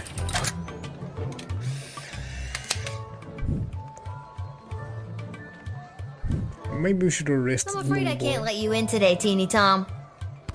Oh, I understand. It's on account of me bum leg, innit? No, not at all. I understand. It's on account of me being so poor, innit? No, it's because you refused to hand over a concealed weapon that you're gonna use to rob elderly people. You knock. Don't come stepping on me or I'll knock you right back on your ass. Damn. Holy crap! You seem so harmless in your introduction. That's called a ruse. It's how I lure geezers into being robbed. Whatever. I'm out of here.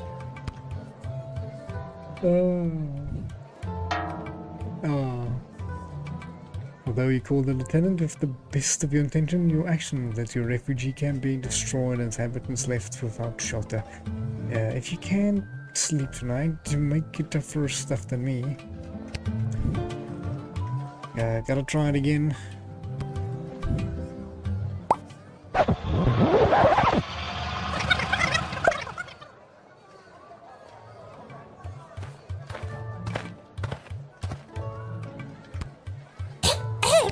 Oh. Okay.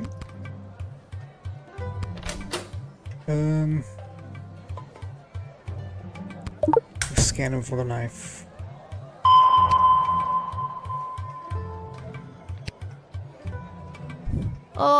Is it? I don't. I skate. No, I'm not. Yes. No, I'm not. Your machine. You're too young. It's broken. Mind your own. Try it and I'll cut your. Whoa.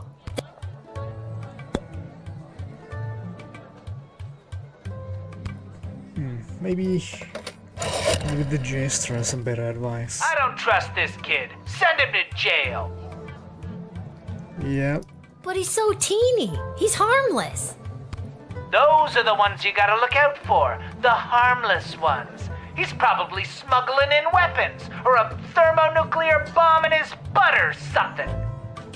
He's barely got pockets. I'm too poor for pockets.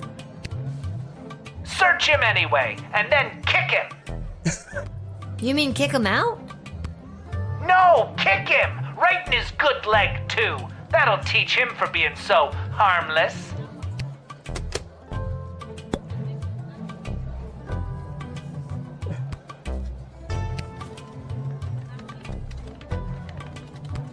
What's your name, little buddy? Me name's Teeny Tom McGoblin on account of I'm so teeny, and my last name's McGoblin. Me dad and mum and sisters already came through the gates. I was lagging behind on account of me bum leg. Aw, what happened to your leg? It fell off. Aren't limbs supposed to, stay attached? I'm too poor to have limbs that stay attached.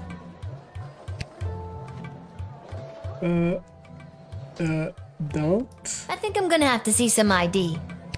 I'm too poor to have ID. Well, let the guy through. I don't know about how you could take the knife from him, but hopefully he doesn't rob some old lady. Alright, you little cutie pie. You're free to go in. Thank you kindly, Mum, and God bless you. Tell your dad I say hello. I will, Mum. Oh, I'm so excited to see him, and me mum, and even me sisters. I'm gonna head straight there. I won't even stop to rob any elderly people at knife point. Aw, that's so... Wait, what? Well, maybe I'll nick just one geezer, for sport. Toodaloo for now. Oh my god, what have I done?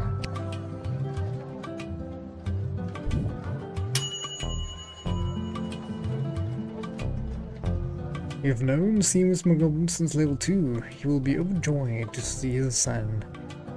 But we couldn't take the knife from him. Didn't really have any choice to get the knife from him.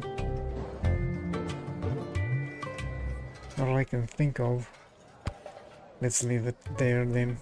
It's good enough for me. It's better than 1 star. Hi. Is this where to sign up for the draft? Ah, hello, yes. Yes, it is. Wonderful. Would you like to be drafted to fight in the war? Oh no, it's not for me. It's for him. For who? My pet fish, Dennis.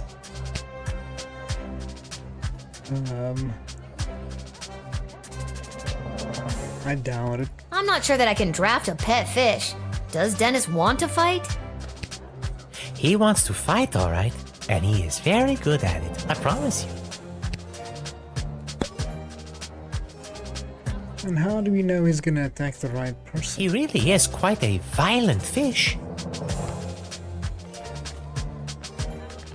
Yeah, but come on, he's a pet fish.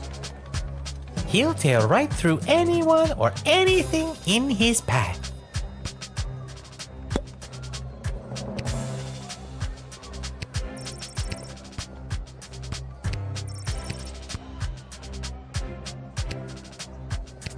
Maybe we can try the truth.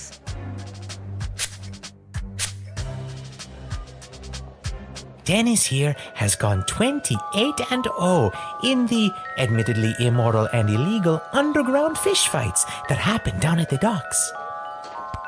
Or at least they used to before they set up that refugee camp. He's undefeated and shows no signs of slowing down. Well, let's send him in.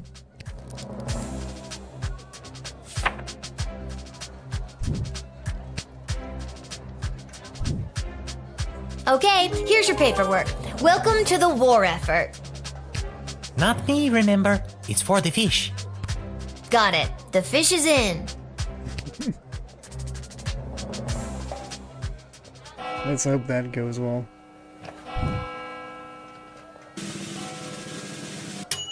Yeah, that's good enough, I think.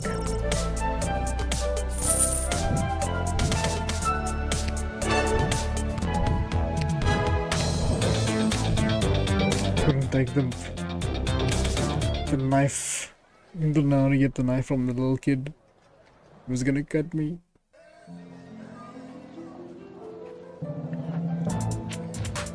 Oh, only one place to go.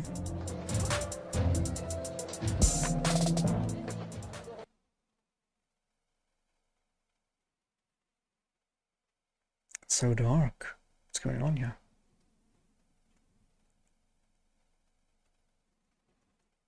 Call out.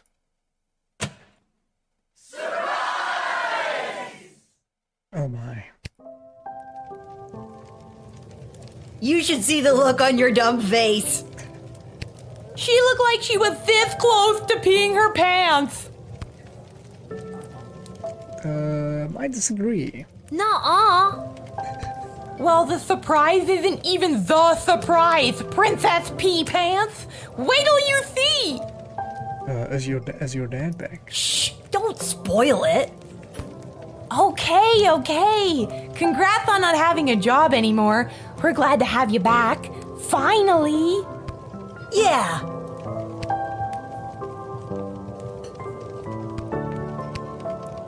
Well, the surprise isn't even the surprise, Princess Pea Pants. Shh! Don't. Hey, Arda, mind if I write a quick letter to my dad? Yeah, maybe later though, okay? Maybe later? No, I have to send him one now. It can wait. Enjoy your party. And your surprise is over there by the fire.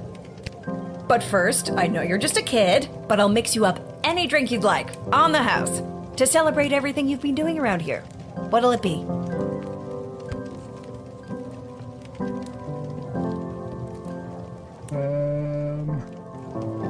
Some warm milk. Coming right up.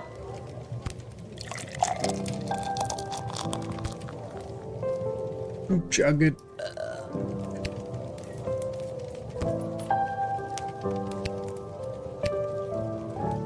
I'm sure between my job at the city council and as an administrator with the Guard Corps, if the sprawl was on the verge of catastrophic collapse from within and without, Mike Melroy would know about it.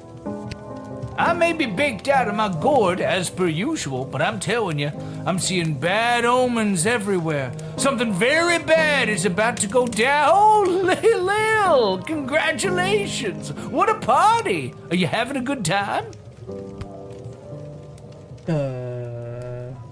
Sure? Honestly, I am. I'm really feeling the love, Echo.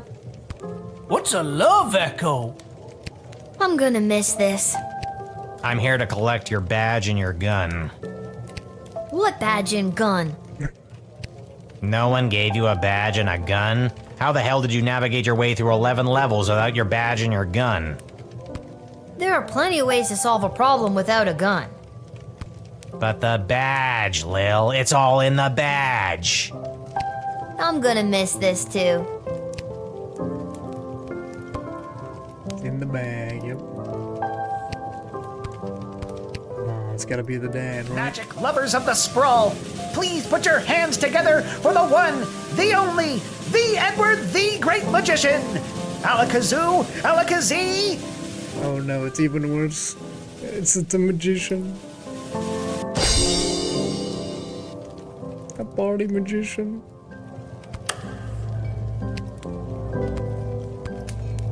By the beard of Bertram Bartleby the Bloated, I appear. Edward, the official officiant. It's the Edward, the Great Magician again. Come out of retirement to play one more preteen birthday party. How old are you today, little girl?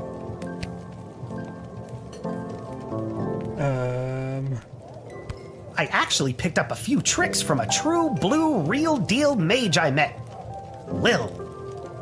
Oh. I am small but nimble with a bushy tail. In trees I scamper, never to fail. I gather my food and store it with care.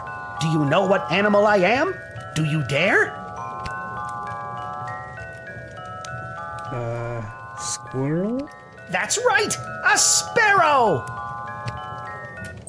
Ta-da! What? Sparrows don't have bushy tails, and since when do they scamper through trees? When they're not flying, of course. Yeah, okay, you got me there, the Edward. Do you have time for another? Sure, why not? Okay, here we go. I'm small and petite, with feathers so fine. I sing sweet melodies, a sound so divine. I flit and flutter through the air with ease, and build my home high up in the trees. Who am I? Can you guess my name? I'm a little bird that's known for its fame.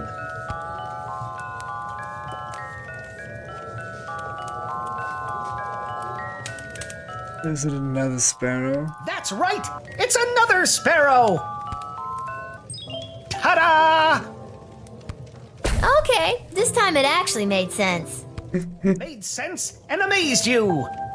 Honestly, that was pretty great. Thanks for being at my party, the Edward. I'm gonna miss you.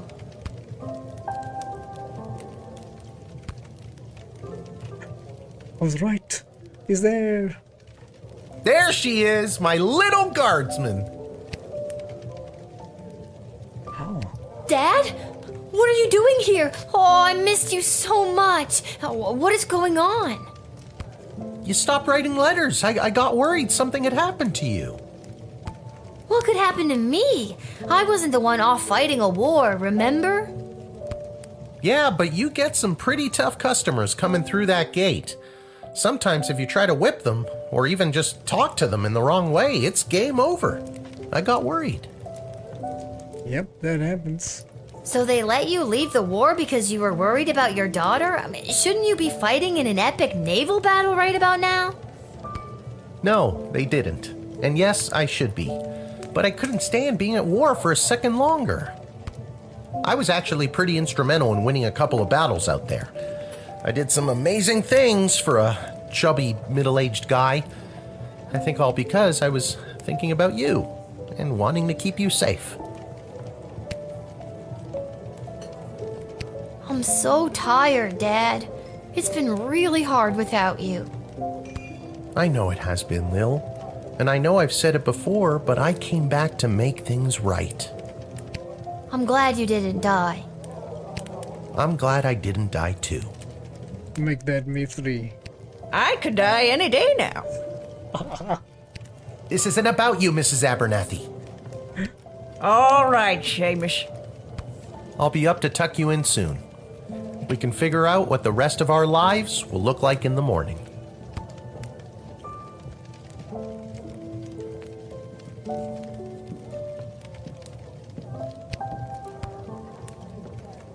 I do hope you'll tell your father how good of a babysitter I've been while he's been away. Excuse me? You were supposed to be looking after me? I dressed you, I bathed you, I cooked you 3 square meals a day. I've been here, alone, this whole time. Then tell me this. Who have I been bathing, Lil? Who? Take your meds, Mrs. Abernathy. Oh my. Oh, there's a hat for you. This hat, it is not as fantastic as my previous hat. What? Really? Because I have to say, that's a pretty fantastic hat. You should have seen my previous hat. Aye, my journey, it continues. There's no pleasing some people. Alright, let's get to bed. Oh, I have to get to real bed. Yep.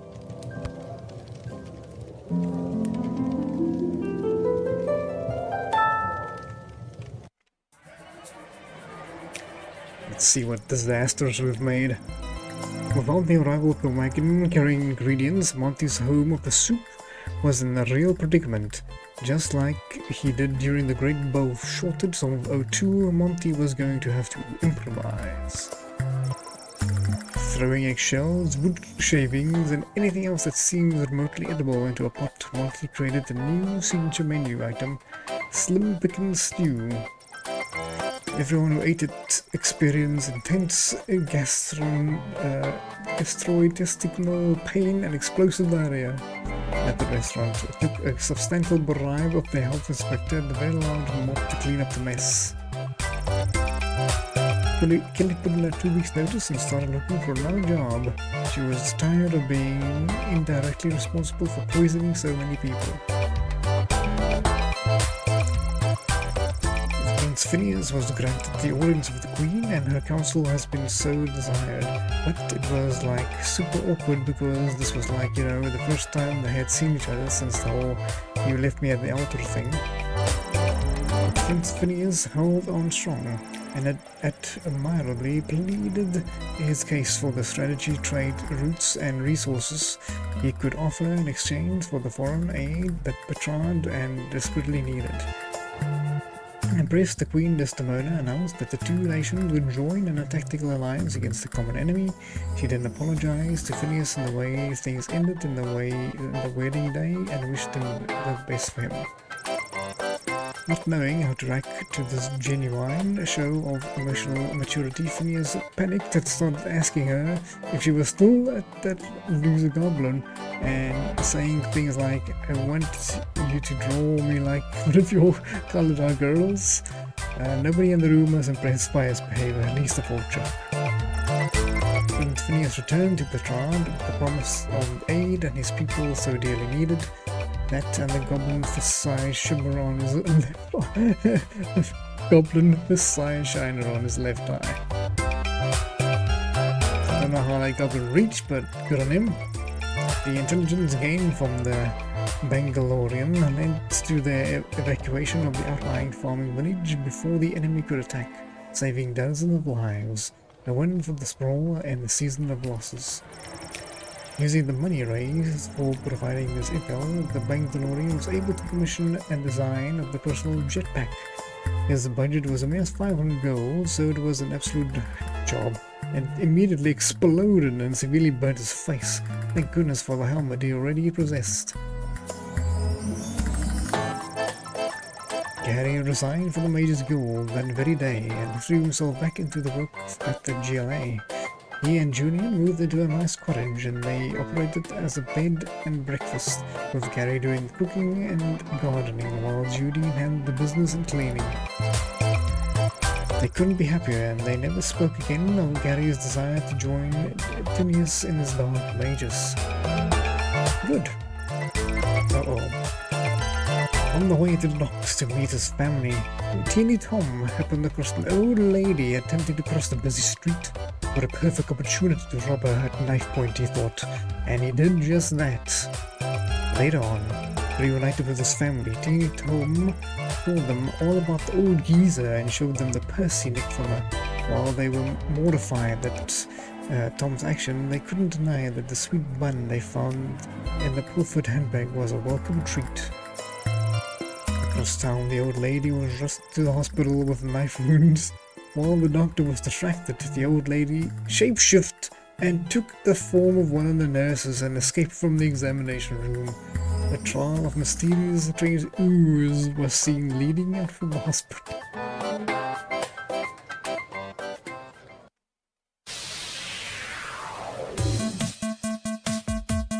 Alright, let's see if this fish in the bowl can do something for us. To battle! Yes, we have first strike. Come on, we can do this. No! No!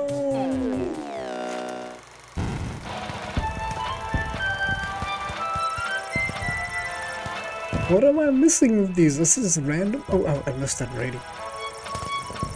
With their rediscovered battle song on the lips of their hearts, Mirabella and the tribe swam forth and fought valiantly alongside the spawns of Mara. Hunters of the good ship sailed away from the battle, singing their shanties and brewing a new beer, tasty porter called the Chocolate Deserter. Dennis, the 7-time all-fish fighting champion, was released into the small harbour with a loud plop. As he had done all his life, he attacked the first thing he saw. With all his ferocity and thoroughbred sarcastic fingerhead could muster. Unfortunately, the first thing and Dennis' path was other drafted forces. By the time the army arrived on Harbor, Dennis was already fast asleep in an empty harbor with a full belly and a sense of accomplishment. Morning came and the waters of the Sprawl harbor finally calmed. The enemy ships had left harbor, but not before laying waste to the docks and the encampment that had sprung up there. War had caught up with the refugee once again. There were no survivors. Oh my. The destruction of the dock will have a massive impact, not only to the sprawling military forces, but to its ability to receive essential supplies and food. The red sky shone brightly that morning, an ominous portent of doom. Damn fish! We have just received word that the enemy has overtaken the Sprawl's military forces. While the city's walls continue to hold, the remainder of the Marvagian forces are expected to join the siege in the coming days. This is a dark day for the Sprawl. As you can tell by my voice, this is a very serious thing I'm saying. We will be keeping this channel clear for instructions from the palace and other emergency updates. Right, let's see what the day Oh God, holds. it's all over. I should find Dad. We need to get somewhere safe.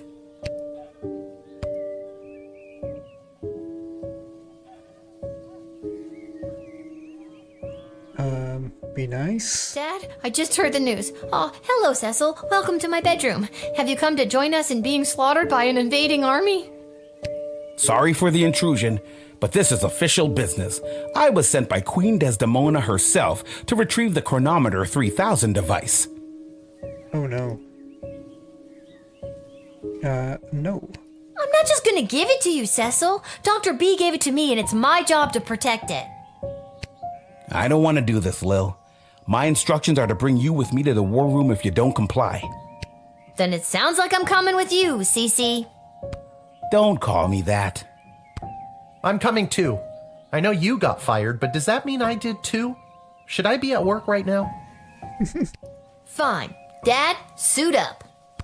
What makes you think I've got a suit? Right. Let's go.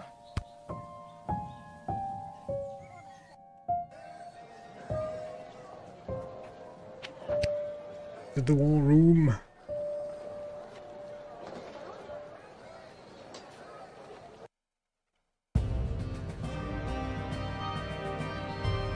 Ah, there she is, Your Majesty, Lilith, the Gate Guardsman. Yes, Lilith. I see you chose not to simply hand over the Chronometer 3000 as requested. Because you're mind control, my dear. No, she did not. Stubborn as a mule, gets it from her mother. And I'm her dad, Hamish. Hello, Your Majesty. I'm here to inquire about getting my gate guard gig back. Silence.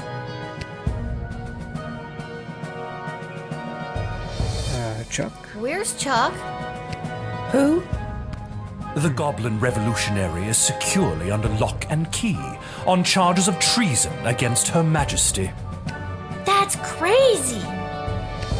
That's enough. Lilith, the Chronometer 3000, hand it over now.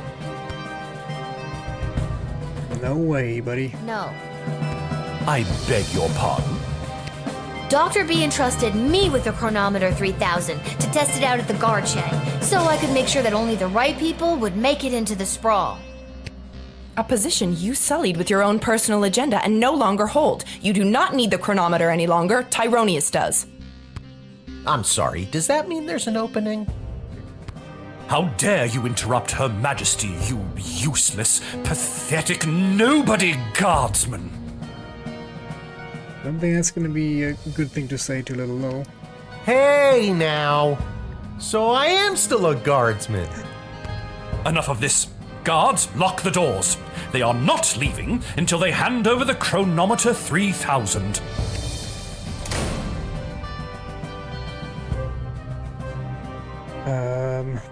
That won't work. It won't even work for you, dude. It's set to my life force or whatever. You need Dr. B to reprogram it.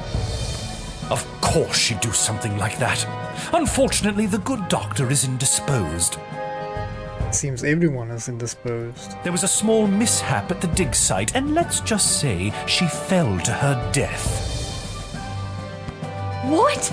You killed Dr. B? Well, she was hanging at the edge of that pit when I left her, so who can say? Your Majesty, are you hearing this? Desdemona, snap out of it!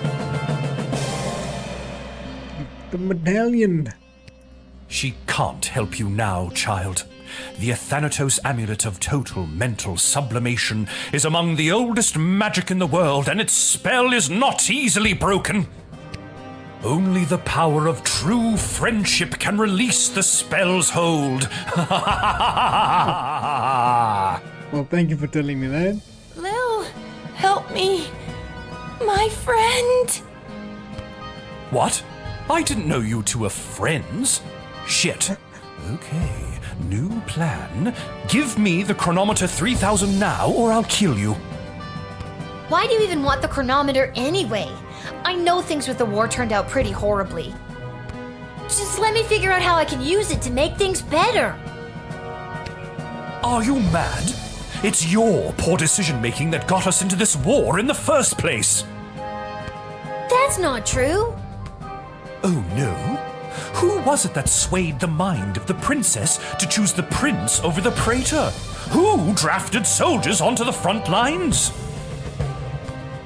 If we had gone to war with Petrard, we might have stood a chance, but we never had any hope against the might of the Marvog Empire. Every drop of blood shed in this war is on your hands, Lilith. Holy cow, maybe he's right. Don't listen to him, sweetie. It wasn't your fault. 1, you're 12, and 2, the princess chose Chuck as her partner, remember? That's right. She was never going to marry either of those clowns. Love would have won out every time. Yes, love. That. Then I'll go back in time and kill the leader of the Goblin Liberation Army before he can interrupt the wedding ceremony. Then it's a simple matter of making the Queen marry the Praetor. Then, with our combined forces, we will destroy Petrard and then take control of their energy production. Finally, I will kill Desdemona, like I did her father, and take my rightful place as King Tyronius the First.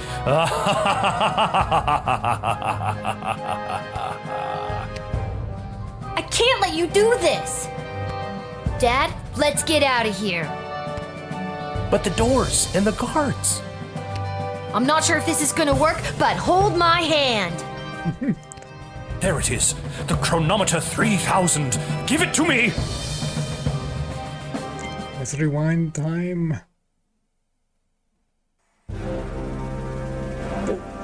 What?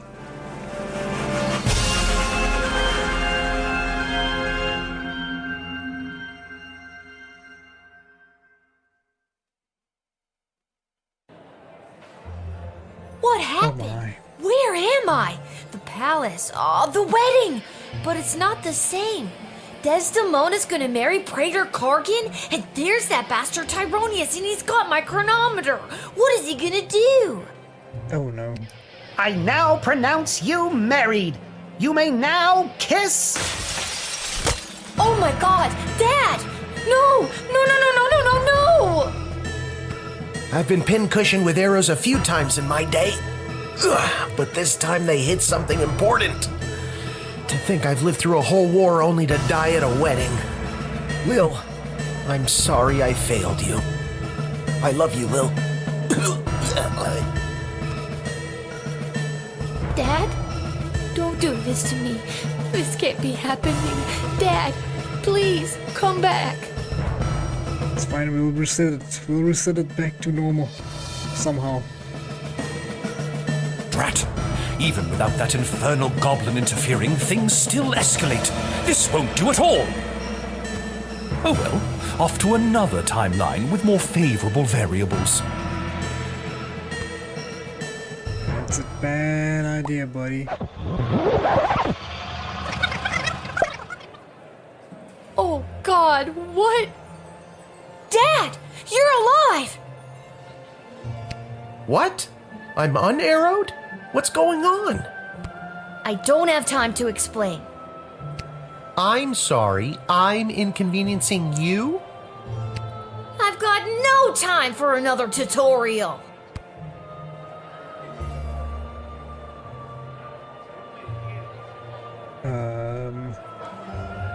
Go to the food table? Go get something to eat. Whatever you say, kiddo.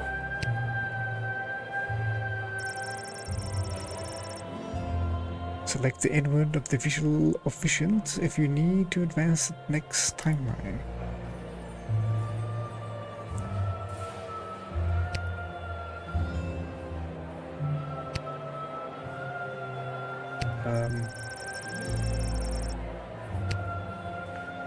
There's nothing we can... Ouch! What is that? Some kind of force field? I can't get anywhere close to Tyronius while it's up. Maybe there's someone who could help me disable it. Where's little glasses go?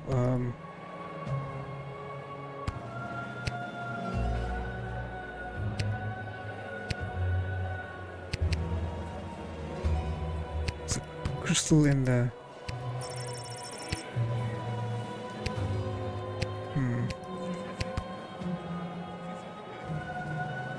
I now pronounce you married. You may now kiss. This won't do. The war is still going to happen. Off to another timeline. Okay, another loop. We're gonna have to figure out what to click on. I don't have time to explain. I've got... Well... Go to Tyrone. Okay, try not to get his attention, but go stand by that necromancer. Ooh, spooky. Whatever you say, kiddo.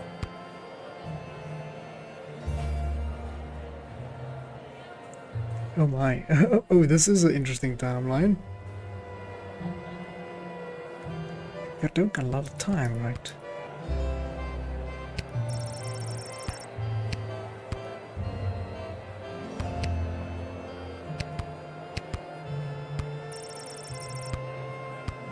Rapidly melting.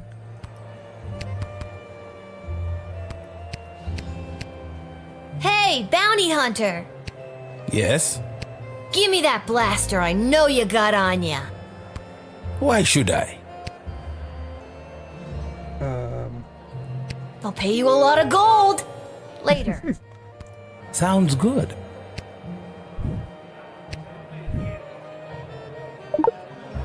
Okay.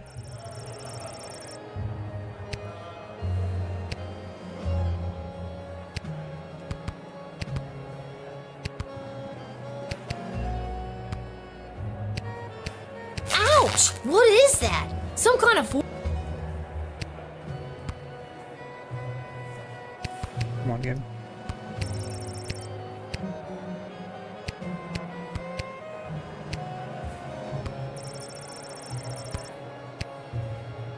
How do I use it?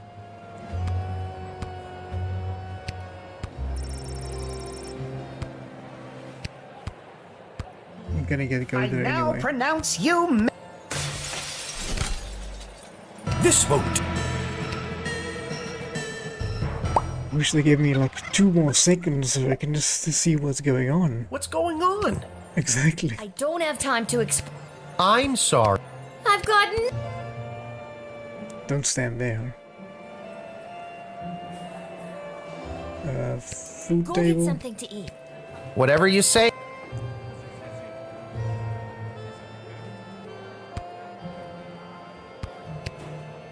I don't have time to explain, but I need to borrow your weapons. Not gonna happen. It's really important. Why? Ballet. I wanna join the ballet. Well, in that case, take these. You'll need them. Okay. If you face Tyronius as Hamish, he will be equipped with this weapon.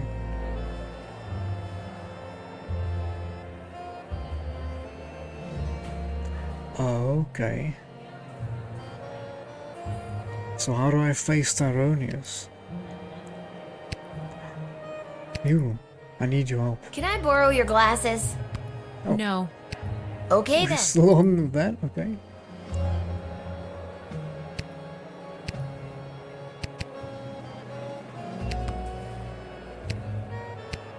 Excuse me, sir, Go away. but I just need... I said go. Okay, go check out the band. Whatever you say, kiddo. Okay.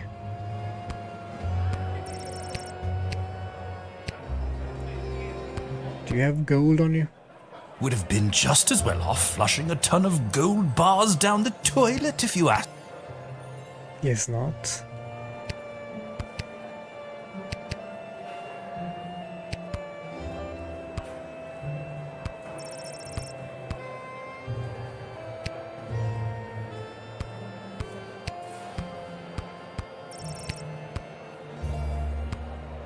Oh, I think, okay. So am I... What am I... Can I move? Thank you. I Let's see what now happens when we pronounce you married. You move it from... This won't do. Still triggers this, okay. What's going on? I don't have time to explain. I'm sorry. I've got no... Can't let you stay here. Okay, Ooh.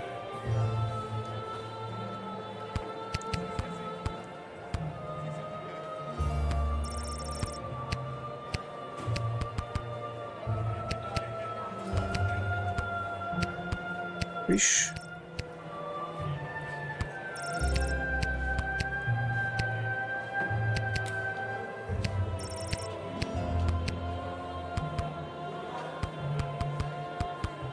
Maybe you can help me?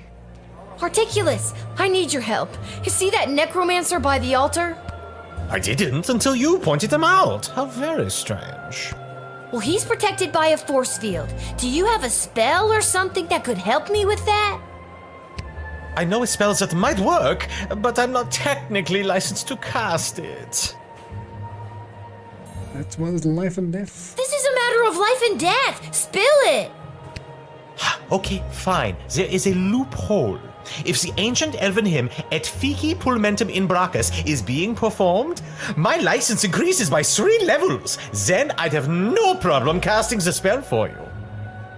Okay. What does the title of that elvish song mean? No one knows. I'll see what I can do. Doesn't give me much time. Excuse me, but do you take requests? Would you be able to sing Et Fici Pulmentum in Brachus? Ah, a true connoisseur. No problem. There we go. Quickly. Do you hear that? Ah, I can feel the prohibitive and arbitrary restrictions placed on my spellcasting fading away. Behold.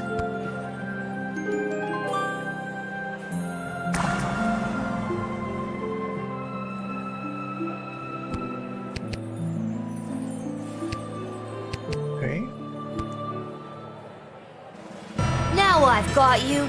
Dad, give me a hand with this clown. How's this for being a useless, pathetic nobody? You continue to annoy me. Lightning! Oh.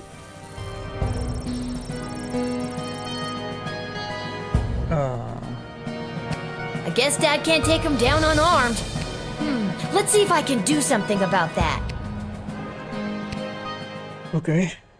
I know what to do, is just... It doesn't give me a lot of time. If you give me more than 1 second. What are we doing up here? I don't have... Go stand... See that? Do I want him close? If I want him close, I guess I want to give him, like, the swords.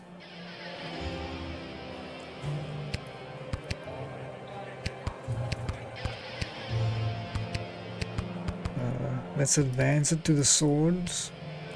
Oh, who's this? Okay. That's a timeline. I now...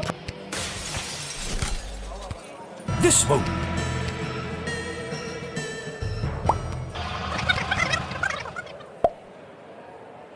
What are we doing up here? I don't have to No problem. see that necromancer. I'm. Okay. There we go. I don't have time to explain. Not gonna happen. It's really. Why? Well, in that.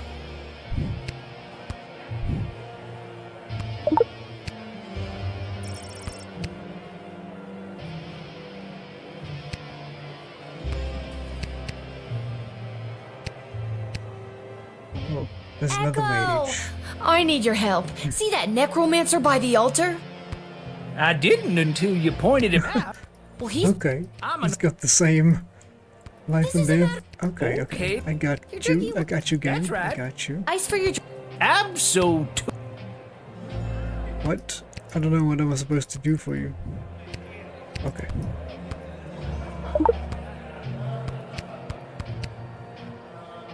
I got it! Cheers, Lil. Bottoms up. Now for the spell.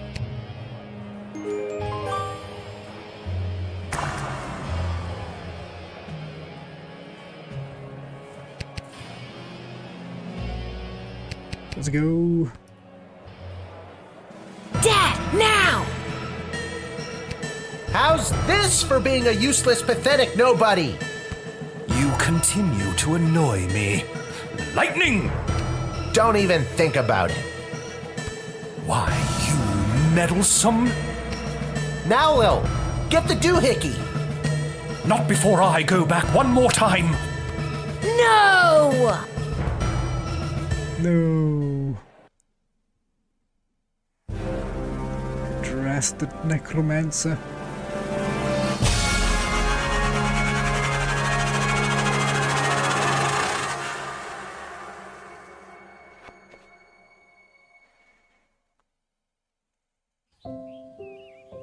Oh. Sounds peaceful. Lil! Hello? What, Dad? I just had the strangest. Wait a minute. Where am I? What happened? Do you want the long version or the short version?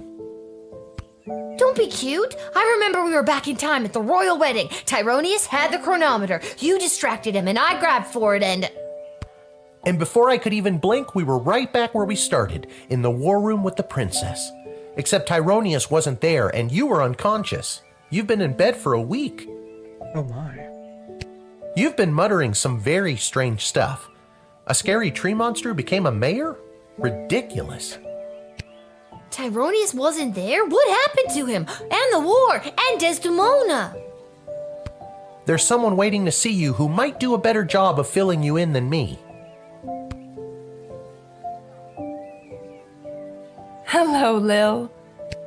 Desdemona? You're being mind controlled by Tyronius. You need to listen to me. It's really me. I'm not under Tyronius' spell anymore. Ah, no amulet. You're not wearing his amulet anymore. Did you know that it was allowing him to control your mind? No, I wasn't aware of that when he gave it to me. And that a spell could only be broken by true friendship. And then you started to break free because I was your true friend. So are we like besties now? Again, I don't recall any of this. As far as I remember, he tried to grab the chronometer from you, then in a flash of light, he was gone.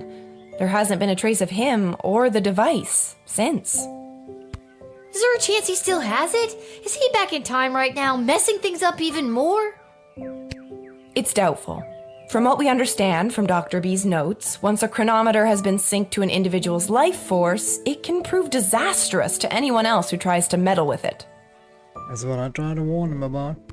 So, Dr. B? She's really... Yes. Unfortunately, she remains dead. When you reappeared without the chronometer, we lost the ability to go back and fix things, including the terrible things I may have said or done while under his control.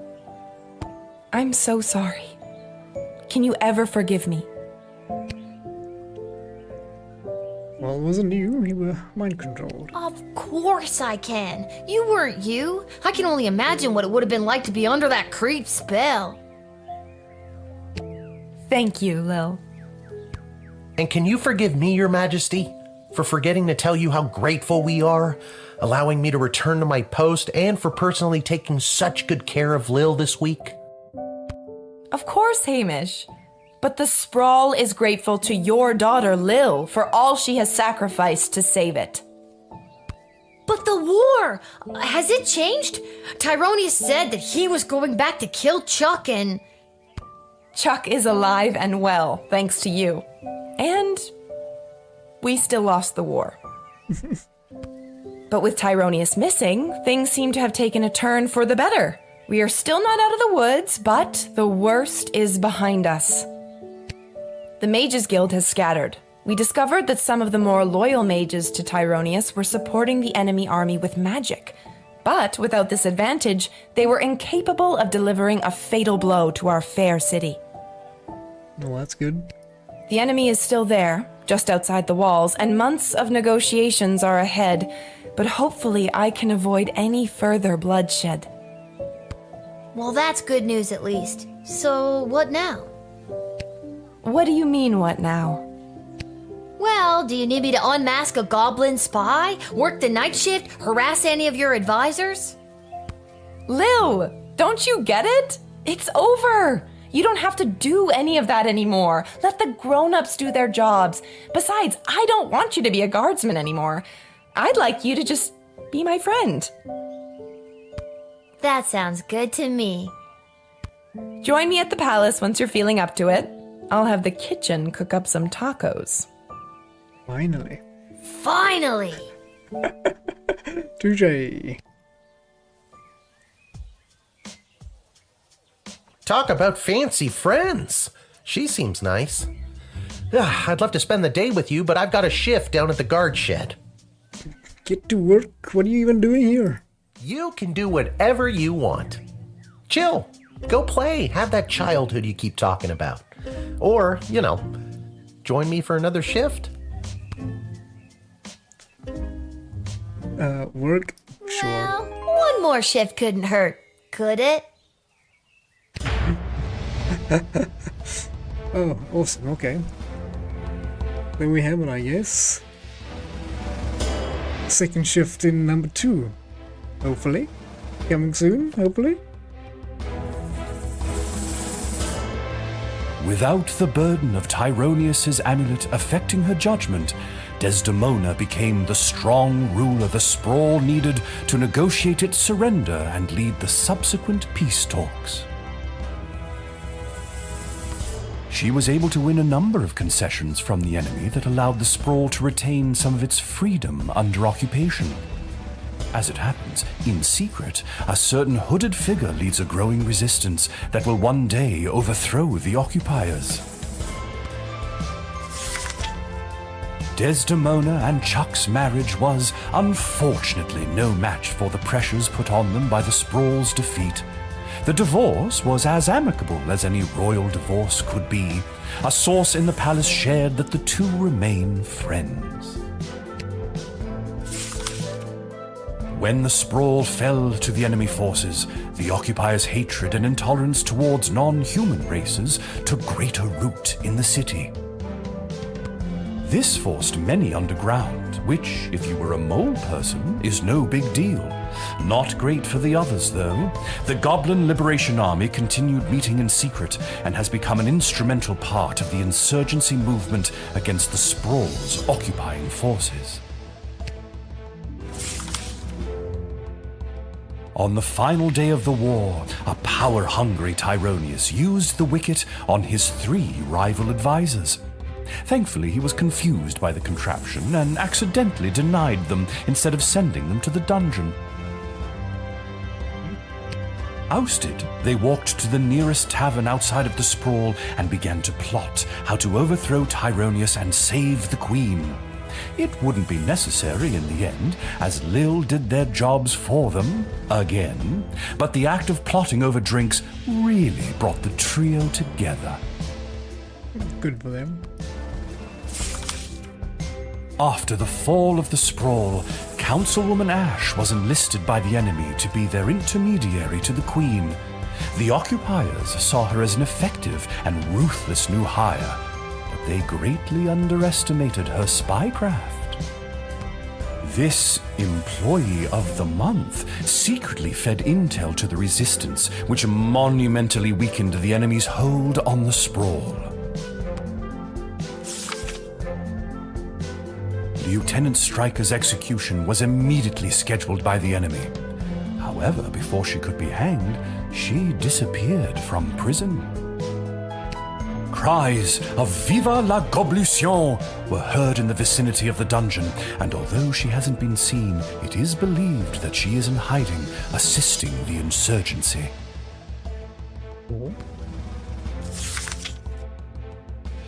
Malcolm disappeared, as did a not insignificant sum from the palace treasury. Of course. Meanwhile, rumors out of Fireball Canyon tell of a new circus, the most outrageous and lavish circus the world has ever seen. The rumors also tell of its charismatic ringleader and the fish he wears on his belt.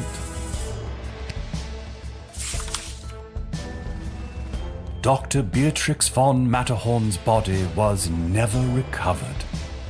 Since her presumed death, Lil has been having the most vivid dreams of Dr. B, traveling through alternate versions of the sprawl.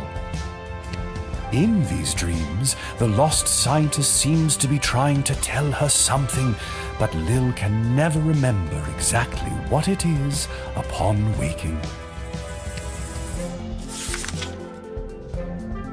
Lil and Hamish continue to live above the Twisted Sisters Tavern. They were able to purchase new furniture and a second outfit, thanks to a gift from the palace for Lil's role in saving the world. Lil continued to cover for her dad at the guard shed, and he continued placing bets on Goblin Ball games. Customer surveys indicate that Lil has become somewhat better at the job. Somewhat, thank you. I think we did pretty well. I think we did pretty What about well. old Echo the Wanderer, you ask? Well, that's me! I'll continue to chronicle the happenings of the sprawl, from the migration of the birds to the illegal fish fights down at the docks. So remember, when you get a snoot full of punching peace blossom in your nose, I'll be there. When you overorder pizza at your place of business and people are invited to take some home, I'll be there. Obviously. And when the next calamity threatens the lives of the good people of the sprawl, I'll be there.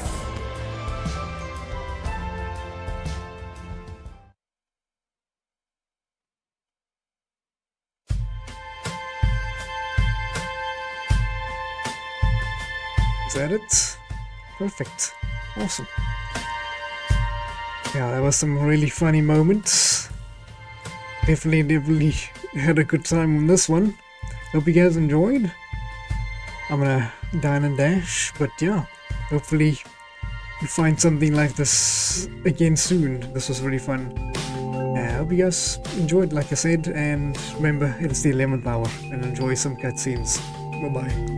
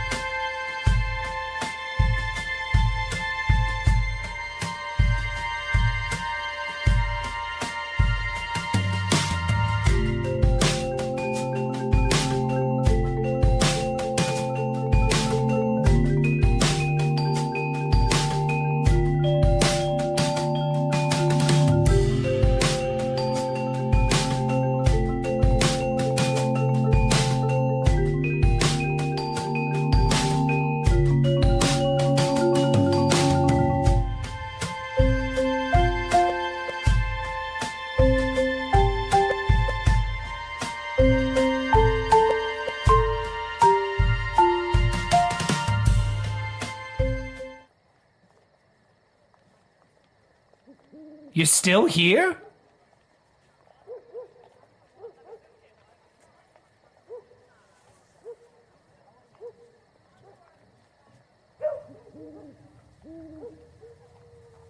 It's over. Go home. Well, I guess you are home. But in case you're not, go!